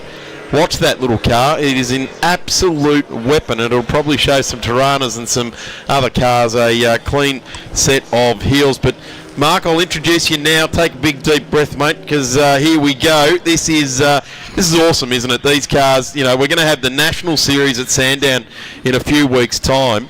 And this particular car we're looking at here could run well and truly easily in that field. And it's, you know, here it is running as a historic car, locally built, and we've got two of them, the Peter Fowler cars, here this weekend. Yeah, both. The Volkswagen is a replica, or actually a recreation, with Peter Fowler driving it, and Simon Fisher driving the Mercedes, which is now a normally aspirated 6-litre Chev. It's had some iterations, hasn't it? Twin turbocharged power plant there for a while, the Merc, and different iterations, different drivers over the years. John Bow, Brad Jones. We've also had Miles as well. Brian Thompson, of course, Tomo, the original owner, and he emblazoned Shepparton across the car as well. So local guys that took on the Australian scene. And one thing about these cars, for anyone watching on the live stream anywhere around the world, don't try and look them up in your local area, because this is a bespoke Australian formula, and that's how we like it. Yeah, this car, Mercedes, was also spent some time in New Zealand, where it got restored, and then Simon done a deal and brought it back to Australia, and here it is here. So plenty of cars on screen, of which when we look down the owners list, Simon Fitzner, who is in the Merc, owns a couple of these ones, and this is the old Charlie Milner Tirana as well. Charlie Milner Tirana's car went under a very big restoration process, which took a few years, and it's still being developed to try and get it very reliable.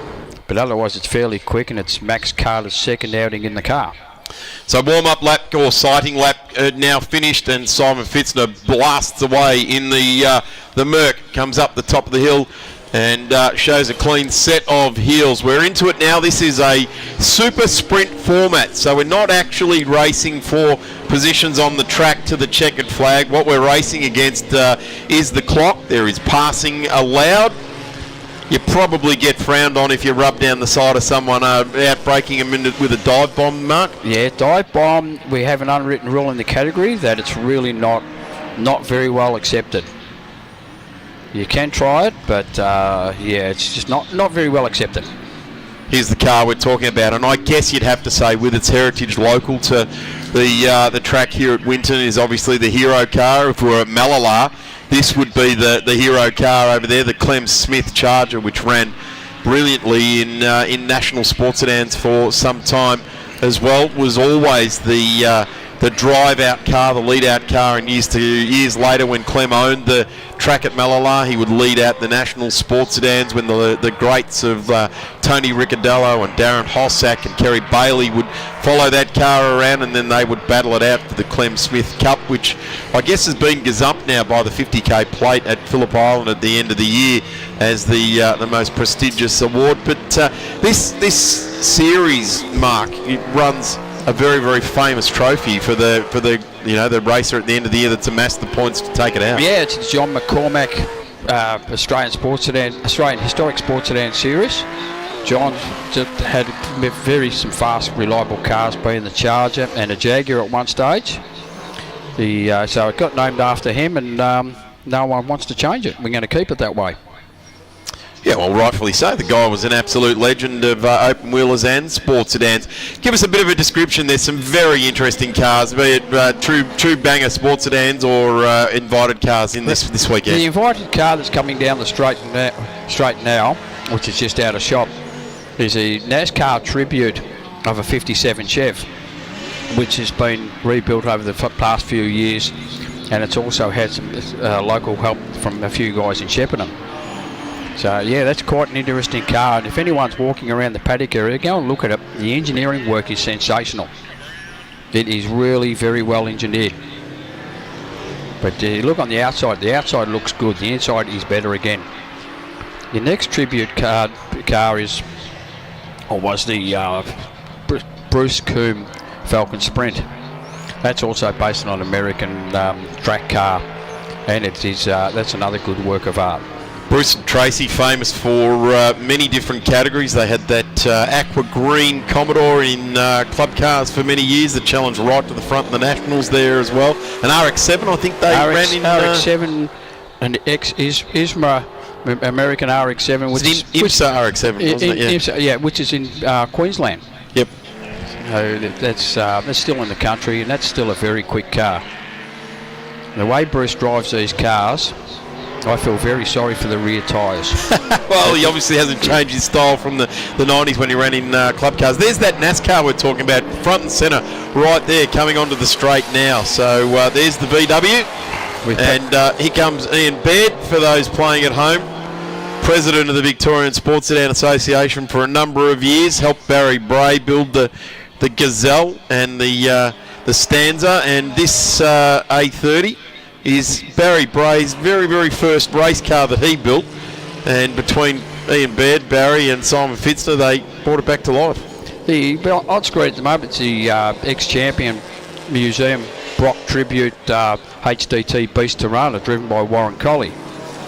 Warren's about the 5th outing that he's had this car, and he's just getting better and better and faster, and this car is it's built almost to the exact HDT Beast all those years, or 70s, all those years ago.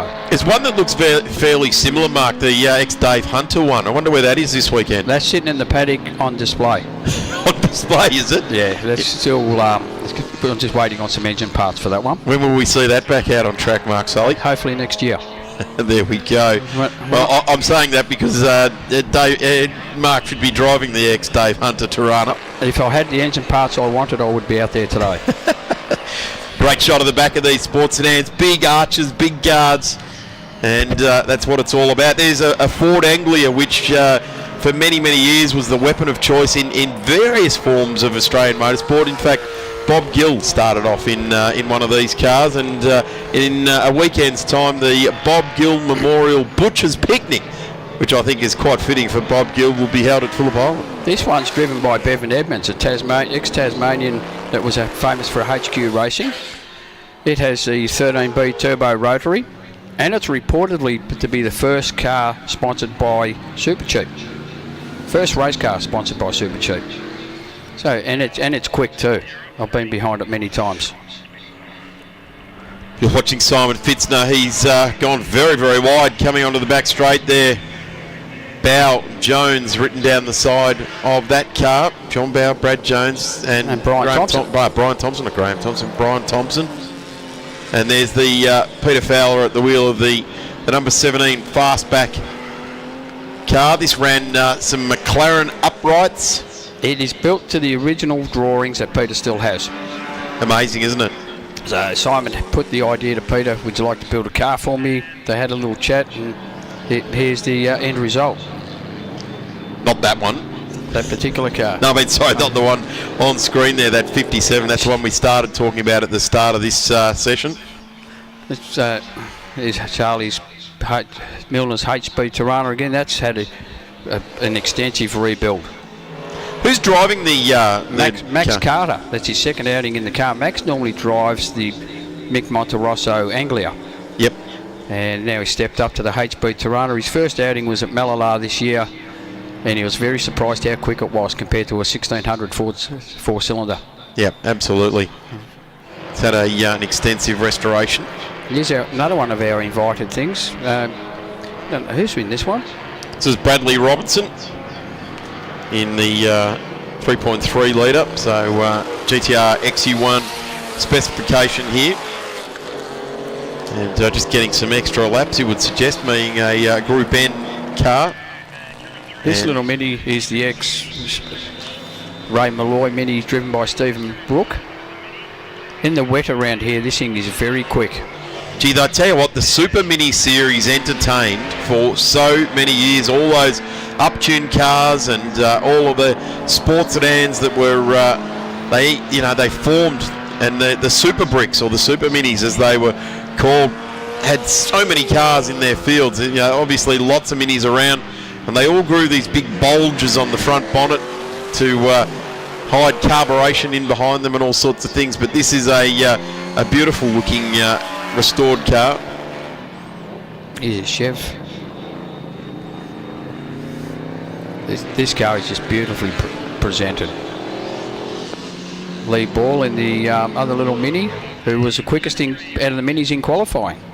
So what is the theory behind the original bespoke sports sedan and the replicas that are being built? Is there a rule about the theory behind it? Are they allowed to be modernised, if you like? Or? The cut-off point for historic sports sedans is December 1985, so every car has to be logbook prior to that date.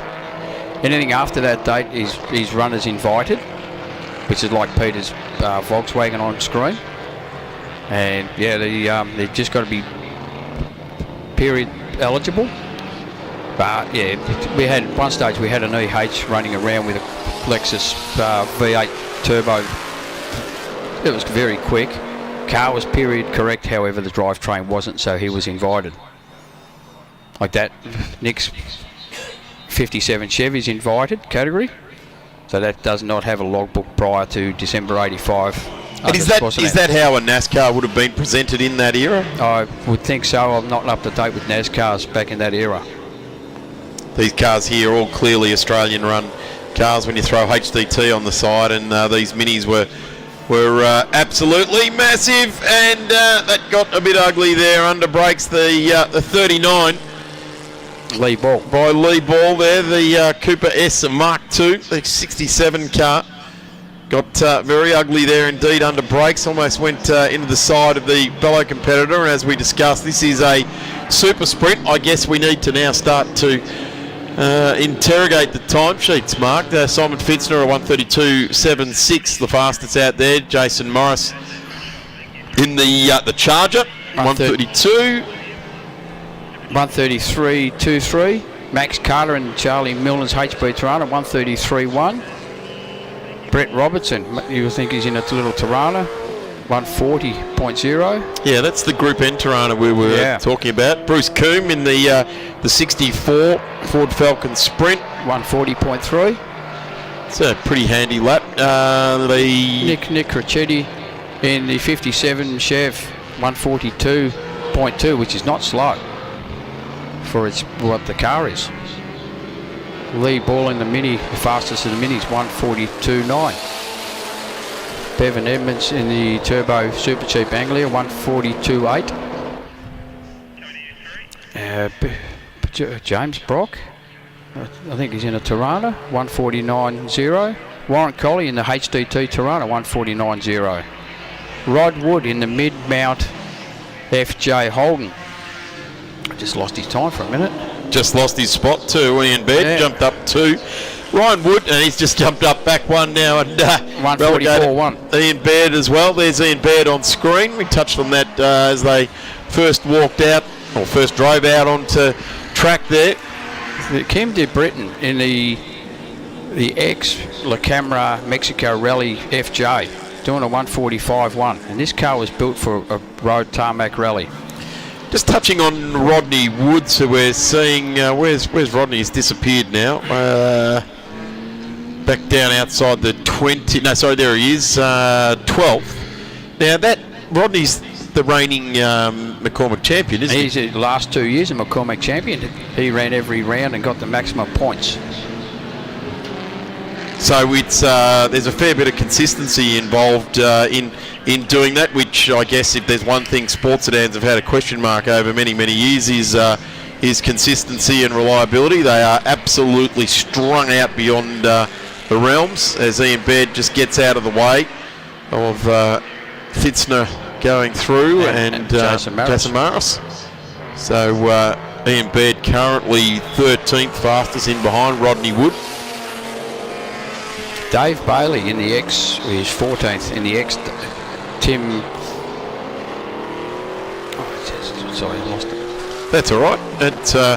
Again, there's Ian Baird, and we just touched on that little yellow car was the first of Barry Bray's sports sedans. He, of course, had the two-door Stanza, which was run by numerous people after Barry Bray raced it, and the little A30, which just screamed across our screens now, driven by Ian Baird. Restored that. Simon Fitzner and Ian and Co did that, as we see the 08 of Tony Ross, the FJ, with the Perspex winged end plates on that car.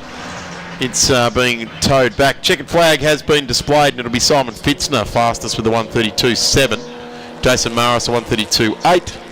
Carter a 132.9. So bit of a logjam in those top three there, Mark. That's some pretty close times. That's pretty quick. That is fairly quick. And they're pretty close too. I was going to say the green Capri, that's Derek Van Zelm's original Capri that he built for sports sedans back in the early 80s. Boy, he certainly showed him the way in a Capri there. The Marshall Batteries car springs to mind, and Derek Van Zelm, Motorsport Engineering Services guru of all things engineering, particularly a fan of V8s and Chevys. Likes to besmirch anything turbocharged and rotary, but Derek does a tremendous job. Mark, thank you very much for joining us up here on all things sports sedan. Great to have you here, and we'll have you here for a couple more sessions tomorrow, which will be for sports sedans at 11:15 and then again at 2:35. Great to have you back then. Thank you. Thank you all. Thanks, Mark.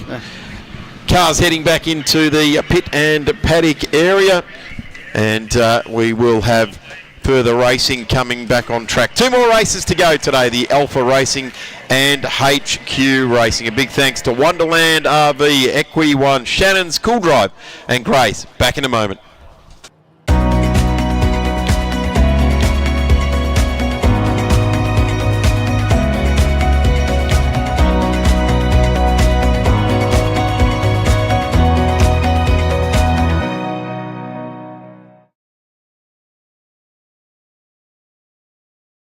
When I was a kid, I loved cars. I've been a motoring enthusiast all my life. My life is hot rods, designing them, building them, and racing. Hand-built with a stainless steel roof.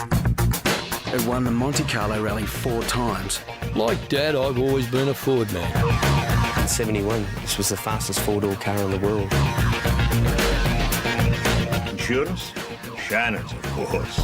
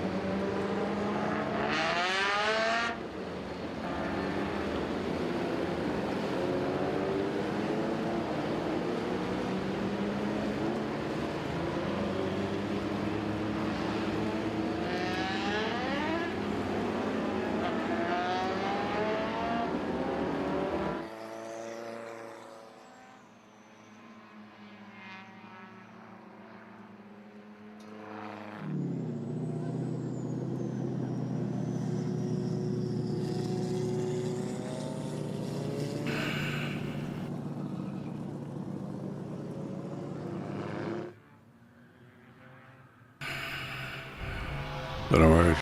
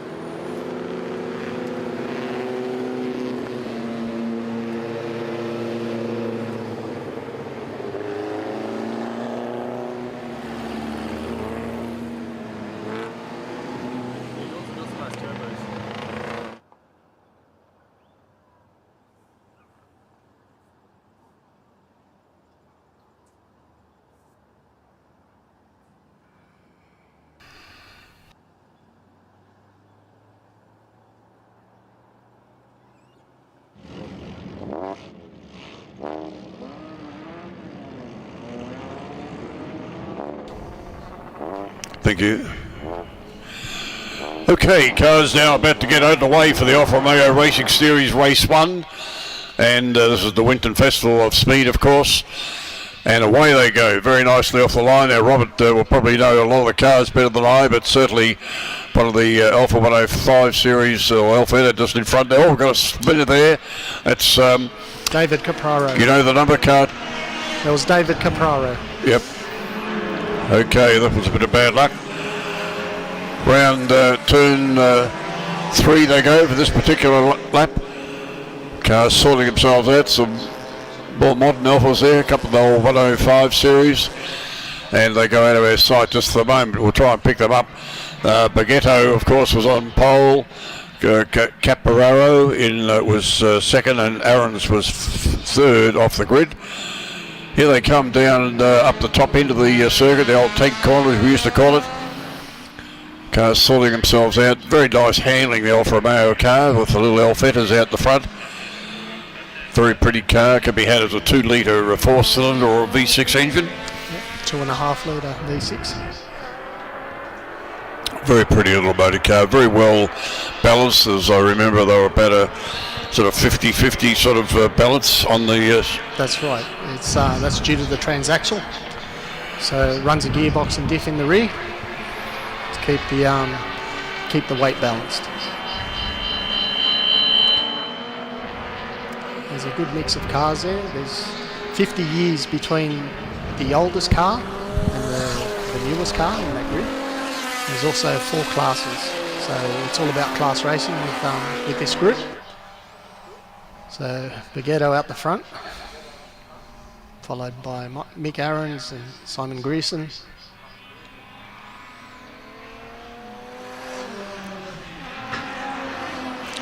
Well, Beghetto's certainly got the legs, hasn't he, on the other ones. He's a couple of seconds in front of Aarons and Grierson as they go down into turn 4. Car 28, Beghetto, beautifully presented motor car. It looks nice, shiny chrome type wheels and looking very, very nice on the track. A few little Alpha Suds coming through. I remember many years ago we used to have the Alpha Sud series. That was a bit of a crash and bash sort of a series, but many a driver got his start in racing a little Alpha Sud. Yeah, a lot of tight racing there. There's a Group S car.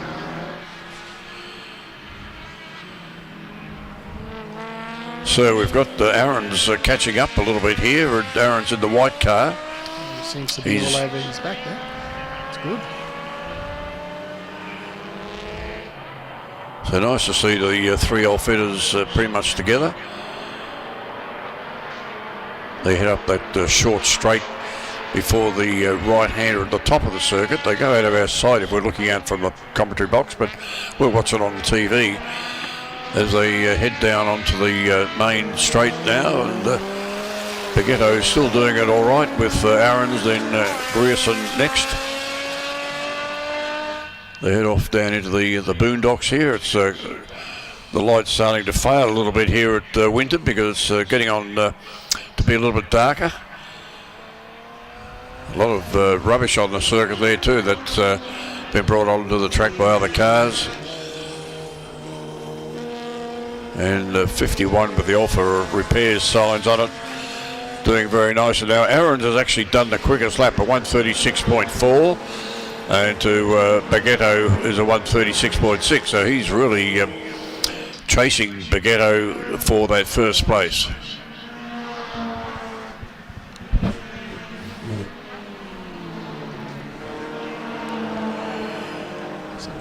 A couple of variants of Alphas here. Robert, tell us about the first one, the sedan. Okay, that first one's driven by Rob Panetta. It's a 75, Alfa Romeo 75. It has a 2-litre twin-spark engine and also runs a transaxle. And the second one's a 156, and it's a twin-spark, so it's part of the twin-spark Cup group. They all run control tyres, control suspension, so they're in their own class. They're meant to run equal, so it comes down to driver's ability there to see who's the strongest driver. And the other one was a 105, so that'd be a Group S car. 105 is a very, very popular car, isn't it now? And gee whiz, a while ago you could buy one quite cheaply, but don't go and try and buy one cheaply today. Not now. You're frightened to even put one on the track now. Even these 116 Alfettas, they're starting to get rare to get and costly. Okay. So David was it Masubia, this chap here David off the line? David Capraro. A bit of gardening. And Robert, does this series run at other events as well that It run does. around Victoria? We come down to Victoria maybe twice a year at the Festival of Speed, and there may be another event, I think, at the end of this year that we've been invited to come to. But normally we'll run at Sydney Motorsport Park or what was Wakefield Park. We're just waiting for that to reopen. We should okay. have some more events there. It's opening up in October, I think. So I'm looking forward to getting back on that track. Because Alpha are actually quite dominant in running like the 6-hour races and those sort of events. They're sort of running those sort of events. They were very, very heavy in that They type do of a event. 12-hour, which I think is in a few weeks here at Winton. Well, yeah, 12 hours. So. Yeah, so a lot of the Twin Spark Cup guys will be in that. Yeah, okay. Well, still Bagetto, our leader, of the 135.7, then Aaron's back to the 136, then Grierson with the 137, so pretty equal. They've done a few laps now. We're actually going by race time today, not so much by laps. So a bit of passing going on there, as you say, the sedan model getting past the 105 series. 105 looks like one of the earlier 1600 GTs with the single headlights. Yeah, the Sprint. Yeah. But Mark Bagetto has that car well sorted. It's taken him quite a few years to get it to this stage, so congratulations to him to be sitting at the front of the field.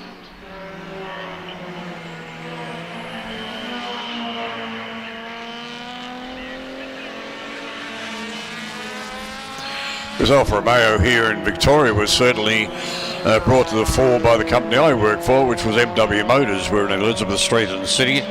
We were the main concessionaires for Victoria and Tasmania. And even our local dealer here was Brian Thompson, of course, in Shepparton. He was very keen on Alfa Romeos and raced a few Alfas himself. So Brian always used to like our cars because we would actually deliver them to them on the road up from Melbourne to Shepparton. And he said they always seem to go a bit better than some of the other cars that he got delivered by truck. You've run them in. We gave them a nice run in on the way up, yes. My good friend John Emery was my sales manager, and he said, just follow me, and I did follow him. But that were the good days. Speed limit was not as rigid as it is today. Now 28 has pulled in for some reason. That's Bagetto. Some sort of issue, unfortunately. That gives the lead then to Aaron's if they haven't changed places somewhere else. Seems to be no smoke or anything coming out of the car or anything to that nature, so let's just an unfortunate. We might have just done what they call the commentator's curse, and talk about the leader and he'll break down. Okay, he just wants a flat toe, I think he's saying, so we'll see what happens as they keep circulating around. He still has the best lap into the 135.7. But unfortunately, he's not going to go across the line to win the race, so they're pushing him out of the way. So we'll look for our leader now, and that'll be Aaron's, that I can see on the board. They haven't come across the start-finish line yet to change the timing.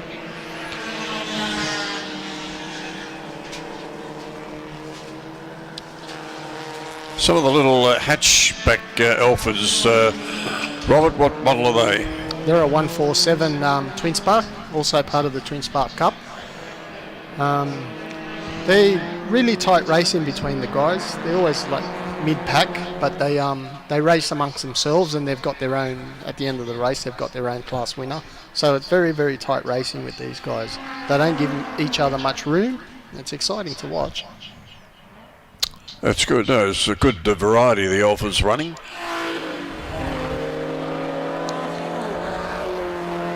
I had the pleasure of actually going to the Alfa Romeo factory many, many years ago, seeing the cars getting made and getting shipped out the door. It's quite interesting. Now, the car 98 running around there, he's enjoying his Sunday afternoon drive. He's Ashby. That's James Ashby. Here's 777 doing quite well. This is Grierson, who's now in second place. That looks to be a V6. Is that a V6 model? That one there is a V6 3.2 litre quad cam engine that Simon has in that car. And there's sounds beautiful, really lovely sound. A few variations, like they're not all the factory engines that come out of them. So Mick Aaron's also in the Alfetta. He has a 3 litre 12 valve engine. There's Mark Bagatto that's pulled off. It's actually a 4-cylinder 2 litre turbocharged engine. And also with Alfio Musumeci, he runs a 2 litre 4-cylinder turbocharged engine. So Robert, that's the checkered flag to Aaron's, who inherited that, of course, with Bagetto failing a couple of laps out before the finish. So Aaron's, Grierson, Musumeci, is it? Mirabella. Carl Mirabella. And Mirabella. David Capraro, the top 5. If you drive an Alfa, you've got to have an unusual name. Is that how it goes? Anyway, that was a good win to Aaron's. He wouldn't mind picking that up at all. We've watched the rest of the field now just making their way through. Car 29 is Catchlove. Now, I've heard the name Catchlove around motorsport for a little while. He's enjoying his run. Oh, up on 2 wheels with car 57, I think that is. He was saving on a bit of tyre wear. 67, sorry.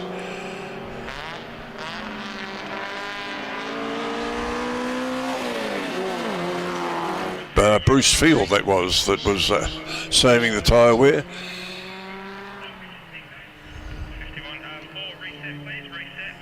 So a good run there, and thanks to Equity One for bringing us the Winton Festival of Speed 2024. That was the Alfa Romeo race number 1 for the weekend. They will be back again tomorrow, a little bit later on in the program, probably somewhere similar to where we are today. So the Alfa Racing will be on again at 11:30, Robert. So if you want to make your way up here again, you can hop on board again. I'll be happy to.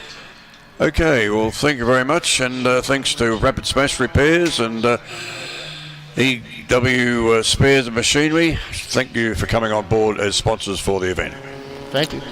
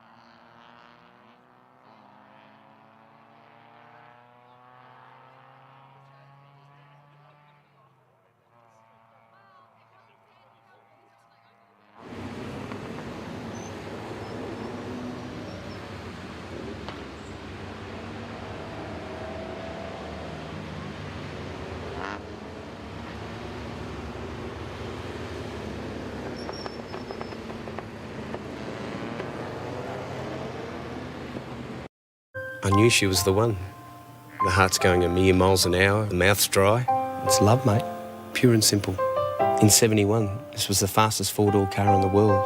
Back then you could pick one up for a bit over $4,000. Insurance, it's got to be Shannon's. No one knows your passion like Shannon's. And with our multi-vehicle discount, you can even cover your daily drive. So call Shannon's on 13 46 46. Shannon's, insurance for motoring enthusiasts.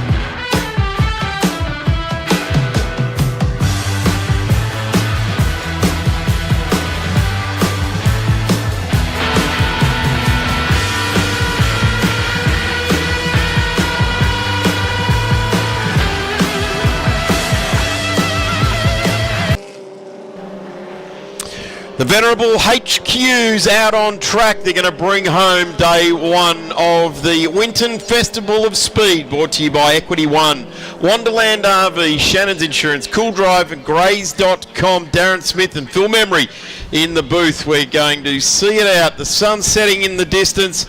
And as Braxy said, the octane in the air. It will settle overnight, and then we will absolutely set fire to it tomorrow morning as we get day two of the Winton Festival of Speed 2024 underway for the Sunday morning, starting with regularity for the main event there, then the regularity tribute cars, then we'll have the first race for the day of Group C, and under 2 litre Group A features there as well. HQ's on track, and these cars have done nothing but delight us down through the decades, whether it be on the Thunderdome or flat tracks. And if you're watching our fantastic live stream on the VHRR website or via V8 Sleuth, then a very big welcome. You won't have seen HQs before unless you've tuned into, I don't know, maybe the Victorian State Series or the New South Wales State Series or something out of Tasmania, because that's where this racing started down there in Tasmania. And I'm sure at historic Baskerville in the not too distant future, which are presenting this race for us, historic Baskerville. So we probably should touch on that, Phil. But Tyre Power bringing us this race also, as they do right throughout the HQ series here in Victoria. Let's have a look at the grid. Ryan Woods, who is leading the Victorian Championship at the moment, qualified with a 146.38. Rod Rogers with the bright yellow wheels right next to him. Car number 33, a 146.71. So that's a very good margin, 0.4 of a second in a one-make, heavily controlled category. Yeah, that's big. And 146.95 to Andrew McLeod in the car number 10. On position number 4, Steve Banks doing a tremendous job there in the 76. Perry Beckers, the 147.49 out of position 5. 6 be Ray Jardine, the guy that was the president for a couple of years in the not too distant past. John Mahoney to Glenn McDonald in the red Ready Roasts outfit. That's probably one of Australia's longest lasting sponsorship deals. Graham Crawford, Tracy Molden, and Rebecca Verhoeven rounding out our field. We are set for a start, and the time certain clock has started. We've got about 12 minutes of racing to get underway. Revs rise, clutch drops. Everybody races down the southeastern to get home from work on a Friday night. Yeah, big in straight 1973. Sixes, big straight sixes, 3-speed gearbox. How good are they, really? It's big dice into turn one. Oh, they are side by side. Rod Rogers just tries to muscle his way through there on Ryan Woods. Ryan Woods holds clear. Up to the right-hander, it will be the bright red car from Knox Panel Service, side by side from the start line. They're going to remain that way. This corner, you never used to be able to do that. They've realigned it. Now, how good is that improvement? Side by side is going to be the push right out wide for Rod Rogers here, and weighing in on it is McLeod there as well. But it will be the young fella, Ryan Woods, holds out on Rogers up to the tank. Yeah, he was able to just hold that in a line and took it away. The Rogers just wasn't able to keep it on the outside there. Going to be fighting back as they come around the gum tree, head it down into this really tight right-hander. Big jump on the brakes there from Woods as they pull it around to the right. All line astern at the moment. We might see some slipstreaming going on here, do you think, Darren? I certainly think we might. They might even be lucky to see a bit of bump drafting. You're not allowed to do it, but the HQs will have a crack at it anyway. Car 1, you get that on the side of your car because you're a champion, and Ryan Woods, that's exactly what he is. Not casting any aspersions on his personality or anything, but he races, and he races hard out in front. Rod Rogers, he likes to be in front too, so this is going to be a ripper, and I would suggest that Rod is just getting a little bit sick of the twin headlight front being shown the way by the Belmont when you're in the Premier. Yeah, well, it's all about prestige, really, isn't it? And who wants the race to be second? It's all about trying to get that first spot at the end of the time period. As they come down into turn one, Woods again in the lead, all line astern. But Rogers will be trying to claw it back. He'll be looking for maybe an inside line down into turn 3. No, nowhere near close enough. Pulls it down, going to try and work on as smooth as he can. Keep the right foot into it. and try and keep up to Woods. But by gee, Woods just seems to be pulling a bit of a gap. Recently had Skippy Parsons, who raced with HDT, Brock and the likes over the journey there. He's found his way into HQ Racing and has done a terrific job. You want to hear Skippy's story? He had a chat to us on the Grassroots Racing podcast. You can find that on Speed Cafe. He loves HQ Racing. In fact, he'll be watching this from Tasmania. Big shout out to Skippy. David Amor, not here this weekend as well. He's normally the voice of HQ Racing. I'll Absolutely. have you know, ladies and gentlemen, is what he would say. Yeah. I'll have you know, ladies and gentlemen, boys and girls, get your faces up to the edge of the fence now. We're on lap number 2. Ryan Woods now is doing it quite nicely. In fact, officially it's 0.4 of a second out there, but it's not. Well, I don't reckon it's gone out much more than that. No, I don't think so. There's going to be a bit of moving backwards and forwards throughout the group, I think, as they work hard to head around this track. Got to be working really hard in the old HQs. Some of the corners you might go back to second gear, others times you'll stay in third. Depends on how you're driving the race. But they're heading down into one of those corners right now. Sometimes they'll go back to second, sometimes they'll take it in third. Depends on what game you're playing. Amazingly, these same setups will run at Mount Panorama, so they'll come out of Forest Elbow and hold it flat all the way down to the brake mark down there, and they'll do the same here at Winton. Control tyre, the Kenda tyre. In fact, they're a beautifully presented tyre. They've got in red and white writing on the sidewall of the tyre. HQ Racing and Kenda, they've been great support and tyre power. We see emblazoned across the live stream. They have been on board with the HQs for, I reckon, the better part of a decade now as well. So, great racing, attracting great big-name sponsors, and they represent the brand very, very well indeed. Nothing short of lurching through the sweeper here in car number 10 there. That's Andrew McLeod, a previous champion of the category, and we know there's plenty of them. Kevin Stoopman, a legend in this type of category as well. Yeah, knew Kevin, and what a great racer he was. One of the chaps running in a Formula V today, Callum Ross, has spent quite a bit of time in HQs in the past, running in the HQ4 on several occasions. So he's a bit familiar with the ins and outs of HQs. Yeah, the Ken Lee Memorial up this neck of the woods is huge, isn't it? Every year, the 4-hour. Yep, big event. And they have to have it over 2 2-hour sessions because the fuel tank doesn't last 4 hours. I thought it was because the pilots got tired. Well, I think it's probably a bit of that too. The brakes get worn out as well. It's fairly tough race on them, but back on track at the moment. Woods still in the lead with 0.7 of a lead. 146 the last time around. Well, no, not the last time. He's 146.3. He did a 146.28 on the lap previous to that. Steve Banks wants to be careful. The 89 of Perry Becker's just in the back of shop there. You might have fluoro orange wheels there. He looks like he's got him. In fact, no, I'm just getting a bit confused there. No, it's the 76 there of Banks, and Perry Becker's is in behind. Ray Jardine, tireless worker on the success of this category as well. Ray represents them very, very well around the place. And there's the AW Automatics. That'll be the Crawford car of Graham Crawford and sometimes Andrew Williams, who we saw run very, very strong here at the Festival of Speed. We're about to have the Festival of Feed when we go out for dinner tonight, Phil. I am ready for a feed. You're thinking ahead, man. I'm ready for a Festival of Feed. Big day at the racetrack, and we're going to back it up tomorrow, aren't we? Oh, yeah, it's going to be an even huger day tomorrow because we've got everybody out there twice. Exactly, as we're just watching Rod Rajas slide the HQ around and line it up to head down to turn 10, out of turn 9 and turn 10. What was the back straight on the short track? I did all my racing here on the short track, so that carbon dates me.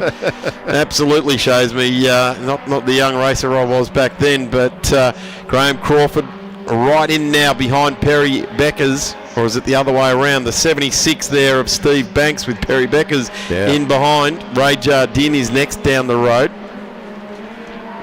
McDonald, then back to John Mahoney, Graham Crawford, Tracy Molden, and doesn't look like Beck Verhaven has taken part in this one. Obviously didn't come out onto the grid, but features there on the timing sheet. Hopefully out there tomorrow. as we see this dice between Woods and Rogers again as they come through turn 2 up onto the old start-finish straight. Head up over the lump there and down into turn 3. There we go. Harking back 12 months ago, this race at the Winton Festival of Speed of 2023, race 1 for the HQs, it was Andrew Magelton that took the win over Ryan Woods, who's leading the race now. Gavin Ross, famous HQ and saloon car racer out of Box Hill. Then it was Johnny Wise, Andrew McLeod, Ken Wright, and Rod Rogers, who's currently sitting second, was right back there in position number 7. Steve Banks, who's currently sitting in 4th, was in 8th. But plenty going on at the front of this one. Yeah, and Rogers there, the lot of some sort of smoky type sort of stuff coming out from under the car. Now, that could be a bit of a problem. Not allowed to advertise smoking in motorsport anymore, Phil. Oh, no, we're not. Tyre smoke. Tyre smoke. And that looks like a spinner smoke. That's the 81 there going around, and that is John Mahoney. Having a bit of a moment there as he gets himself gathered up and back out on the track. There's no place to be hanging around out in the dirt. You've got to be out on the track as Woods and Rogers down into the, now into the final corner of this track for 3 minutes remaining. Certainly a little bit of something blue coming out of Rogers' car. Yeah, we don't see that very often these days. They're an old 202, and that looks to be at full load. Like, that is wide open, then going for the brakes there. It's on that back off. Not what you want to see. Just sliding the car sideways into the corner, if you don't mind. I guess if the brakes aren't working too well, throw it sideways and hope it washes off a bit of speed. Certainly going quick further back in the field as the guys come through. Car 89 works his way down. So that's Beckers and Banks as they head through turn 4 and on their way up to the sweeper. Bit of a gap between them. Going to have to try and work out how to gather that back in. That's a big gap. There's not close enough to be able to try and get any air drag draft or lack of draft. You've got to hope that the bloke in front of you makes a bit of a blue, or that you find something magical and just go, oh, why wasn't I doing that before? Around the big gum tree they go.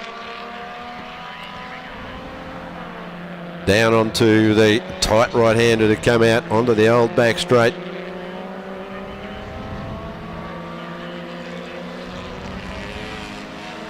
Up off the boon. You can ride that boon and get a good run onto the back straight.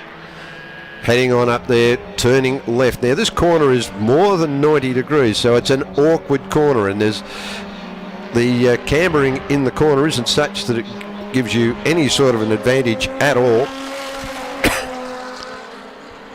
So we've got a minute and 6 left on the time certain clock for this, so you'd have to suggest another 2 laps coming your way for the HQs.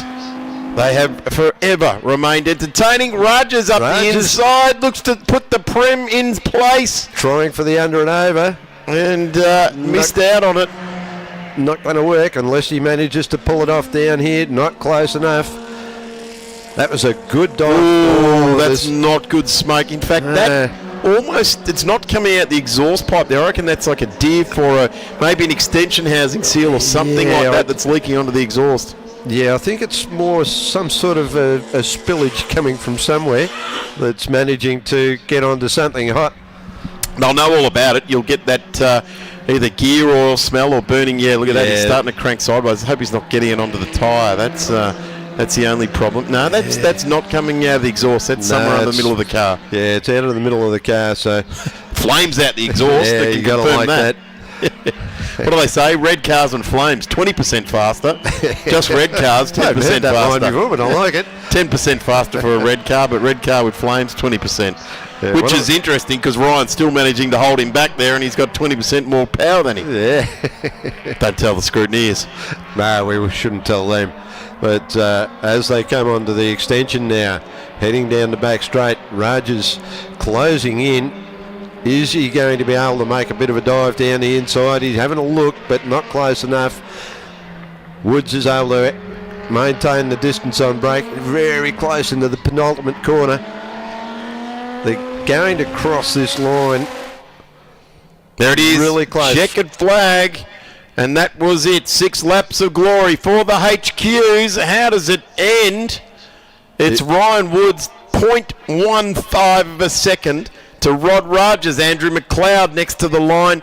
A further 8 seconds a line astern. And then to the line there, it's Perry Beckers and Banks. And Beckers gets him at the end there. So Jardine will be next. He's got up one on that last lap over McDonald. Where is Graham Crawford? Just watching for where the AW Automotive car ends up. It's the blue car. Oh, close. And to the line now, it is McDonald, Crawford and Mahoney. They had 0.17 of a second. So a couple of battle packs playing it out right to the very end there, Phil Membry. Yeah, it's always good to see those battle packs, as you call them, back through the pack of the race. Sometimes those battle packs will provide more entertainment than what's going on out the front. But certainly Woods and Rogers put it right on there for us. It was a great event out the front. And well done to Woods from Rogers. Woods with a fastest time there of a 1:46.25. Woods with the 1:46.25. Rogers with a 1:46.46. So Woods certainly had the advantage on lap time there. And as they're saying on the bottom of our screen there, join us on Sunday from 8:30 a.m. at the Winton Festival of Speed with live racing all day. I don't know what you do if it's dead racing. Well, yeah, that's it. We certainly haven't seen any here this afternoon. Phil, thank you very much. A big thanks to you and to all of our fellow commentators, Darren Knight, also Ron Simmons, for joining in the team, the category experts that we've had along the way that have featured in it. We'll have them all back again tomorrow. A very big thank you, and looking forward to seeing how the racing goes tomorrow. As it says, the regularity will start at 8:45 tomorrow. The regularity for tribute cars at 8:50, and the rest of the day will line up like this: under 3 litre Group C and 2 litre over Group A feature, Group N and invited Group S and invited Formula Ford. In the Cool Drive race, the historic touring cars and invited sprint race at 10:05. That's happened in the last bit there as well, and we have got plenty more racing to go. We'll welcome you all back here tomorrow from Central Commentary. That's it, we're done. Thanks, Darren. The sun's gone, the temperature's dropping dramatically, and as the smell of burning rubber dissipates into the atmosphere, it's time to say goodbye to the 2024 version of the Equity One Winton Festival of Speed here at this magnificent layout. We've seen some fantastic racing across the board, from the open wheelers all the way to those raging tin tops, and also the tribute cars and those V8 supercars from eras gone by. And everybody here has had an absolutely brilliant time. Free access into the paddock. It's been sensational. And until next time, on behalf of Darren Smith, the commentator, who has had some great guests up there over the weekend, all the production crew, the officials, the marshals, everybody involved, we hope you've enjoyed it here on Let's Talk Motorsport and Wide Bay ITV. And until next year, keep it revved, keep it pinned, and keep on smiling.